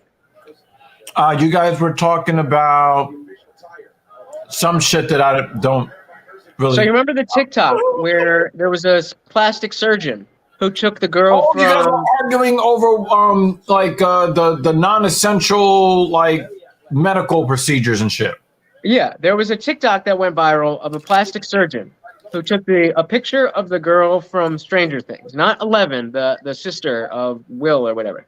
And she was like, she's a plastic surgeon. So she was like, I would do this and I would do that. And then she photoshopped a picture of her. And she was like, this was a finished product. What do you think? And Anirudh was like, oh, this is so horrible. You're pick a leftist fucking bullshit reason why adults shouldn't be able to do what they want. And I was like, so it's bad to push this type of thing on people, right? And he's like, yeah. And I'm like, but it's okay. It's okay to give kids this, that, whatever. So we had a stream about it. It's okay to push the trans agenda on kids, but it's not okay. Yeah, I'm trying to stick to the drama, not the issue itself. But so that's what the conversation was about. So I read an article that actually was, part of what we were talking about on the stream was how, like, oh, well, these doctors are licensed, so what's the issue? I'm like, the institutions that are licensing them are being politicized. That is my point, Anirudh. And so I sent him an article that suggested that may very well be the case. And finally, we're seeing evidence. And he's like, this is stupid. I'm like, because nobody's actually doing the studies to show the harm that because nobody wants to rock the boat, because then you're going to be called an OFO. Exactly. And like, but it was 0.0007%, but that's also the part of the population that's trans. But you're going to place them over everybody That's a else. lot more than zero, motherfucker. And my point was never to be like, oh, weird exchange right there. Mm-hmm. That was weird. My point with like this. My point with the article was never to say, oh, see, I'm right. It's unequivocally, my position is scientifically backed and end of story. Mm-hmm. That wasn't the point. But before I could even get there, he was, Jesus Christ, brother. Or no, he said, my friend in Christ. Yeah, I saw that. Please come to fucking, I don't care how fucking tall you are. Come to my face. He's like, this is why we mention your age and how immature you are. Like, this is why. I'm looking at this and I'm like, dude, you're supposed to be the data, facts and statistics guy, and you're mad emotional. Emotional damage. Exactly. And then of course in public, he's ready to dunk on anything. And then he DMs me and he's like, yo, let's keep this civil. I'm like, you don't get to fucking throw insults before you know what I'm talking about and then privately DM me and you're like, oh, let's be civil. And I eventually, I was just like, you're not a person that I want to associate with. Like, you're not an honest interlocutor. Like, I get that you don't think, oh, and then he's like, listen to your fans. And he screenshot the dude that I had to block because on 2 different accounts, he was harassing me and fucking after stream, he was sending like, his life is so good. He's such a happy guy and his life was going so well. He has to make different accounts. Oh my God. Oh my God. Oh my God. And the thing is, Anirudh is easy to like and hard to like. He's easy to like if you don't really talk to him. I'm done. I'm done. This isn't that long, and I actually want to get your opinion because I know, especially in text, I know I can be bombastic and sometimes whatever. So I want to get your opinion. So after the stuff on Twitter, he said, "Hey, Lutch, I'll try to be civil about this. I think you need to reevaluate your understanding of epistemology and truth finding. You're not getting anywhere in Twitter fights." Whatever. And I said the same thing. You don't get to hurl insults at me and then say, be civil. I was like, I told you to read the article. And it's like, no, did you read the article? Twice. Yeah, I fucking read the article. I wouldn't. I would not. I know better. Like, I'm not above just reading a headline and retweeting it. Right. It is what it is. Yeah. I am not dumb enough to tag. I tagged him. I put my opinion and the article, and then in another separate tweet, I tagged him to just be like, "Hey, look at this." And so I told him, "You constantly think you understand everything. You are directly arguing a straw man because you are trying to be right rather than look for the truth." He's like, "You think you're right about everything, and you're better than anyone and everyone and anyone who makes a point that you don't care about or you don't agree with. You just get butthurt. I tagged you to try to have a civil discussion, but you didn't even get my point before you started calling me names and assuming I didn't read the article. But you know everything here, so what is there to discuss?" He's like, being right is about changing your position to the correct one in light of new information. Thanks, And Andrew. when you gave him the information, he just blew past it so he can be like, I'm an ally. He said, That's "You can." hard to talk to somebody like that. He said, "You keep tagging me in articles that either say something completely different from your claim, or articles themselves that are poorly written. When I point out the incongruity, you accuse me of hurling insults. Now let me ask you." I read the tweets. And he included both of those things in the tweets.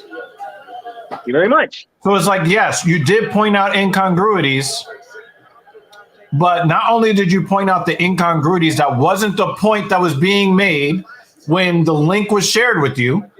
Exactly. But then you have to try to establish some sort of intellectual or moral superiority on the back end instead of just arguing the fucking point. Stay on topic. And then get this. He said he was going to be civil, right? Even Ryan, you remember Ryan from the group chat? Even Ryan reached out to me and said he doesn't want to engage with you. It's why he's been silent. Oh, so I must be wrong about everything because a leftist doesn't want to argue their positions. Well, Devin I'm so wrong. Mashed in this fight. Oh, I'm not even watching. Devin Clark is such a tough guy. And it's like a kitten getting run over by a Mack truck. That's what it looks like. Or actually, it looks like that. It looks like me versus the lanternfly that I stepped on yesterday. The loud sound that it made. I hate that. You're getting a little. Ouch. You're getting a little. Yeah, I mean, that was pretty. Yeah.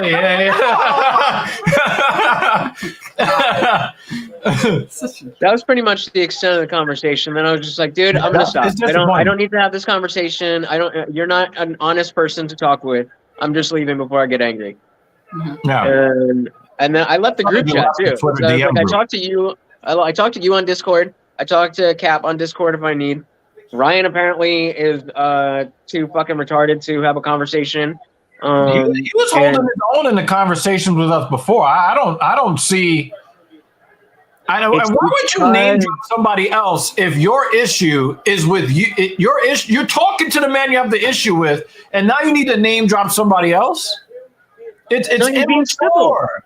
But you're writing a book on masculinity. Stop, man, stop. And the thing is, I think the people who are the most dangerous are people like Anirudh who think they know everything when they really don't. No, the people who have a lot of knowledge and then weaponize it improperly, because it's hard to argue with somebody when they're saying things that are true and then mixing it with conjecture that doesn't fit. But people who are not that bright will just listen to what they're saying. You get what I'm saying? Yeah, you've heard the term nitwit, right? Huh? You've heard the term nitwit. Yeah. So a nitwit refers to just somebody who's just dumb as fuck. A midwit is somebody like Anirudh, who has either has a very specialized type of knowledge or just a very little bit of knowledge on everything, whatever it is, and they think they know everything, and they know enough to convince the dimwits. Right. With a See, nitwit. that's the thing that bothers me about Ben Shapiro. Anirudh and Ben Shapiro, same guy. That's the problem that I have. 100%. I 100% agree. Another person like that Ben I get the Shapiro. same vibe from is your guy that you like to watch with the fucking hat. Tim With Pool? the beanie. Tim Pool? Tim Pool. What about him? I see the same type of trying to weaponize things that are either arguable or facts, and then trying to turn those things to move the narrative in a certain way when you haven't really understood the fact that you just said, and B, even if you did, you're trying to twist it to try to prove a point that's not provable. You're And saying it's like, Tim Pool? can we just be honest with the information that we have instead of trying to taint, So I'm going to give you an example. And I've seen a lot of this from leftists since Trump got raided, right? I've seen this a lot, right? Oh, this nigga right here. Oh my God. Banner is on fire. He's on fire in this stream today. Damn, you just killed my whole train of thought. You're talking about Tim Pool. You were saying he weaponizes. No, it's the people of his ilk. Well, they'll. No. So I was talking about liberals talking about the raid of Trump, right? Right. Yeah. And as soon as something happened with the raid, 30 minutes after somebody said the FBI raided Trump, I'm seeing people saying he's selling nuclear secrets to Saudi Arabia. What the fuck are you talking about? Yep. You just took an obvious fact. Trump got raided. They were looking for documents that he took that he should not have took. Well, they did say nuclear documents. You found a way to turn that into he's selling nuclear secrets to Saudi Arabia? To steal me on the other side. It was specifically, the warrant was for nuclear documents, but that doesn't mean weapons. No. But that had not been released. Yeah, at that point. Yeah. And he's gone. That tidbit, and the thing is, I was basically saying the same thing to both righties and lefties, and I would basically repeat the same tweet over and over again. Please cite your sources. Thanks in advance. Because everybody's saying the FBI is guilty of crimes. Cite your sources, please. Trump is selling nuclear secrets to Saudi Arabia. Cite your sources, please. Because you don't know what the fuck you're talking about. Yep. But I mean, that's what Twitter is. That's I'm in trying to get people to come on the platform to actually talk about things. Do you think cupping is performance-enhancing drugs? Yes. I mean, he just ran through Devin Clark. Super I'm tough. right here. He bothers me all the time when I'm down in the studio. So I come up here so that he can lay down. He's laying right next to me. Right next to me. Where are you? And he's still crying. What the fuck are you crying about? I think he wants you to shut the fuck up. You have to give all your attention to him. The thing is, they could have stopped that fight at the end of the second round or in the middle of the second round. They could have stopped that fight, and I would have been okay with it. Oh, no, he did it. And then David. Oh, no. Oh, no. No. Yo, why are they coming for your neck today? Son? Like, it would be fun if I was getting mad. But like, the cup is dirty. There's stains in the bed. I showed that to you. Oh my God! I'm sorry. That shit is hilarious to me. If you guys were good, there is a fucking pack of napkins in my fucking reach. That is the joke. See, Rabalman's got my back. Yeah. But if that is the joke, it's in the frame. It's in the frame. You got some weak trolls, TSP. Damn. Yo, this guy has a Khabib feel of just like bull charging through you. You're trying a bunch of stuff to survive, and you just can't. Oswald still undefeated. You get a finish. You said this fight with Devin Clark was one you were going to dominate. Is this how you expect? He's Dagestani, of course. Dominated like that. David Banner, why are you doing this? Jesus, we don't hate you. You're just a little nasty. It's okay. Don't expect me to shake hands when we meet, though. You ain't wrong. You ain't wrong. I ain't impressing nobody. Nah, he's just having fun. He's just having fun. He's just having fun. I do need to get new sheets though. But you know, and the thing is, like I said, I think that Anirudh has a lot of promise in his life. I think that he does have a bit of charisma. It's hard to see it, but he's got some, right?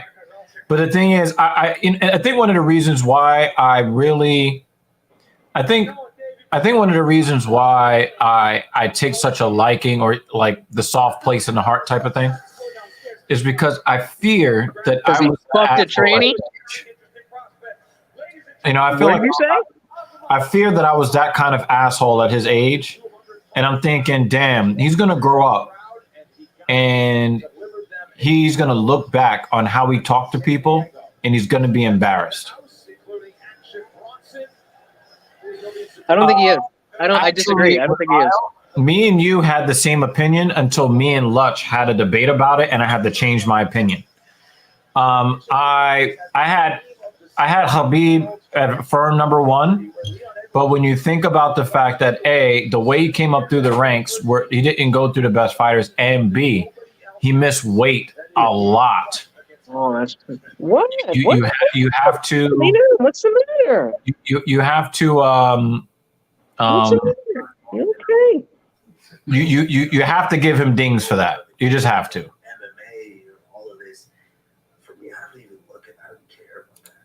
But I was definitely one of those people. But then when you think about like lay down. Just lay down. Please lay down. I don't know. Is it raining? Is that why? What did you eat? Oh, for fuck's sake. Look at him. He's shaking. He's like wobbling. He ate some weed. No, I left some stems on the floor over there for him because he didn't want them earlier, and he hasn't eaten them. Dude, can you see this? All right, stabilize. Did he get into your stash? No, he's good with that. Oh, otherwise. No, but no. Or were there any like crumbs or anything on the floor that maybe he licked up? None of anything that should make him be doing that. Bon Boone said he smelled the cup.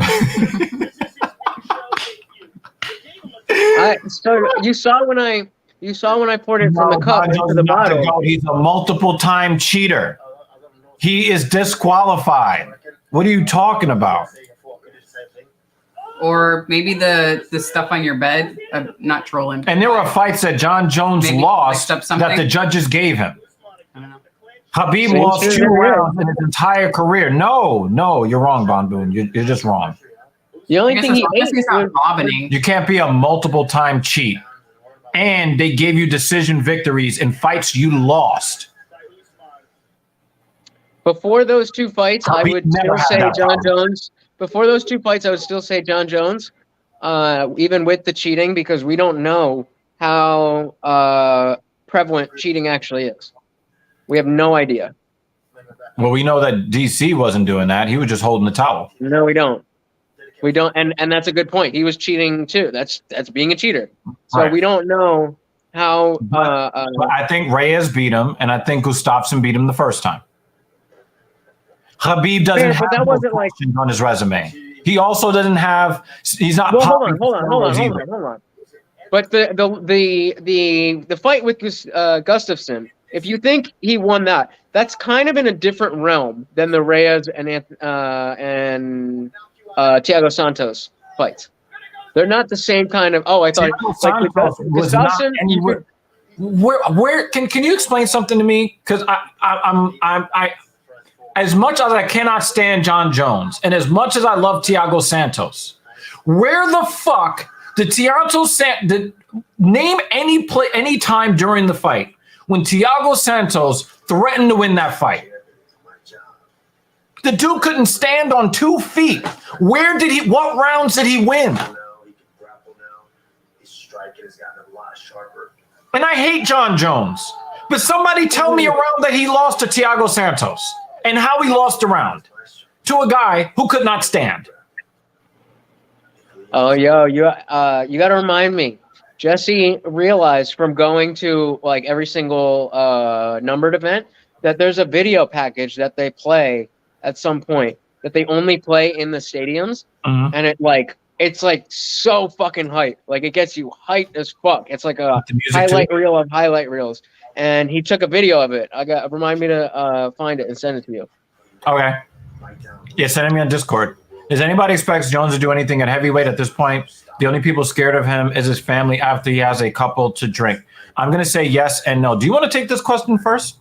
So, sure. I think if we are to assume that he is going to step in the cage at heavyweight, which at this point in time, it is looking better than it was somewhat recently when it seemed like he was going to be retired, as opposed to in the very beginning when it seemed like he really was going to go up.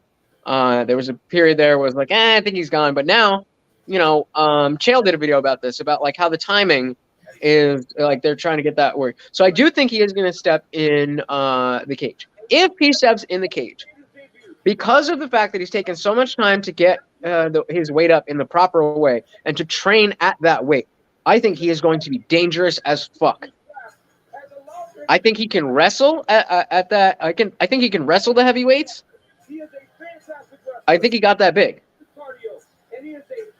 It's not even like, a light heavyweight going up to heavyweight. It's not even like DC going up to heavyweight where he's just not like he built himself into a heavyweight.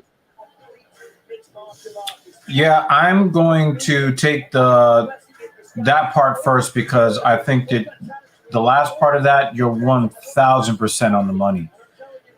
Jones, Jones, you could say yes, he's going to do well at heavyweight because a lot of guys that switch weight classes, they don't practice and train and spar at the new weight for very long. Some guys only switch weight classes after they lose. Now, John Jones did lose his last fight at light heavyweight.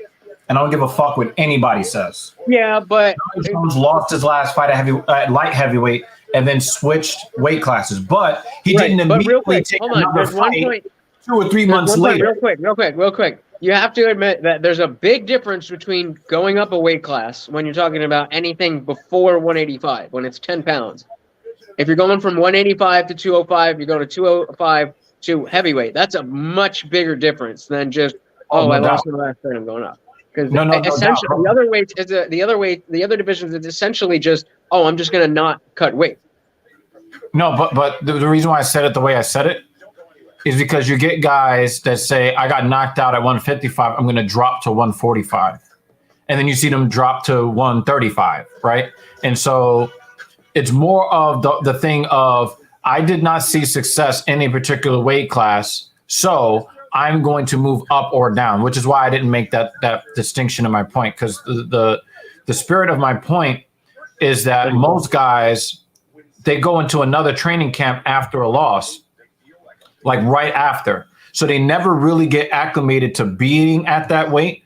They never get acclimated to sparring and training in the street weight that you would then cut down to the new weight class that you're going to. So an example, if you get a fighter that's at 155 and he loses and he walks around at 175 pounds and he cuts 20 pounds to get to 155. If he wants to fight at 145, then that means that he needs to be walking around at 160, 165.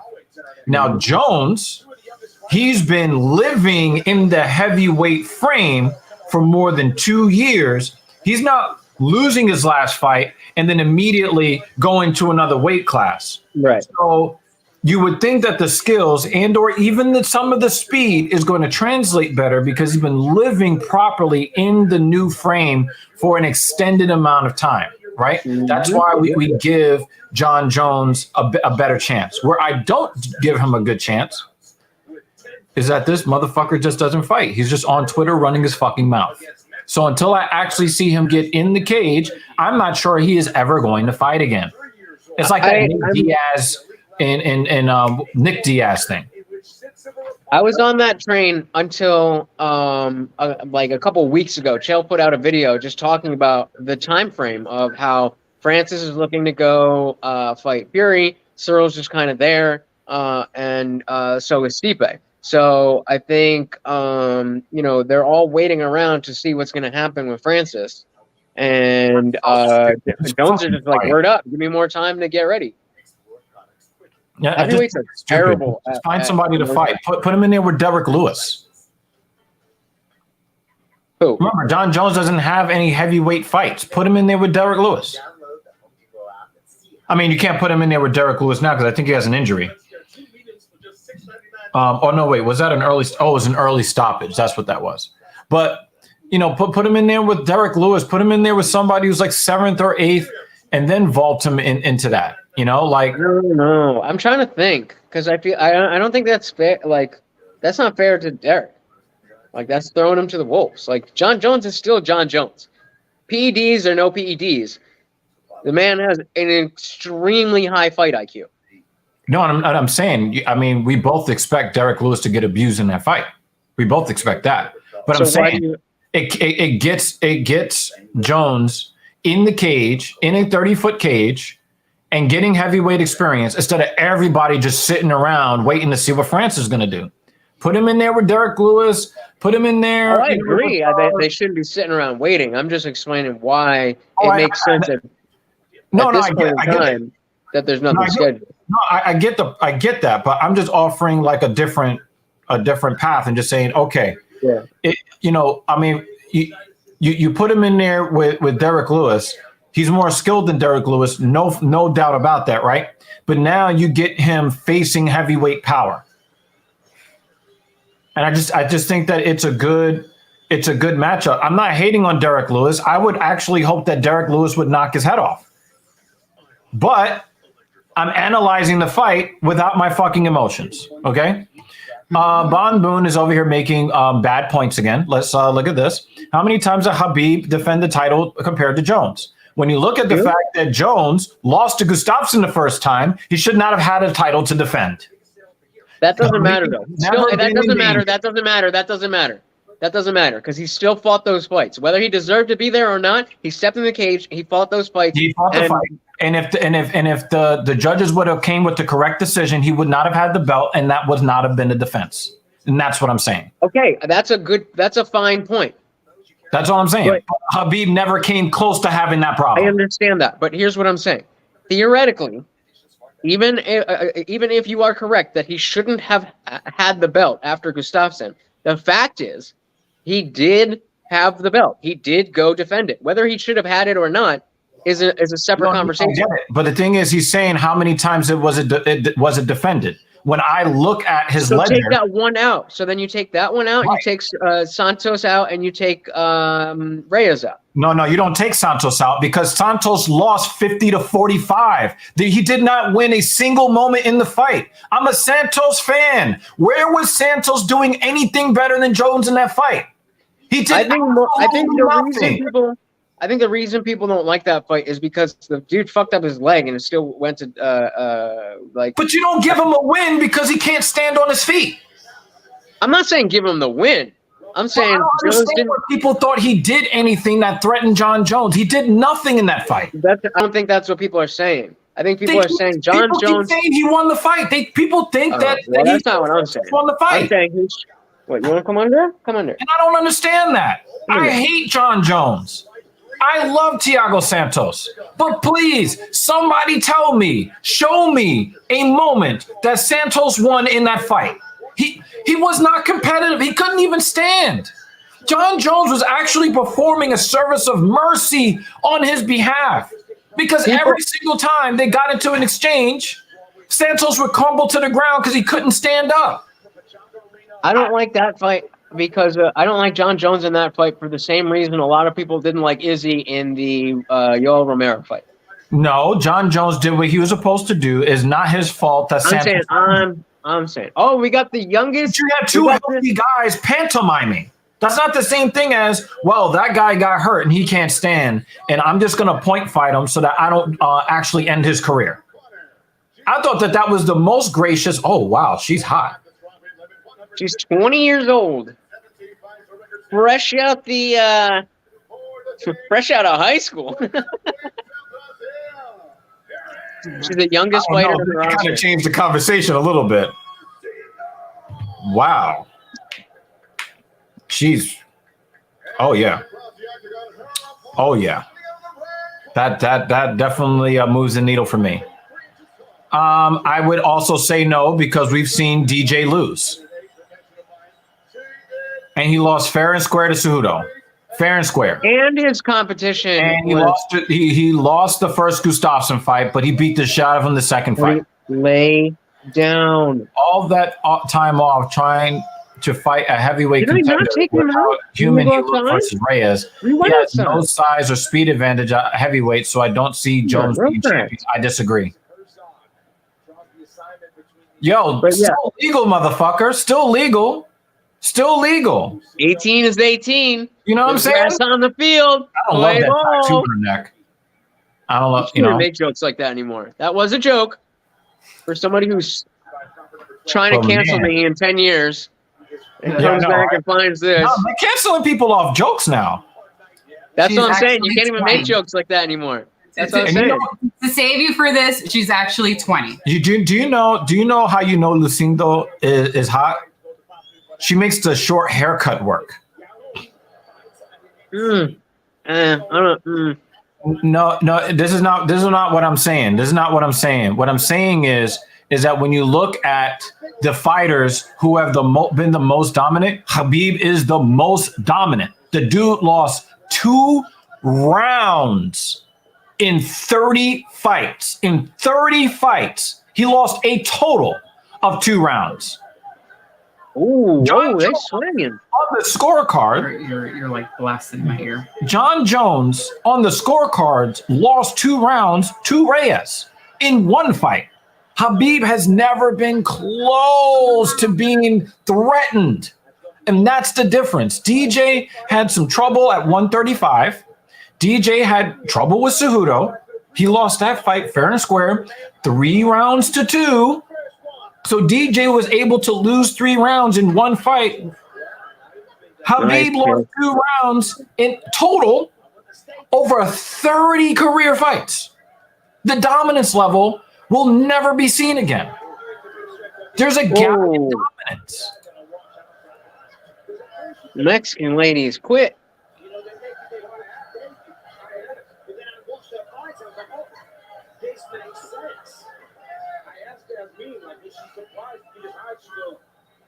Normally, the chick in the green will be looked at as the hot fighter. Mm-hmm. I think she's hotter. Oh, she's swinging! Oh! Yo, she's swinging! I think she's hotter. The green? Yep. Oh, yeah, we're not going to agree on that. What, Morty? I don't hear or see anything. What are you fucking out about? Anti-brown. Please, come here. Come here. I promise you, everything is okay. Just relax. Yeah, Khabib lived MMA. He lived MMA. DJ lives family life and video games. John Jones lives cocaine and alcohol. Like John Jones is dedicated to doing drugs and steroids and getting in trouble and looking like a douchebag. Okay? Dried up variety. Yeah, dried up. John Jones is dedicated to being a douchebag. DJ is dedicated to his family and video games. Khabib is dedicated to mixed martial arts. That's all he does. That's all he cares about. That's it. That's all he ever talks about. That's all he ever does is fighting. Okay. What do you think about the story of getting Khabib back? Have you heard of this? Is this it the thing whole thing that if Charlie Olives beats what's his name Makhachev, then he wants to draw Khabib out or something like that? I think that no matter what happens in that fight with Makhachev, Khabib is not coming back. So He's you not. think if Islam gets mauled and choked out in the first round, and then Charles in Abu Dhabi, and then Charles takes the mic and in English says something like, Khabib, you are a worse, you might have been a good fighter, but you're a shitty coach. Go back to doing something like that. You don't think that would get him out of retirement? No, because why not? Because he's not the type of person that really lets people who trash talk his skills. Number one, nobody trash talks his skills. Remember when Conor went up against him, he never trash talked his skills. He trash talked his family and religion and all of that, because even Conor knew what we knew about Khabib. Like, he lives and breathes fighting. That's what he does. And so, Conor knew he had the left hand, he had the puncher's chance. But I think that, and if you looked at the way that that Conor talked to him after the fight, Conor knew what he was going up against. He was just going to try to Jose Aldo him. Let me get you really emotional and see if you make a mistake. But I think that he knew from the very beginning that he was going to be dominated if Khabib did not make a mistake. And so when you saw, what was it, like at the end of the second round or something like that, the end of the second or third round, what did Conor say? He said, dude, it's only business. It's just business or something like that, right? I think that it was known to Conor very early on that his chances of winning the fight were very, very low. So I don't think anybody really challenges Khabib's skills. They say, you know what? He's not a strong striker. And I think that we can all agree he's a B tier striker. Is that fair to say? Yeah. He's a B tier striker, right? I just think that if Charles does that and then the entire community starts questioning Khabib's legacy, I don't know. I just don't think he cares. Sorry, Mort. So you don't need to go anywhere. I just fucking spilled something on your good. Jesus Christ. How dare you? Yeah, I just the thing is, his ego doesn't work the same way as the rest of us. If Charlie starts talking about Islam and making fun of his father's death or something like that, I think that would be the kind of thing that might pull him back. Islam losing a fight, I don't think. I think Revival makes the point. I think if his mom gave him the thumbs up, I think she's the biggest factor. That's a great point. Whether that's a great point. Comes back or not. Yeah. I agree with Revival. Yeah. I mean, but again, the two things. Those are the two things. Those are the only two things that I would think he would even consider. Is if his mom was like, okay. Mm-hmm. Or they started, somebody started talking about his mom or talking about. That's the other thing I was gonna say is that how dare the story we were to say how dare you let your mother derail your father's dreams and some shit like that. Yeah, he doesn't care. But the thing is, people have been telling him that was a nice. He doesn't care. He doesn't care. Mexicano over here just did a nice little jumping punch. If you want to break it down to just the number of defenses, but the thing is, if you watch individual fights, if you watch people's entire careers, and you watch people get steamrolled, and and the thing is, we talked earlier about Dominick Cruz and his chances of beating Chito Vera, and one of the things that I said is, as intelligent as Dominick Cruz is, people have seen too much video on him and his I disagree. I think people have seen too much video. I don't think that matters. I think that his style is such that he fights every fight differently. So what I think is really going to be the crux is he past his prime or not? If he's still got it, I think he could dance around Cheeto. The last time, because if you think about it, the last time Cruz was fighting a quote-unquote nobody, it was when Cody Garbrandt. It was their fight. But Cody Garbrandt was undefeated, and he was in a championship fight for a reason. Right, but nobody really knew. It was Dominick was the test, and I don't think Dominick took that seriously. And I think he's learned from that. And he just got out-timed.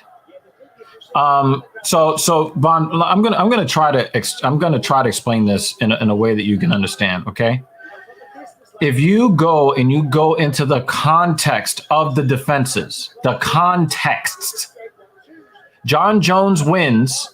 His defenses includes fights that he lost and fights that he used steroids for.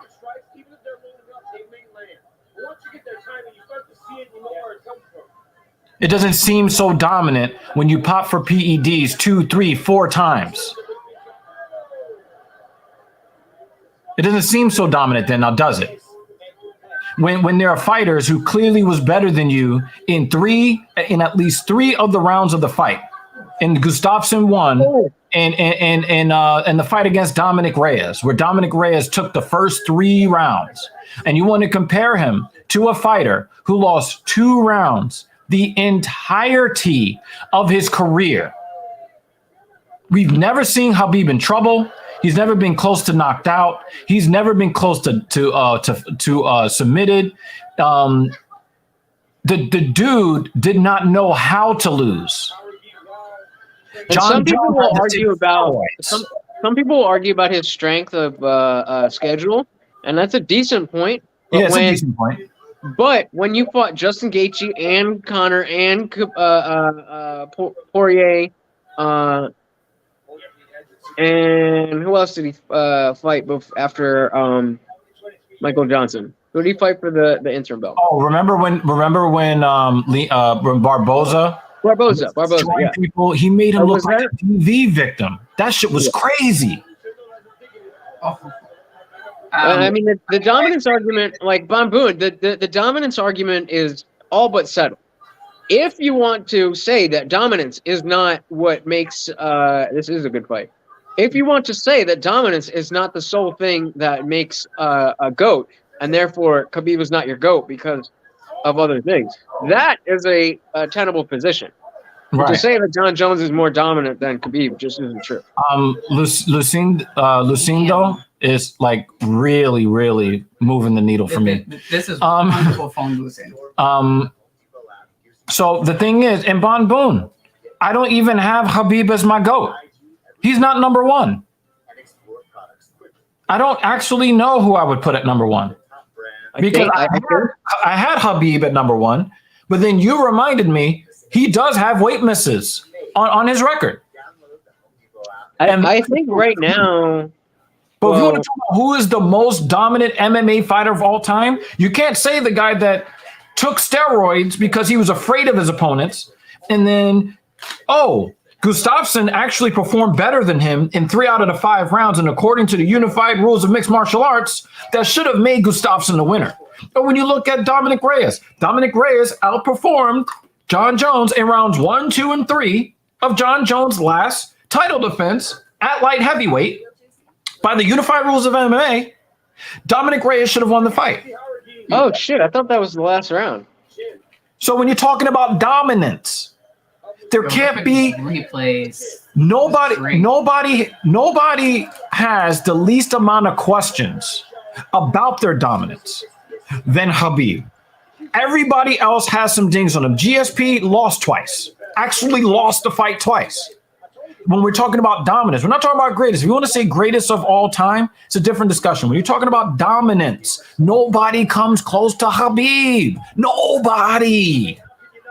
The dude did not even know how to lose rounds. And you're talking about guys that lost whole fights. Well, then you get back to talking about Mighty Mouse. But again, that's his strength of schedule is even worse. Right. Also, but the thing is, that's not totally fair. Even though he was fighting the top guys, the top guys at the flyweight division were not. They were just not there. Right. Until Cejudo actually fucking started. Because remember the first time he fought Cejudo, it was like 3 years into his MMA career. I think he won 3 rounds to 2 in that fight, right? I have no idea. Did he beat Cejudo? No, I'm saying in the first fight. Talking about GOAT, you're talking about 2 fighters that are automatically disqualified. Jones is disqualified because he's a multiple-time steroid cheat. He's not in the discussion. Well, that's not necessarily, that's your parameters. That doesn't necessarily mean. And Habib missed weight. That's not necessarily a disqualifier for other people. He is disqualified. So Habib that's what I'm saying. He's disqualified. Jones, in your opinion, it's an opinion. It's an opinion. It's an opinion. So the if you decide that PEDs and weight misses disqualify you, that's fine to have that opinion. But that doesn't mean that other people have to have that opinion. And that's what I was saying to Bon Boone. If you want to say that dominance isn't the only factor and that you don't care about the PEDs and weight misses, then, I mean, I guess you have an argument, but I just... It's not a great argument, but there's nothing you can say to him about that. It's at least logical. You could think stupid shit. It just has to be logical. I don't think Gaethje is on the decline. I just think that he's too... I think that he always goes into the cage with the approach that he is going to be disciplined, and then he really gets like really into that whole phone booth mentality, and then he's just like, yo, I'm just going to go for it because it's just the kind of man that he is. But I don't think that he's on the decline. I don't think so. Yeah, I would say if anything, he's kind of in a transition from knowing that he can't fight like he used to and being able to fight like he wants to. Right. He's getting better with his discipline, but it's still, something he's got to actively think about during the fight. Once it becomes more natural, then and he's not that old. I think he's like, he can't be more than like 32. Jones? 33? No, Gaethje. Yeah, Gaethje is somewhat young. He's still kind of young. But the thing is, he's old in fighter's years because he gets into wars on purpose. That's the point though. If he's gonna stop doing that and gonna be able to do that, and not stop fighting like that without having to think about it so much and have it come more naturally, then he can definitely last for a while. Yeah, I mean, he could, yeah. But remember, he also blamed the fact that he had like vision problems, and then he got his vision corrected, and then he had that one master class against who was it that he put the clinic on? Because it wasn't like one of those sloppy brawls. But he put on a clinic against one of these. Oh, was it Dan Hooker? Was it Hooker?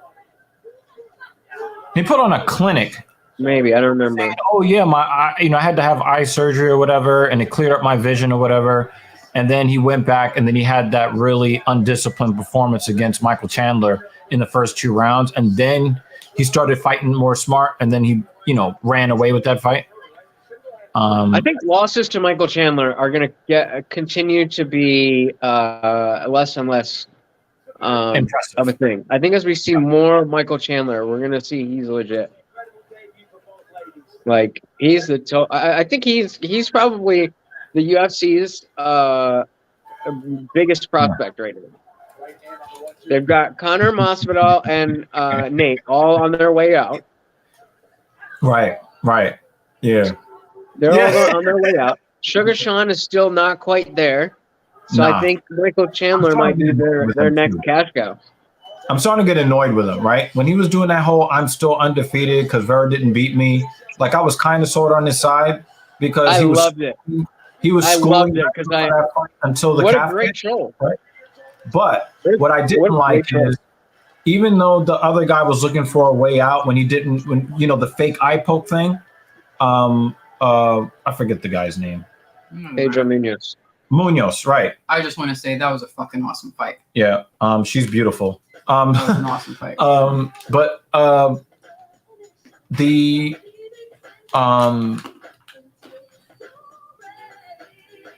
he was talking about how, Munoz, quit. He didn't want to be in the cage with him. And I was kind of sort of feeling that, but he was like, yeah, I did all this, I did all that. Like the fight didn't even last long enough for anything to happen like you claim it happened. Like, so I'm starting to kind of get tired of Sean O'Malley's talking.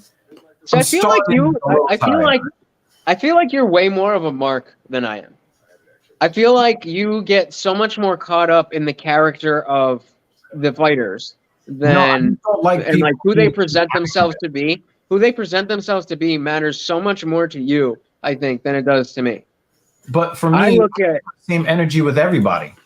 I keep the same energy with everybody. But what I'm saying is, like, when you say words, they represent you. Period. Right. But WWE.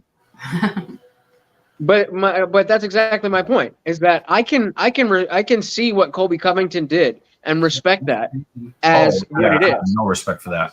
Exactly. That's my point. Zero. That's my point. Is that Colby is not that guy. Colby is that character, and you're marked out and not liking him because of the character. Whereas what you're free to do. No. I don't have a problem with time out. 1 second.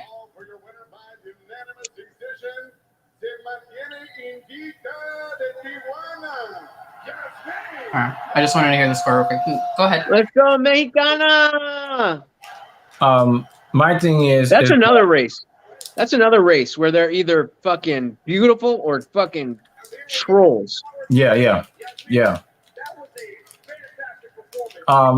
For me, like, big English bitch. If it's WWE and it's sports entertainment, and we know that people are playing characters, then that's one thing, right? But he tried to make that as if. No, I understand your position. Him and his views as a man, and then like I didn't like that, but then I could respect it if that's you.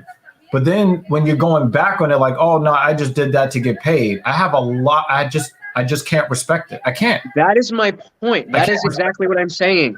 That is what I'm saying to you. That stuff matters to you as the fact of it. I understand. I can see that he's just doing. No, I'm not saying you don't understand, but I'm just saying I see it as he's just doing his job to entertain people. I am entertained. I'm not and he's a good fighter. And that's the end of it. People with racism and xenophobia and all this racism. What racism? That's not. What racism? What racism?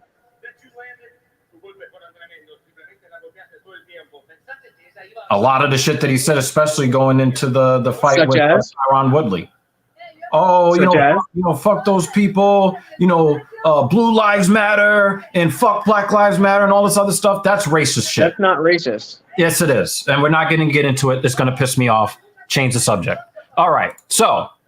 All right. Well, I'm gonna go. I'm gonna go watch the fights in Discord then. So it says, "Why is Peter fighting Sean? I don't see how Sean wins that one. To be honest, Dana. Find out. Dana did say that he had the same question. He said this fight does not make a lot of sense, and that he had to be convinced that that fight made sense, right? Real quick, Revilement, tag me in something on tag me in a message on Discord. I want to see if I can say something without leaving this. Sorry, go ahead. Yeah. In your opinion, when you heard the announcement of this fight, what was your original reaction? Good for Sean. Good for Sean. Good for Sean. Good. Oh, that was the first thought. Okay, then let me rephrase the question. When you heard this matchup, did the matchup make sense to you? Mm-hmm. And why? Because there needs to be a test. The rest of the bantamweight, the top of the bantamweight division is scheduled and or at least has reasonable matchups that we expect to see. And we know that Sean was slow rolling his career until he got the new contract. So with the new contract, but he didn't get any reason. That's the funny thing. He didn't actually get the new contract because I heard what you heard. Response He says, I don't know how to tag on Discord. You have to put that the same way you just the type same way on Twitter. At the Indian Jesus, and then just say something. Oh, there you go. Von Boom got it. Okay. Wow, Mackenzie Dern is so much prettier in real life. It's the smile. That's what it is. Yeah. It's the smile. She's got a great smile. All right. Hold on. Let me get rid of this. I did not think that it made sense because I think it's a little weird for him. Because remember, he said, I'm not going to fight top 10 opponents until you give me more money. Until then, I'm just going to fight these bums. Right. And then you get Pedro Munoz, which is not considered to be a bum. No. And you don't even really get the win. And then you go straight to Piotr Jan? That didn't make sense to me. And it didn't make sense to Dana either. It makes perfect sense when you hold on. Hold on. Has won 9 of his last 11 fights, and he shows no sign of slowing the train down anytime soon. When you this is precisely what I'm talking about with the marking out thing. It makes perfect sense when you think about the fact that the UFC is not a strictly sports. I didn't hear what you said. When you said the what thing, it reminds you of the what thing. The mark thing that you're marked out. Oh, marked out. Okay. That the notion of business when it comes to UFC stuff, it makes perfect sense. You've got a big, you got a star, and you got a guy who lost twice to the champion, but is still a big name. What do you do with him? You either. I agree with you on this point. Like, I don't have a problem with this point. That wasn't the point that I was making. Like, business-wise, yes. Matchup-wise, that's what I'm saying, though. That's my point. My point is that stuff comes in. That is why it makes sense to me. Okay. Because it's not just like, oh, wow, why would this fight be put together? Their skills are very different. Like, yeah, but no, I don't think it's a difference. It makes sense for business reasons. I think, no, the thing is, skill-wise, I think it makes sense. And business reasons, I think it makes sense. I think it makes sense on both ends. But the timing is the real reason why I didn't think that it made sense. Why? What about the timing? Because of the fact that his path towards Piotr Jan not only is so counter to what he said, but also the jump in opponent quality is so stark that it just throws me off. Not again when you take into account that Jan lost the 2 title fights, and that Pedro Munoz was like what, number 6, number 5?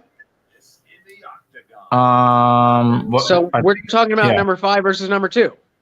And then he didn't actually win the fight. That's another thing that bothers me. He didn't actually win the fight against Pedro. And then you get the former champion?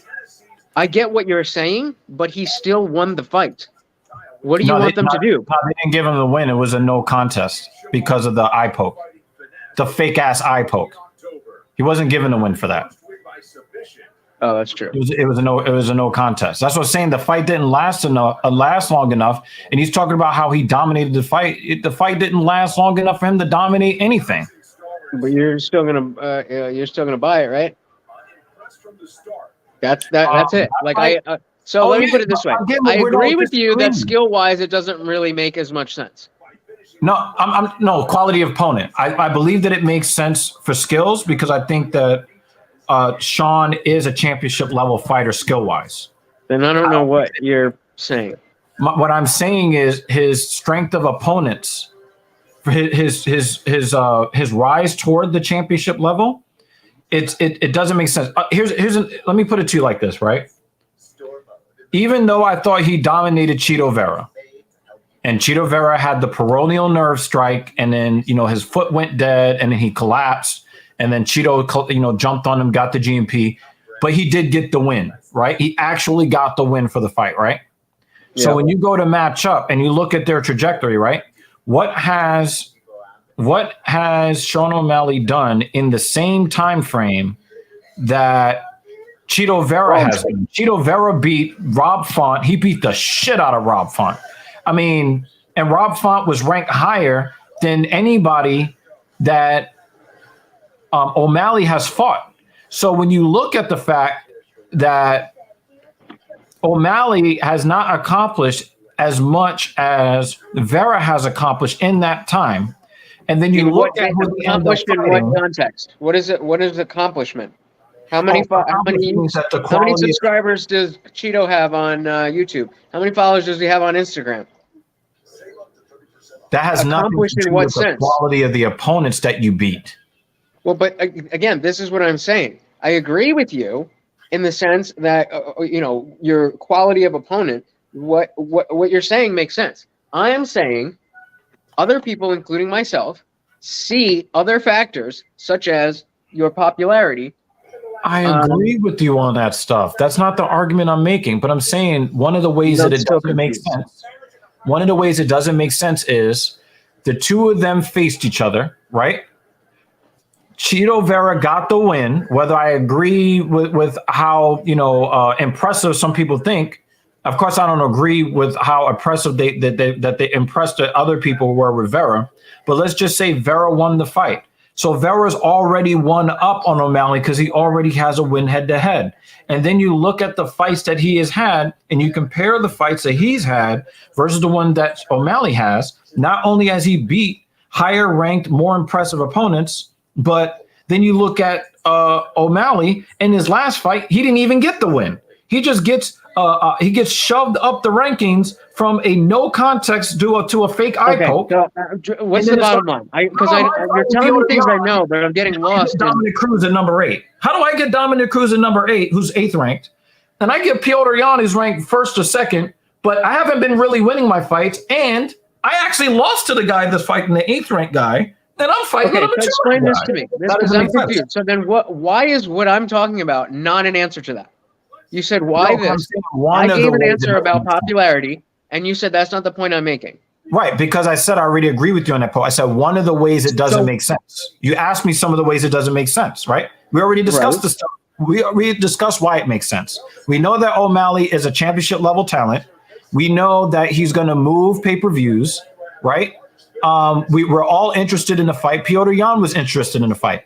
I already explained all the reasons that it makes sense. But now I'm going into the other column where it doesn't make sense. And then I'm going to compare the two. But at the end, wait. But so before you do that, though, at the end of the day, at the end of the argument, either it can't both make sense and not make sense. So yes, there are always pros and cons to anything. Right, but it either at least if you frame it that way, does it make sense? That is a yes or no question. Well, I gotta finish making the case for the other side, and then after I make that case, then we can look at it in aggregate. I'm trying, because you've said it, but you've said it before, so I'm trying to understand better. What is your ultimate answer? Are you saying that there are pieces of it that don't make sense, but ultimately I get why it's happening? Or are you saying absolutely? That's exactly what I'm saying. That's the part I understand. Yeah, I agree. Right, because the thing is, like I'm saying, like me and you, we agree on all the other factors. Damn, a 340 favorite. Who's a 340? Oh yeah, shit. Landwehr is crazy. I told my my friends in Discord I was going to watch this fight with them. I'll be back for the main event. What? I said I told my friends in Discord that I'm gonna would watch this fight with them. I'll be back for the main event. Yeah. Go do your thing.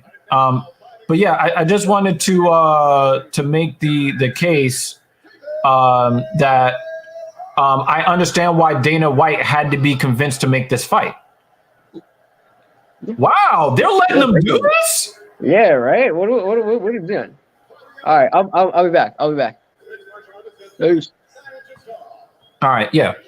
So I can definitely understand why Dana was just kind of like, what? But also, I remember what I heard directly from the man's mouth. I am not going to be facing these dangerous ass guys if my paycheck doesn't show, doesn't reflect the dangerousness of my opponent. And you could say that, oh, well, you know, he's just, trying to sell this, that, or the third, and that's all well and good. But the man said one thing and then did another. And your words do represent you, unless you're starring in a movie or you're in the WWE, where you know what I mean. Hey, Mrs. Evil, good fight is on. Just started. This David Onama guy is scary, but Nate Landwehr, he's scary. So this is my dark horse for Fight of the Night here. And the reason why I call it a dark horse and not a favorite is that one of these guys is very capable of eviscerating the other one and making the fight short.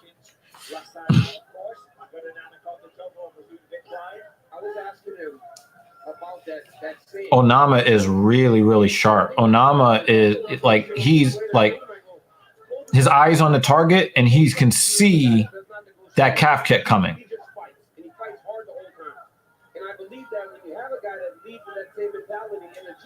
Oh, he didn't see that one. And I think it hurt him too. One thing about David Onama that I think he has advantage-wise is the punching power. It looks like it's longer. It's way longer. It's only 2 inches now, but he does have great. Yeah, I don't like the fact that Onama is really pointing his fingers towards his opponent. Nice right hand from Onama. Oh, right. It was like kind of like a looper, maybe. Oh, stiff jab. Onama's got some, I don't want to say deceptive power, but he just kind of flicks it out there and the head snaps back. Insane. The way Onama pops that jab, man, he's so long, he's so fast, he doesn't throw it as a feeler. He throws it to lay it over. Onama is really trying to remove the consciousness of Mr. Landwehr. And Landwehr is already wearing the damage on his face, too. Yeah, he really.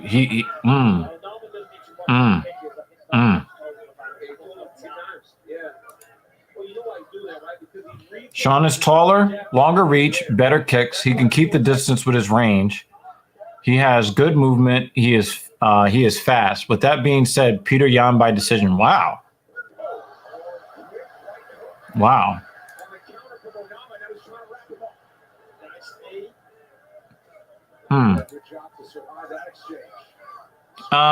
The reason why I like Piotr Yan in the fight is that Piotr Yan is a very sound defensive fighter.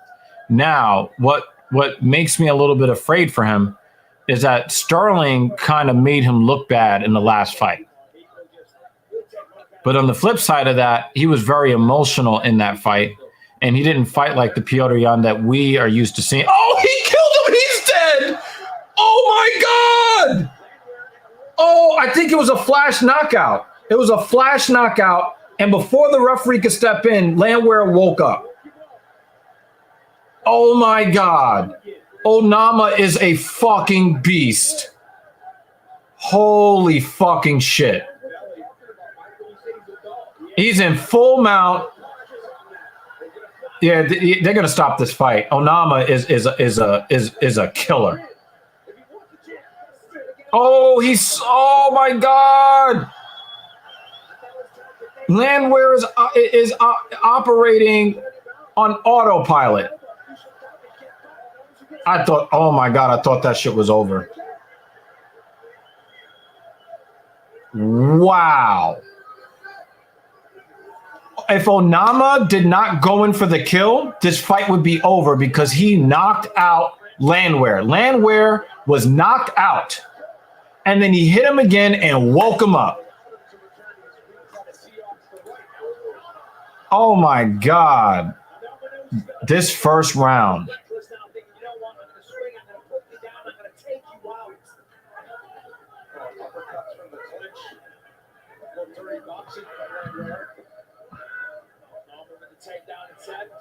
Wow, Onama made a mistake just now that he didn't pay for. He could have taken a knee right there when he lowered his level up against the side of the cage. He didn't have any hands on the ground. He could have definitely taken a knee that would have taken him out. But Landwehr is wearing it. Land wearing it? Yeah, hell yeah, hell yeah, hell yeah. No, but the thing is, Landwehr is a super tough guy too, right? He's the knee come on, guy. Come on, Landwehr. Landwehr landed a tie clinch knee after the horn, and the horn had stopped sounding by the time he threw the knee. Come on, guy.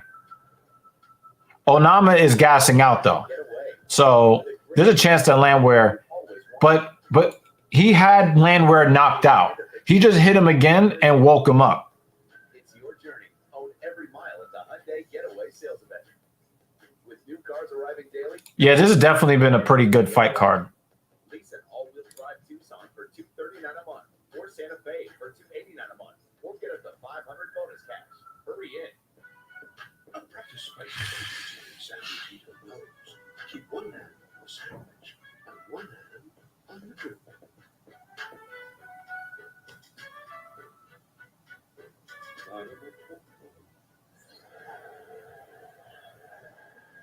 And here's that huge knockdown in round one. Big looping right hand to the cheekbone. Sits him down. I thought it was over. But here we are, round two. Well, you heard James Cross ask Onama, are you going to get broken mentally? Are you going to get broken mentally? Stop wrestling. You don't want him to wrestle anymore. But a lot of times that wrestling starts when you start to get a little fatigued. And you want to find a place to wrestle. Onama looked a bit tired on the stool between rounds 1 and 2. Yeah, Onama looked gassed at the end of the first round. Definitely gassed. Oh no, he's getting caught. He lost the timing, and I think it's because he's tired. His striking is definitely not crisp anymore. His striking is not crisp anymore. His timing is off, and I don't like that. I don't like that late knee at the end of the first round. Well, after the round, after the bell in the first round. If Onama's going to win this fight, he's going to have to dig deep. But I think that I think Landwehr is the favorite. See, and he just basically gave him that knee. I think Onama is done. Yeah, he blew his load, and I don't like that late knee at the end of the first round that he took. When Landwehr threw that knee, the horn had sounded and stopped. Like the horn had come and gone, and then he threw that knee. And I don't like that.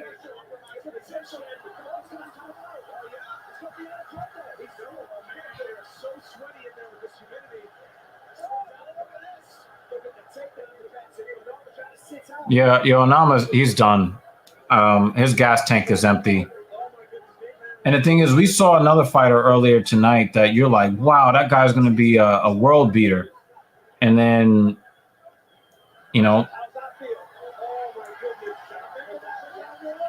oh, man.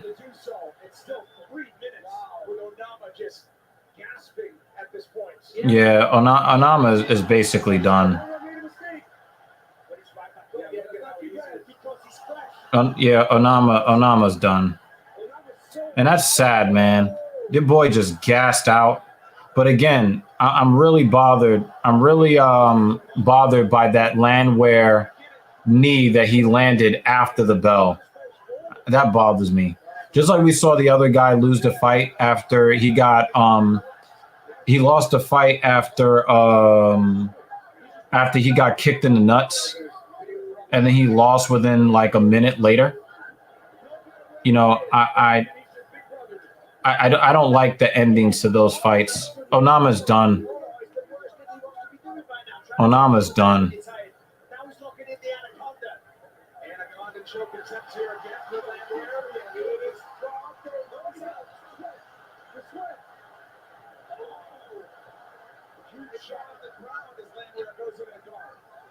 Wow. And he's in full mount again. He just pinned his leg with his right arm, slid his knee over, and yeah.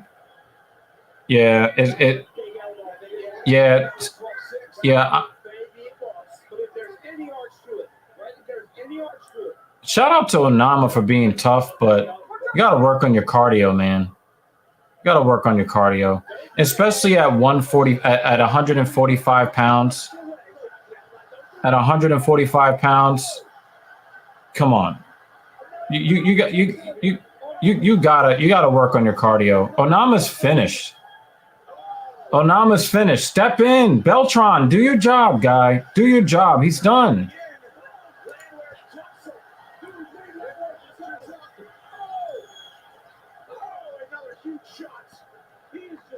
Yo, Onama's done. Come on, Onama's done. Come on, call the fight.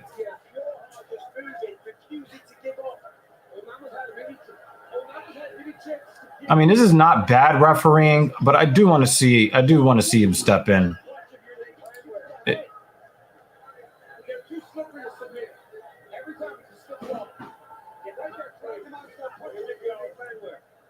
This is like a 10-7 round. You're right about this. You're right about this because Landwehr hasn't fought in several months. But this is I think this is a 10-7 round. This might be a 10-7 round.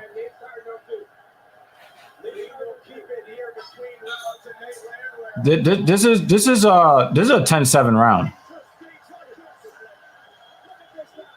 This is a 10-7 round. Sad.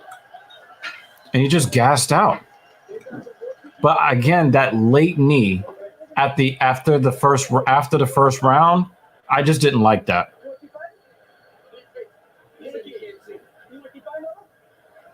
They're going to stop the fight. Ask him if he can see, not if he can keep fighting. He's collapsing in the chair. He's collapsing in the chair. You said 10-5. He could barely sit up. He can't sit up in the chair. If he can't see, he can't even sit up in the chair.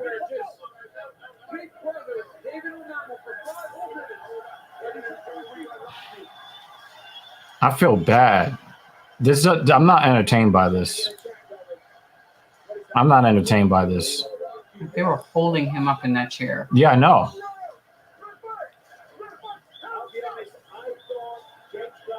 I thought he was going to stop the fight.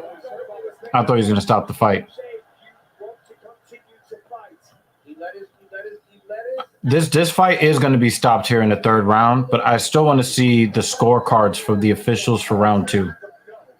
Because I think that this is 10-7 territory.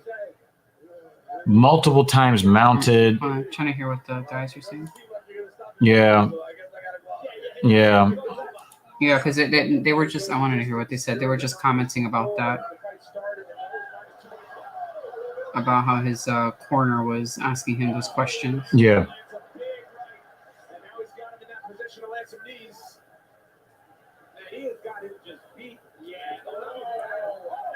But I do have a lot of respect for David Onama. I have a lot of respect for him. But I mean, we've seen.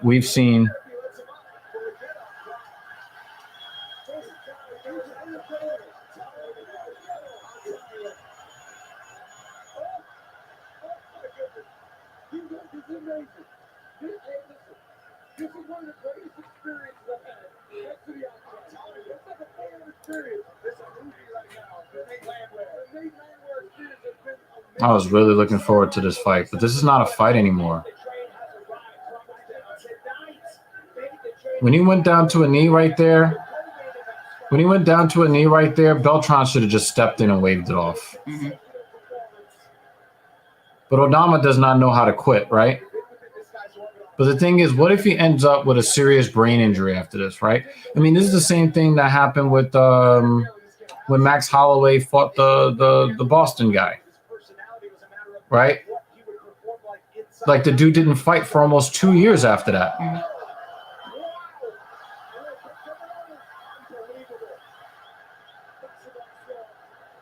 I think did Landwehr get tired from beating the shit out of David Onama?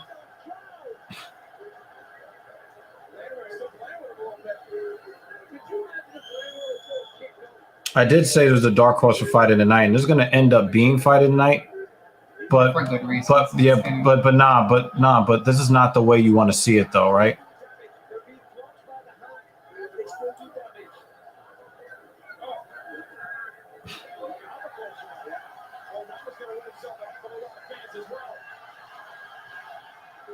This is.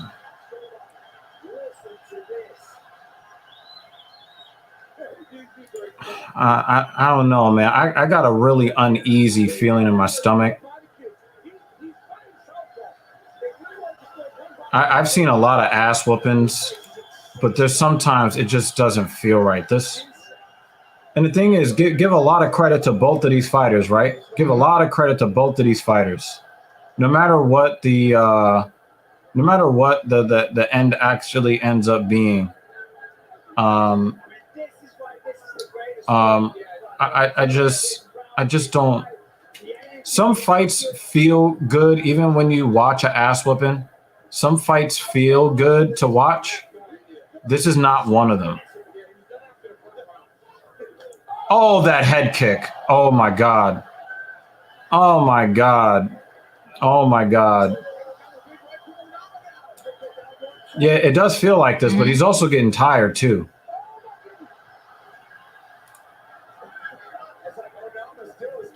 Yeah, I agree with this too.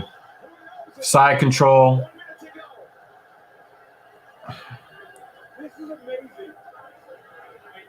Yo, they're both like.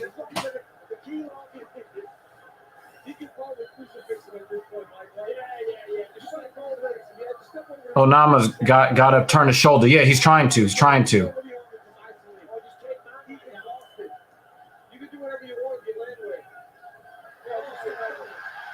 Yo.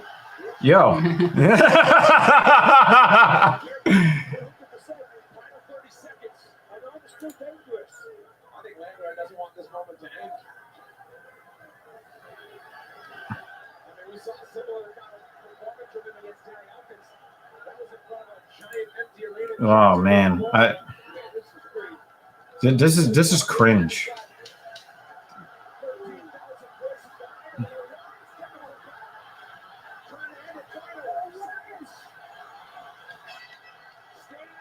He almost punched Beltran. I'm sorry, man. I think Beltran did get hit.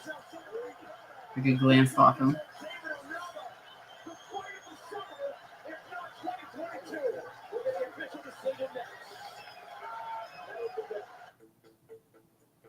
I don't know. That made me feel uneasy. It was really hard to really enjoy that fight.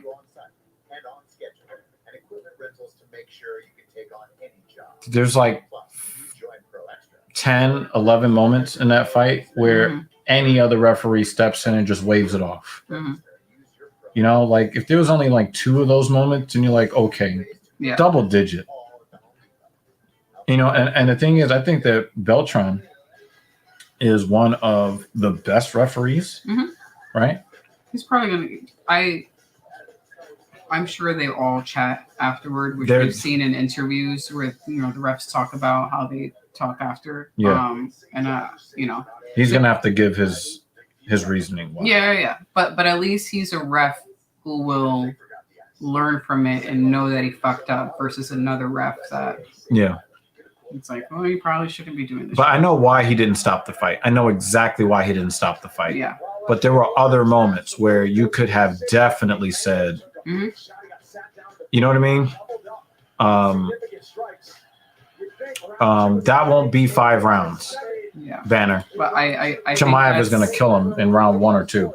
I think that's both on ref and on corner. Your guy told you he can't see, and you're holding him up in the seat. But the thing is, I don't know if it was an issue whether he could actually see or if he was just so out of it I know, but that if he just couldn't even.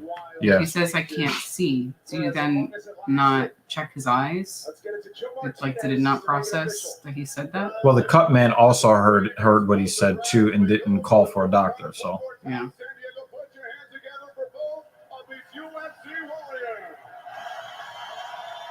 I just wish I could have enjoyed the fight more, but it just looked like it needed a mercy stoppage.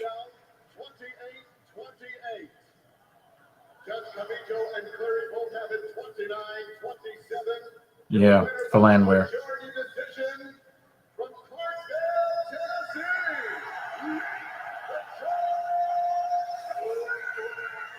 Somebody gave Onama rounds 1 and 3. Mm.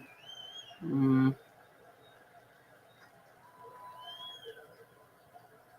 I don't think I agree with that. I think 29-27 is the right.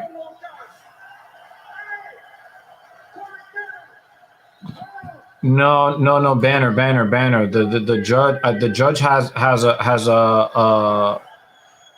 The judge has a good reason to edge Onama for round 3 because that's basically what he did. He gave Onama's rounds 1 and 3 and the 10-8 to Landwehr in round 2. I think that the third round is debatable, but I would give it to Landwehr. Mm-hmm. Right? I'm not saying Landwehr by a landslide. I'm just saying I would give it to Landwehr. So that's why I don't have a problem with the 28-28. I would score at 29-27 or even 29-26. That's that second round.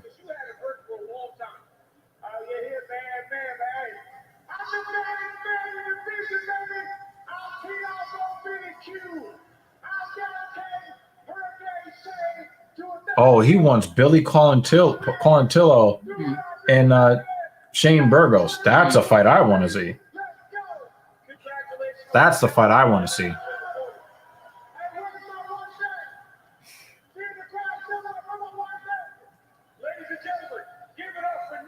He's like, yo, you definitely bending over tonight.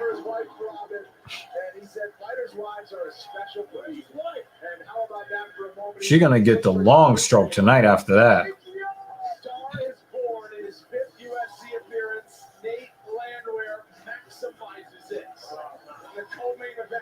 Yeah, David, I don't have a problem with the 2028. I thought it was 29-27 or 29-26.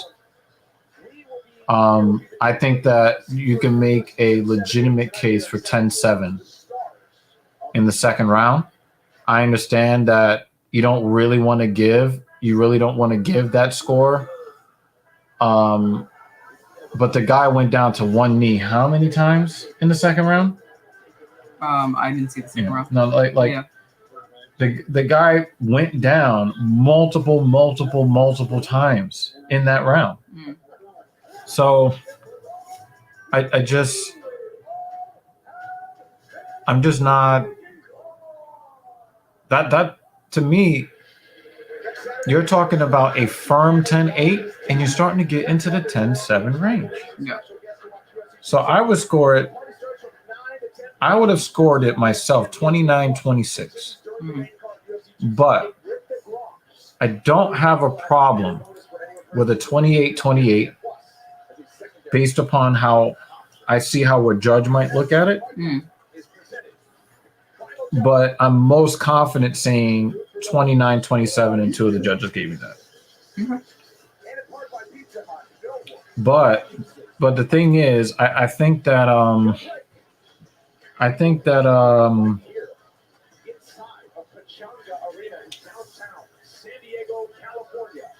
the flurry that Onama put out there in the final 20 seconds, 25, 30 seconds. Mm-hmm.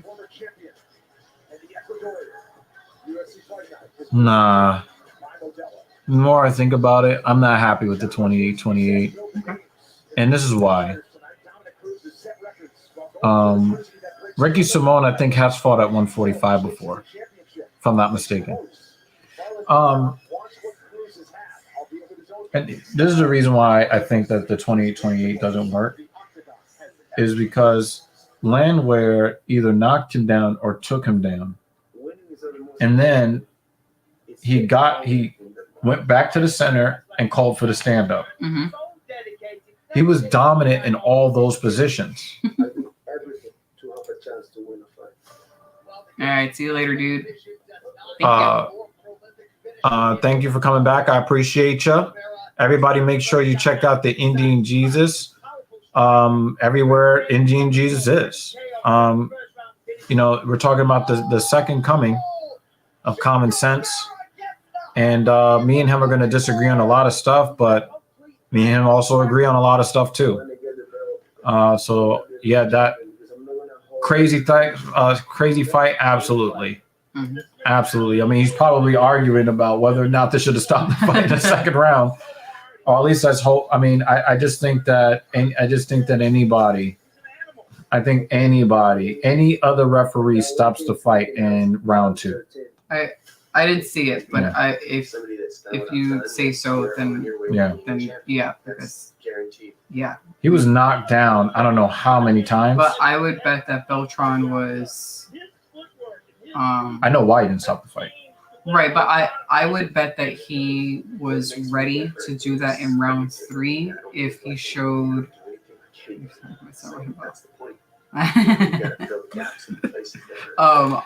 was funny because that was a baby snort that you just heard. Oh man, why are you going for his fucking throat? He was probably ready to stop it in round 3, and then the dude, got a second wind, and didn't present that opportunity. Well, the reason why he didn't stop it in round 2 is that when Onama went to the ground and he turtled up, he would only turtle up for like 3 or 4 shots, and then he would make a furtive move to change his position. So you started to see Beltran start to take a step toward them, and then he would turn on his shoulder. He would actually make every right move. Mm-hmm. But some of the times he wasn't able to actually execute the proper move because he was so tired from getting the shit beat out of him. But again, I cannot shake the feeling that fight could have gone a lot differently if Nate Landwehr didn't throw that late knee after the horn after round 1. He hit him with a knee to the forehead.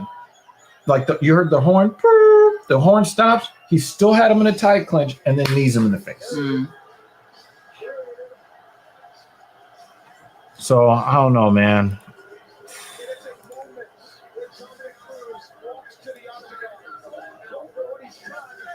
He's going some shady.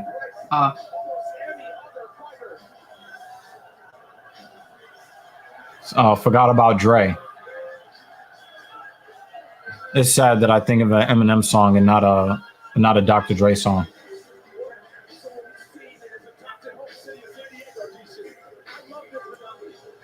Trying to park a Dodge right next to a humongous truck in a 2-car garage. Yeah, I really did like this song a lot, but mainly because of M. Let me blow me around me and turn me back to the old me. I think everybody want to talk, but you guys have to say what comes out when they move the lips. It's a jiggle bitch. Motherfuckers actually forgot about Dre. That was back when Eminem was funny to listen to. That's why I like, he's Dr. Dre was a really like great producer. But remember, he never wrote any of his rhymes. He always had other people writing his rhymes. Jay-Z, Eminem, among other rappers, wrote all of his rhymes. He's like the Fat Joe of the West Coast. Some people think that Fat Joe is a rapper. He's not.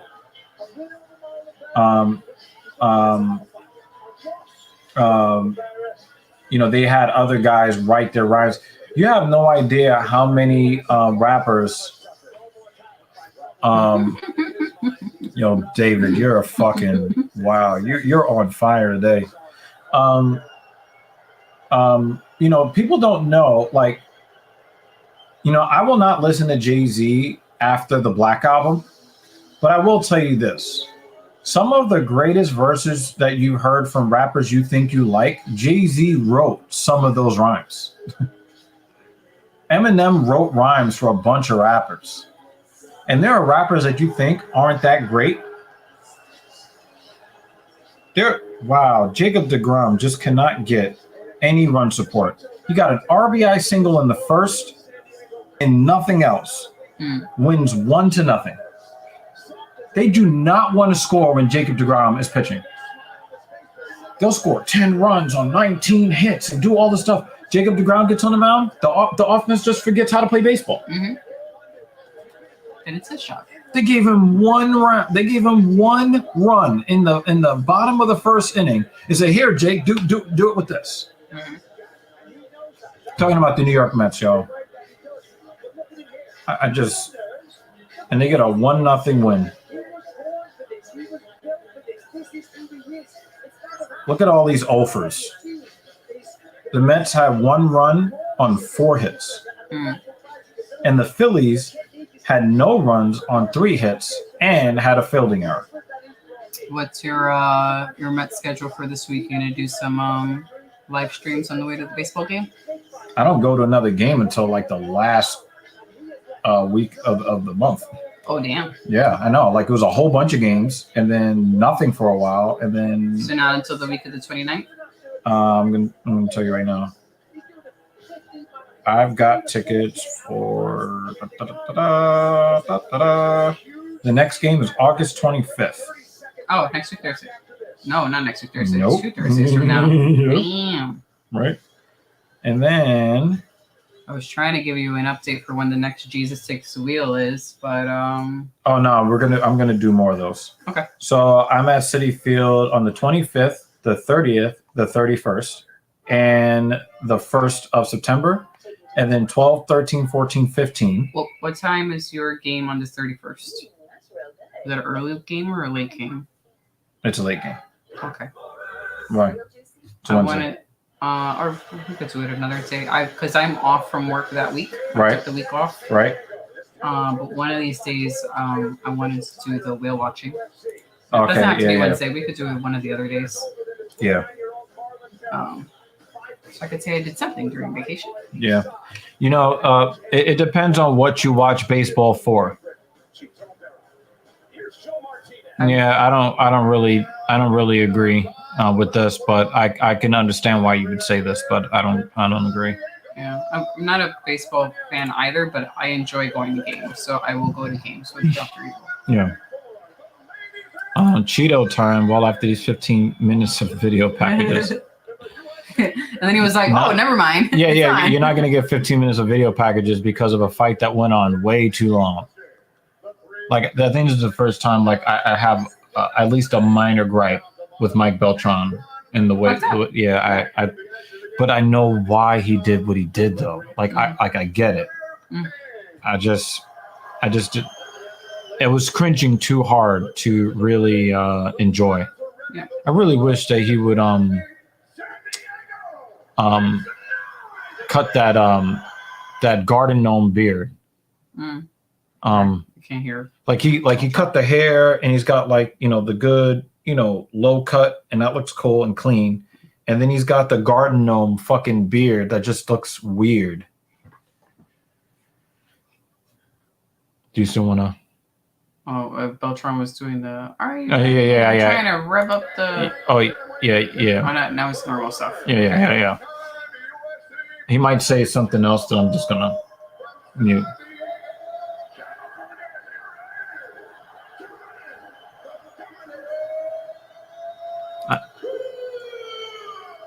Yeah, he looks like a fucking garden gnome.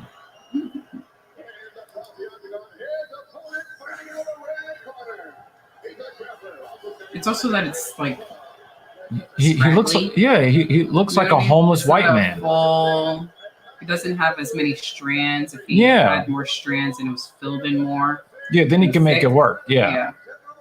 It's just, but it's only thick here. That's what it is.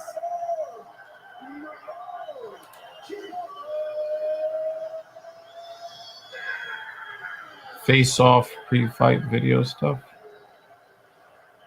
I mean, sometimes it's okay. I mean, sometimes they use clips and video packages in fights where the fighter lost or they look bad. And I'm just like, that's their one moment in the fight, and you put that in the video package? Like, why are you doing that? That's just dumb. Much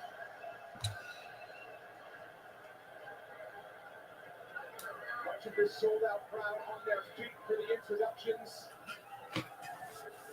Oh my, how Mayweather and Gabrielle Benitez set the table for this main event, giving us the appetizer, and now...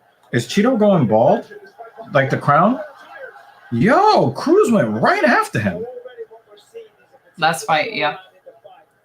Can I give Cheeto Vera a little credit? Like I said, I don't really like him. I gotta give him credit for one thing. He's a young up-and-coming fighter, and he took a fight with somebody who was behind him in the standings that's 10 years older than him. Mm-hmm. That is... Wait, that who's is 10 years older? Cruz is an older guy now. The younger guy who is higher ranked took this fight. Give him a lot of credit. I know. I didn't realize there was that much of an age gap between them. Yeah, Vera's the young guy, and Cruz is the old guy. Yeah. Cruz, you haven't seen Cruz a lot because he's had like a lot of lower body injuries. Mm-hmm.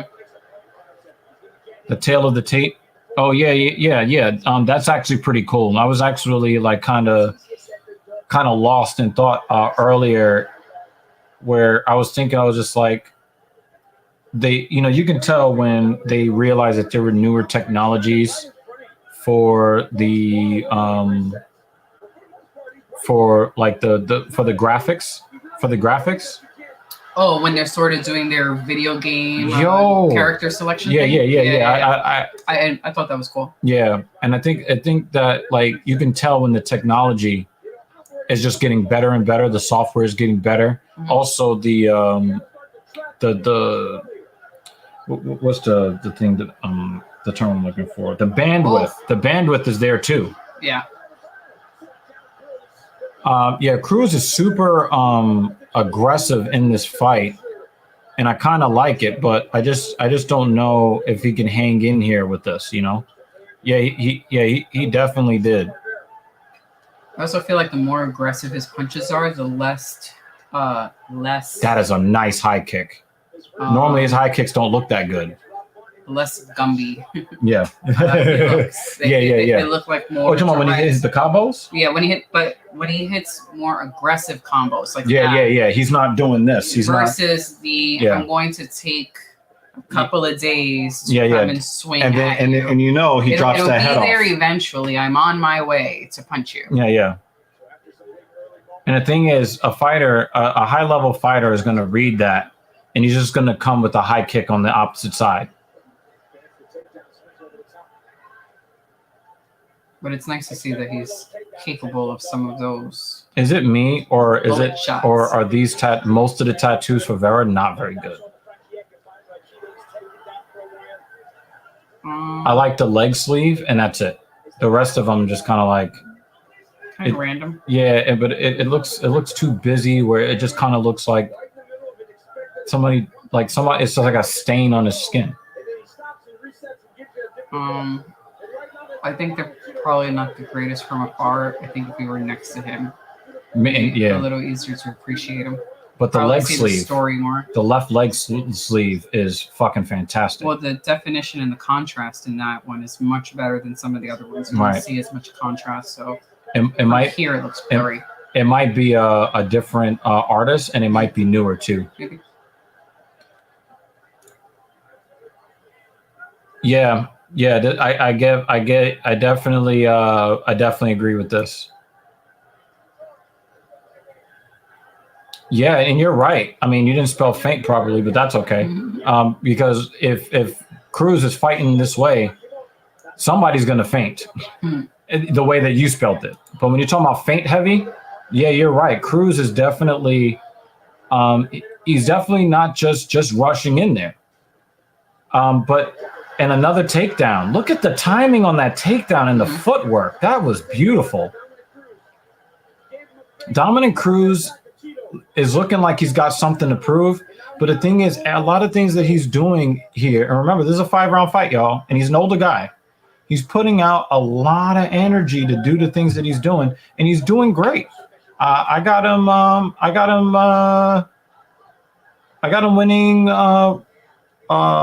got him. Oh no, I thought he had the arm bar.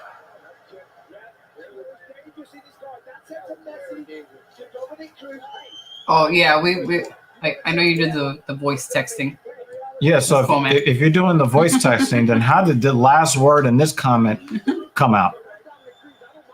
How did that come out? Emma Swinger. Dominick Cruz won the round 10-9, right? Dunk.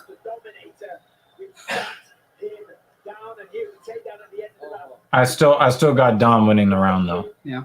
He controlled the action. He was more offensively active. He got 2 takedowns that I could see. I don't know if they're going to be counted, officially, but no. Well, why are you trying to squeeze in a commercial? Not here. Because Home Depot lost a lot of sales because of the politicians that they gave money to, and people stopped shopping there. If it's a main event, 0 commercials. 0, 0, 0. Not for the main event. Without missing a beat. It's made for doing. Download the Home Depot app. Are you going to buy your plants and dirt from other places now? Yes, bastards. I mean, no, but, I'm just going to say yes for now. I got you, Revile. And Cheeto comes out heavy.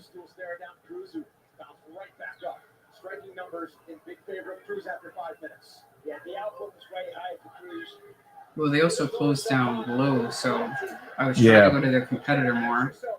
Oh, good calf kick for Cruz.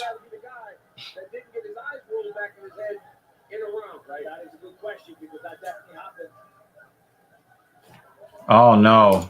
Well, how much time you got, buddy? You hear that evil ass laugh? You in for it now. I have a Monstera. I have a few snake plants, a couple of rubber plants. One of them is the pink variety.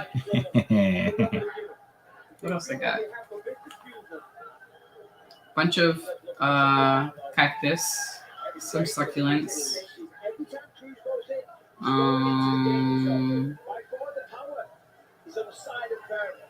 Yeah. Peperomia. When Cruz got knocked down, he pulled one of these when he got punched. I don't know if I'm pronouncing that word correctly. Cruz has his mouth open, and that was a wobbly kick. Money plant. Philodendron. I also have some cuttings in water. Basil. I'm just doing this by memory.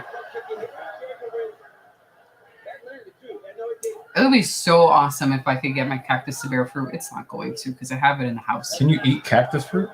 Mm-hmm. I think one of the cactus that we have is technically for dragon fruit. I have the dragon fruit cactus. Oh, okay. And it keeps... oh, wow. Cruz is fighting a really smart fight. But the thing is, it only takes one mistake. Yeah, it is. That was the hardest hit that he's ever going to hit Cheeto, and it didn't even phase him. Mm. And we saw Rob Font hit Cheeto a lot of times. In fact, I think Rob Font actually won the striking numbers, but he couldn't even phase him. One of my plants is starting to flower. I used to live in the desert in Texas. So many characters and so many cactuses around. Men just go up and eat some cactus fruit. So good. Wow, that's interesting. Yeah, I have an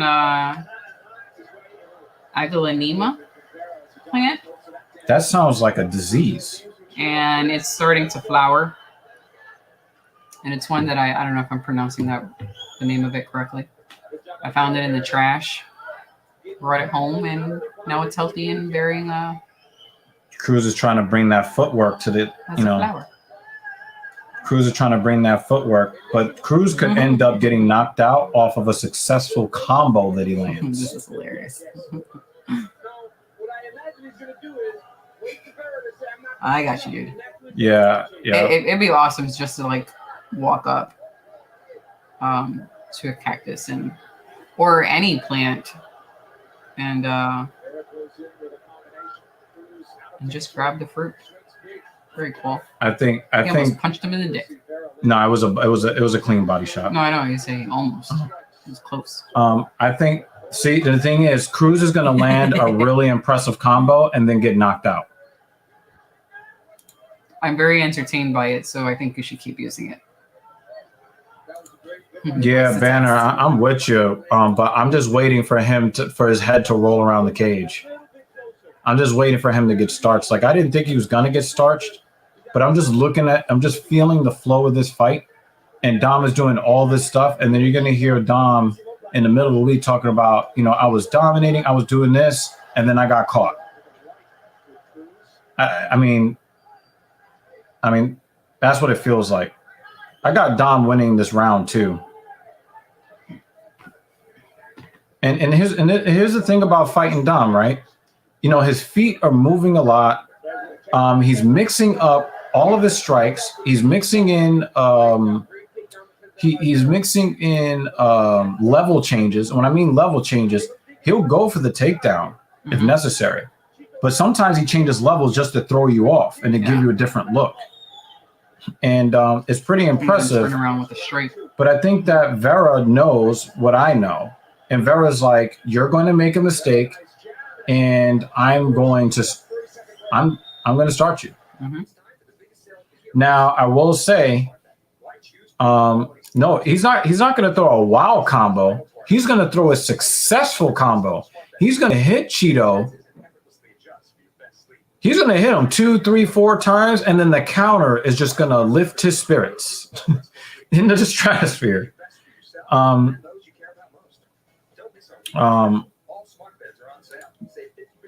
Yeah, I think he's doing it, but it's just that one mistake. Vera only needs to take advantage of one Dominick Cruz mistake. It could be him being out of position.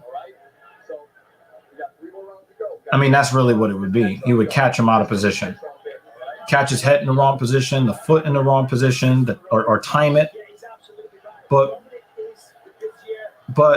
Cruz is up 2-0 in this fight, right? Vera needs to win round 3 to stay somewhat feeling like he's got still the control of the fight. Obviously, he's not in control of the fight, but if you're Vera, you're thinking, I got to win round 3 so I can still stay fighting my fight.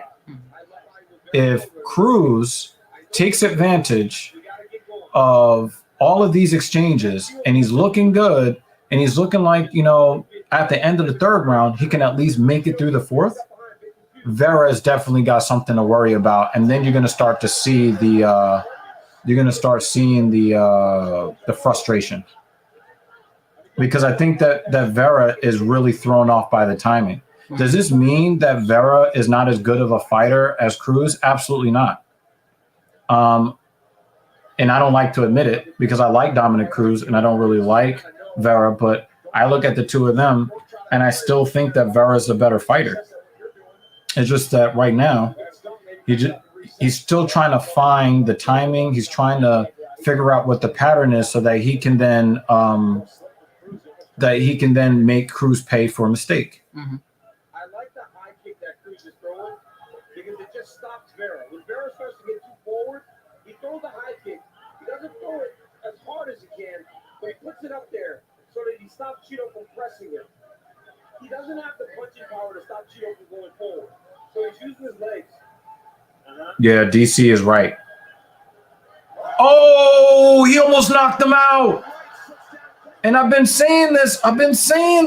He just needs to time him properly, or Cruz got to make a mistake. Cruz backed up to the cage, got stuck in a corner, and almost got knocked the fuck out. Look at Dominick Cruz, man. He's not trying to hold. He's trying to recover. He's still trying to fight.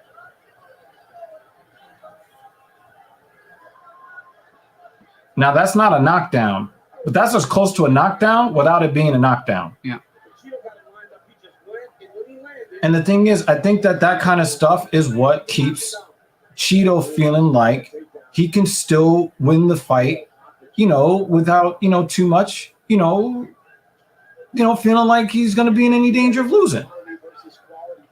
Yeah. I mean, the number one criteria is dominance. That's on the side of Cheeto. But a lot of volume tips the balance towards I don't agree with Bisping when he says, damage trumps volume in this particular case, because Cheeto doesn't have nearly enough activity. Yes, he has the 2 hardest strikes, but he only has really 2 hard strikes. Yeah, he's going to have to go. But the thing is that he's being frozen by all the different looks that Cruz is giving him. And that's the problem for Vera.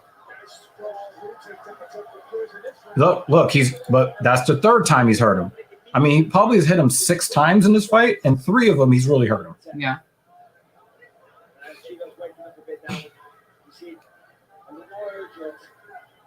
It still feels like Cruz is winning the round. Mm-hmm.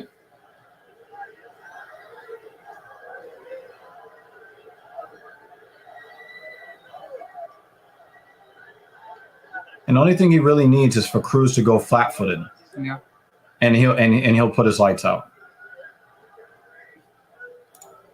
Yeah.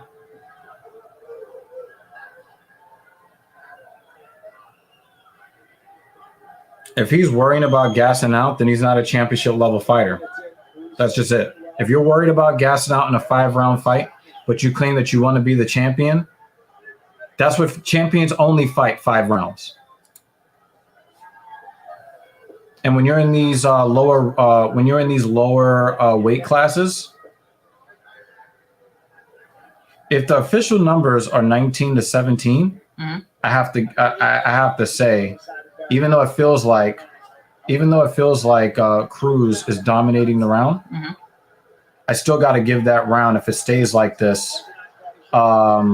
If it stays like this, I have to give the round to Cruz, not to Cruz, to Vera, because if the numbers are close, then you have to look. If the numbers are really close, then the damaging shots, you have to give more to those. So let's see what Cruz is able to do volume-wise. And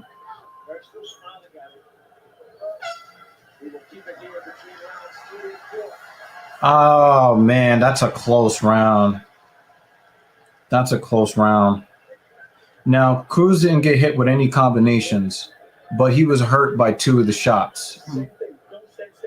I would say that Vera was hurt by 1 of the combos.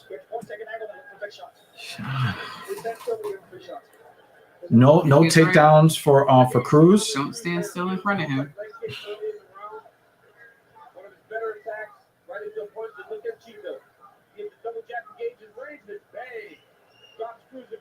No, that's not a knockdown. If it is a knockdown, then you give the round to Vera. If that's not an official knockdown, it's hard to score. So I'm gonna couch that. I'm not sure about round 3, because even though Cruz, Dominick Cruz, even though Dominick Cruz had the volume, I thought that Vera probably had the most impactful strikes.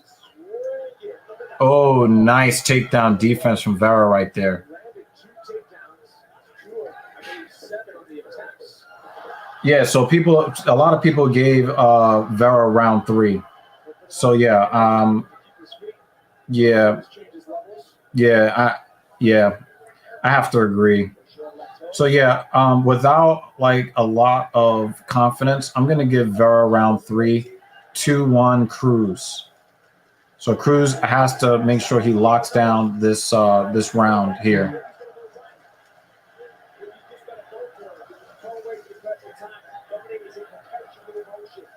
And you know what? You know what's really crazy? Vera does not know what to defend. Mm-hmm. Yeah, it definitely is. Really good. Yeah. But Cruz is the reason why the fight's great. Oh, he sat him down again. Another knockdown. Oh my God. And the thing is, Vera does not know what to defend. Mm-hmm. He does not know what to defend. And the thing is, I know that Cruz wants to go towards the title shot. Like, I get it. But Cruz has no chin. Mm-hmm. I also would love to see more of those straight shots he did in the first round, because he's back to the looping stuff. Loopy, yeah. Take 10 years to make it to your face. And now he's doing the straight punching again. As soon as you start complaining that he's not doing it anymore. Yeah, half the shots that Cruz has been hit with in this fight. Yes, 3 rounds, 0. Or 2, yeah, but it ain't boxing. It ain't 10-8. So you got to take into effect all the other stuff that happens after the knockdown.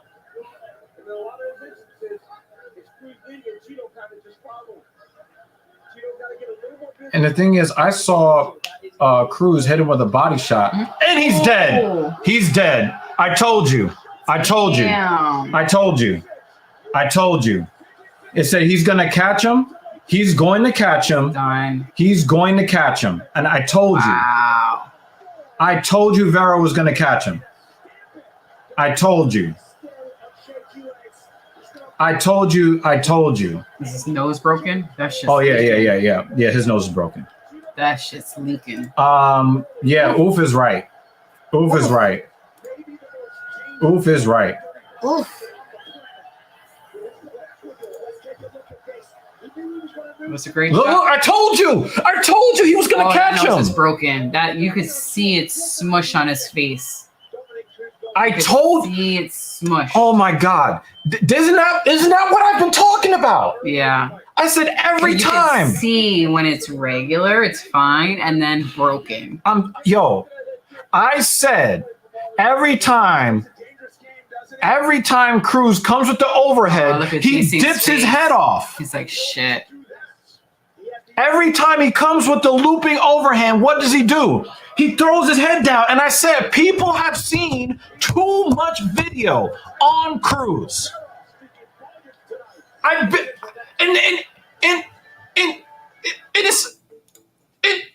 said this to Lutch.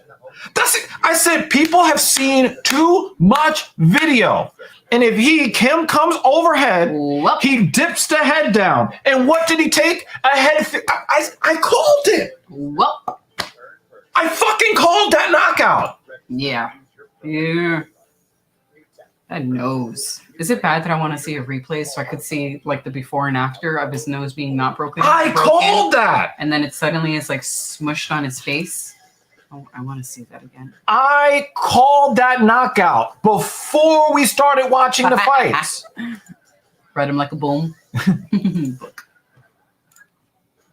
And the thing, and the thing is, this is filthy casual MMA watch party, right? We're supposed to not know what the fuck we're talking about. And I said, Cruz is a super intelligent fighter, but people have seen too much video on Cruz. And when he comes with the overhand right, his head goes down to the left. And I said, he's either going to, and I said, he's going to, I said, he's going to come here, and he's going to drop the head, and he's going to take a head kick. And that's exactly how the fucking fight ended. And he was winning the fight. Look at that nose. Yeah, his nose is fucked.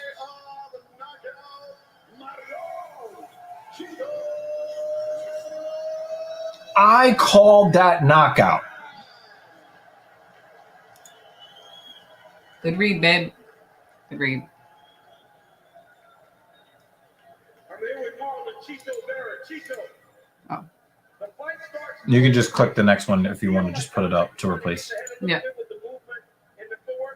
No, actually, he didn't make that stupid ass move until he got knocked out. Mm-hmm. He was keeping his head here the whole fight. And then the one time he pulls one of these, He gets his fucking head kicked off. But it wasn't his first loopy. That's what I was saying. Like No, he went even when he from- went loop, he didn't dip his head on the other No, one. he started dipping his head. He went from straight shot in the beginning. Right. And then he started to go down to his normal mode of fighting, his normal fighting style, which is the, I'm going to stand diagonally. Yeah. No matter what I throw. I called that knockout.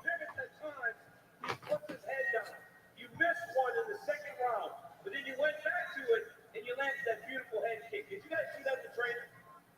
Damn, Dominick, you had a chance to win this fight, man. Look, boom. The dude looked like he was going for a swim. Look at his body. Look. Ooh. Watch it be broken. Whoop. Broken. Yep. Because he caught the instep right on his nose. Mm-hmm. He got knocked out exactly the way I said he was going to get knocked out. Leaked after that. You have the heart, but I don't know. I'm with Bon Boone. I don't think he beats anybody. I don't think that Vera beats anybody. I don't think he really beats anybody in the top 5. I don't think that he beats Sterling. I don't think that it beats Jan. I don't know, but it's hard to make these predictions. Mm-hmm. But Dominick Cruz lost exactly the way I thought he was going to lose. And then didn't I say it kind of like in the first round? He's going to be like, oh, I had him, and I got caught. Oh, here we go. Von Boone. Oh, the top okay. 5 list. Corey Sandhagen, I think Corey Sandhagen beats him. I think Jose Aldo, that's a competitive fight. Dillashaw, I think he can beat Dillashaw. I don't know if he can beat Jan. And I don't think he can beat Jan. I mean, everybody's got a punch is a puncher's. Everybody's got a puncher's chance, right? But I don't think that he beats Piotr Jan. I don't know which version of Aljamain Sterling is going to show up. That's my main question with Sterling. I just don't think Dillashaw has it. I just don't think he has it. I think that Vera would beat Dillashaw. I'm not sure about Aldo, and I think Corey Sandhagen would beat him.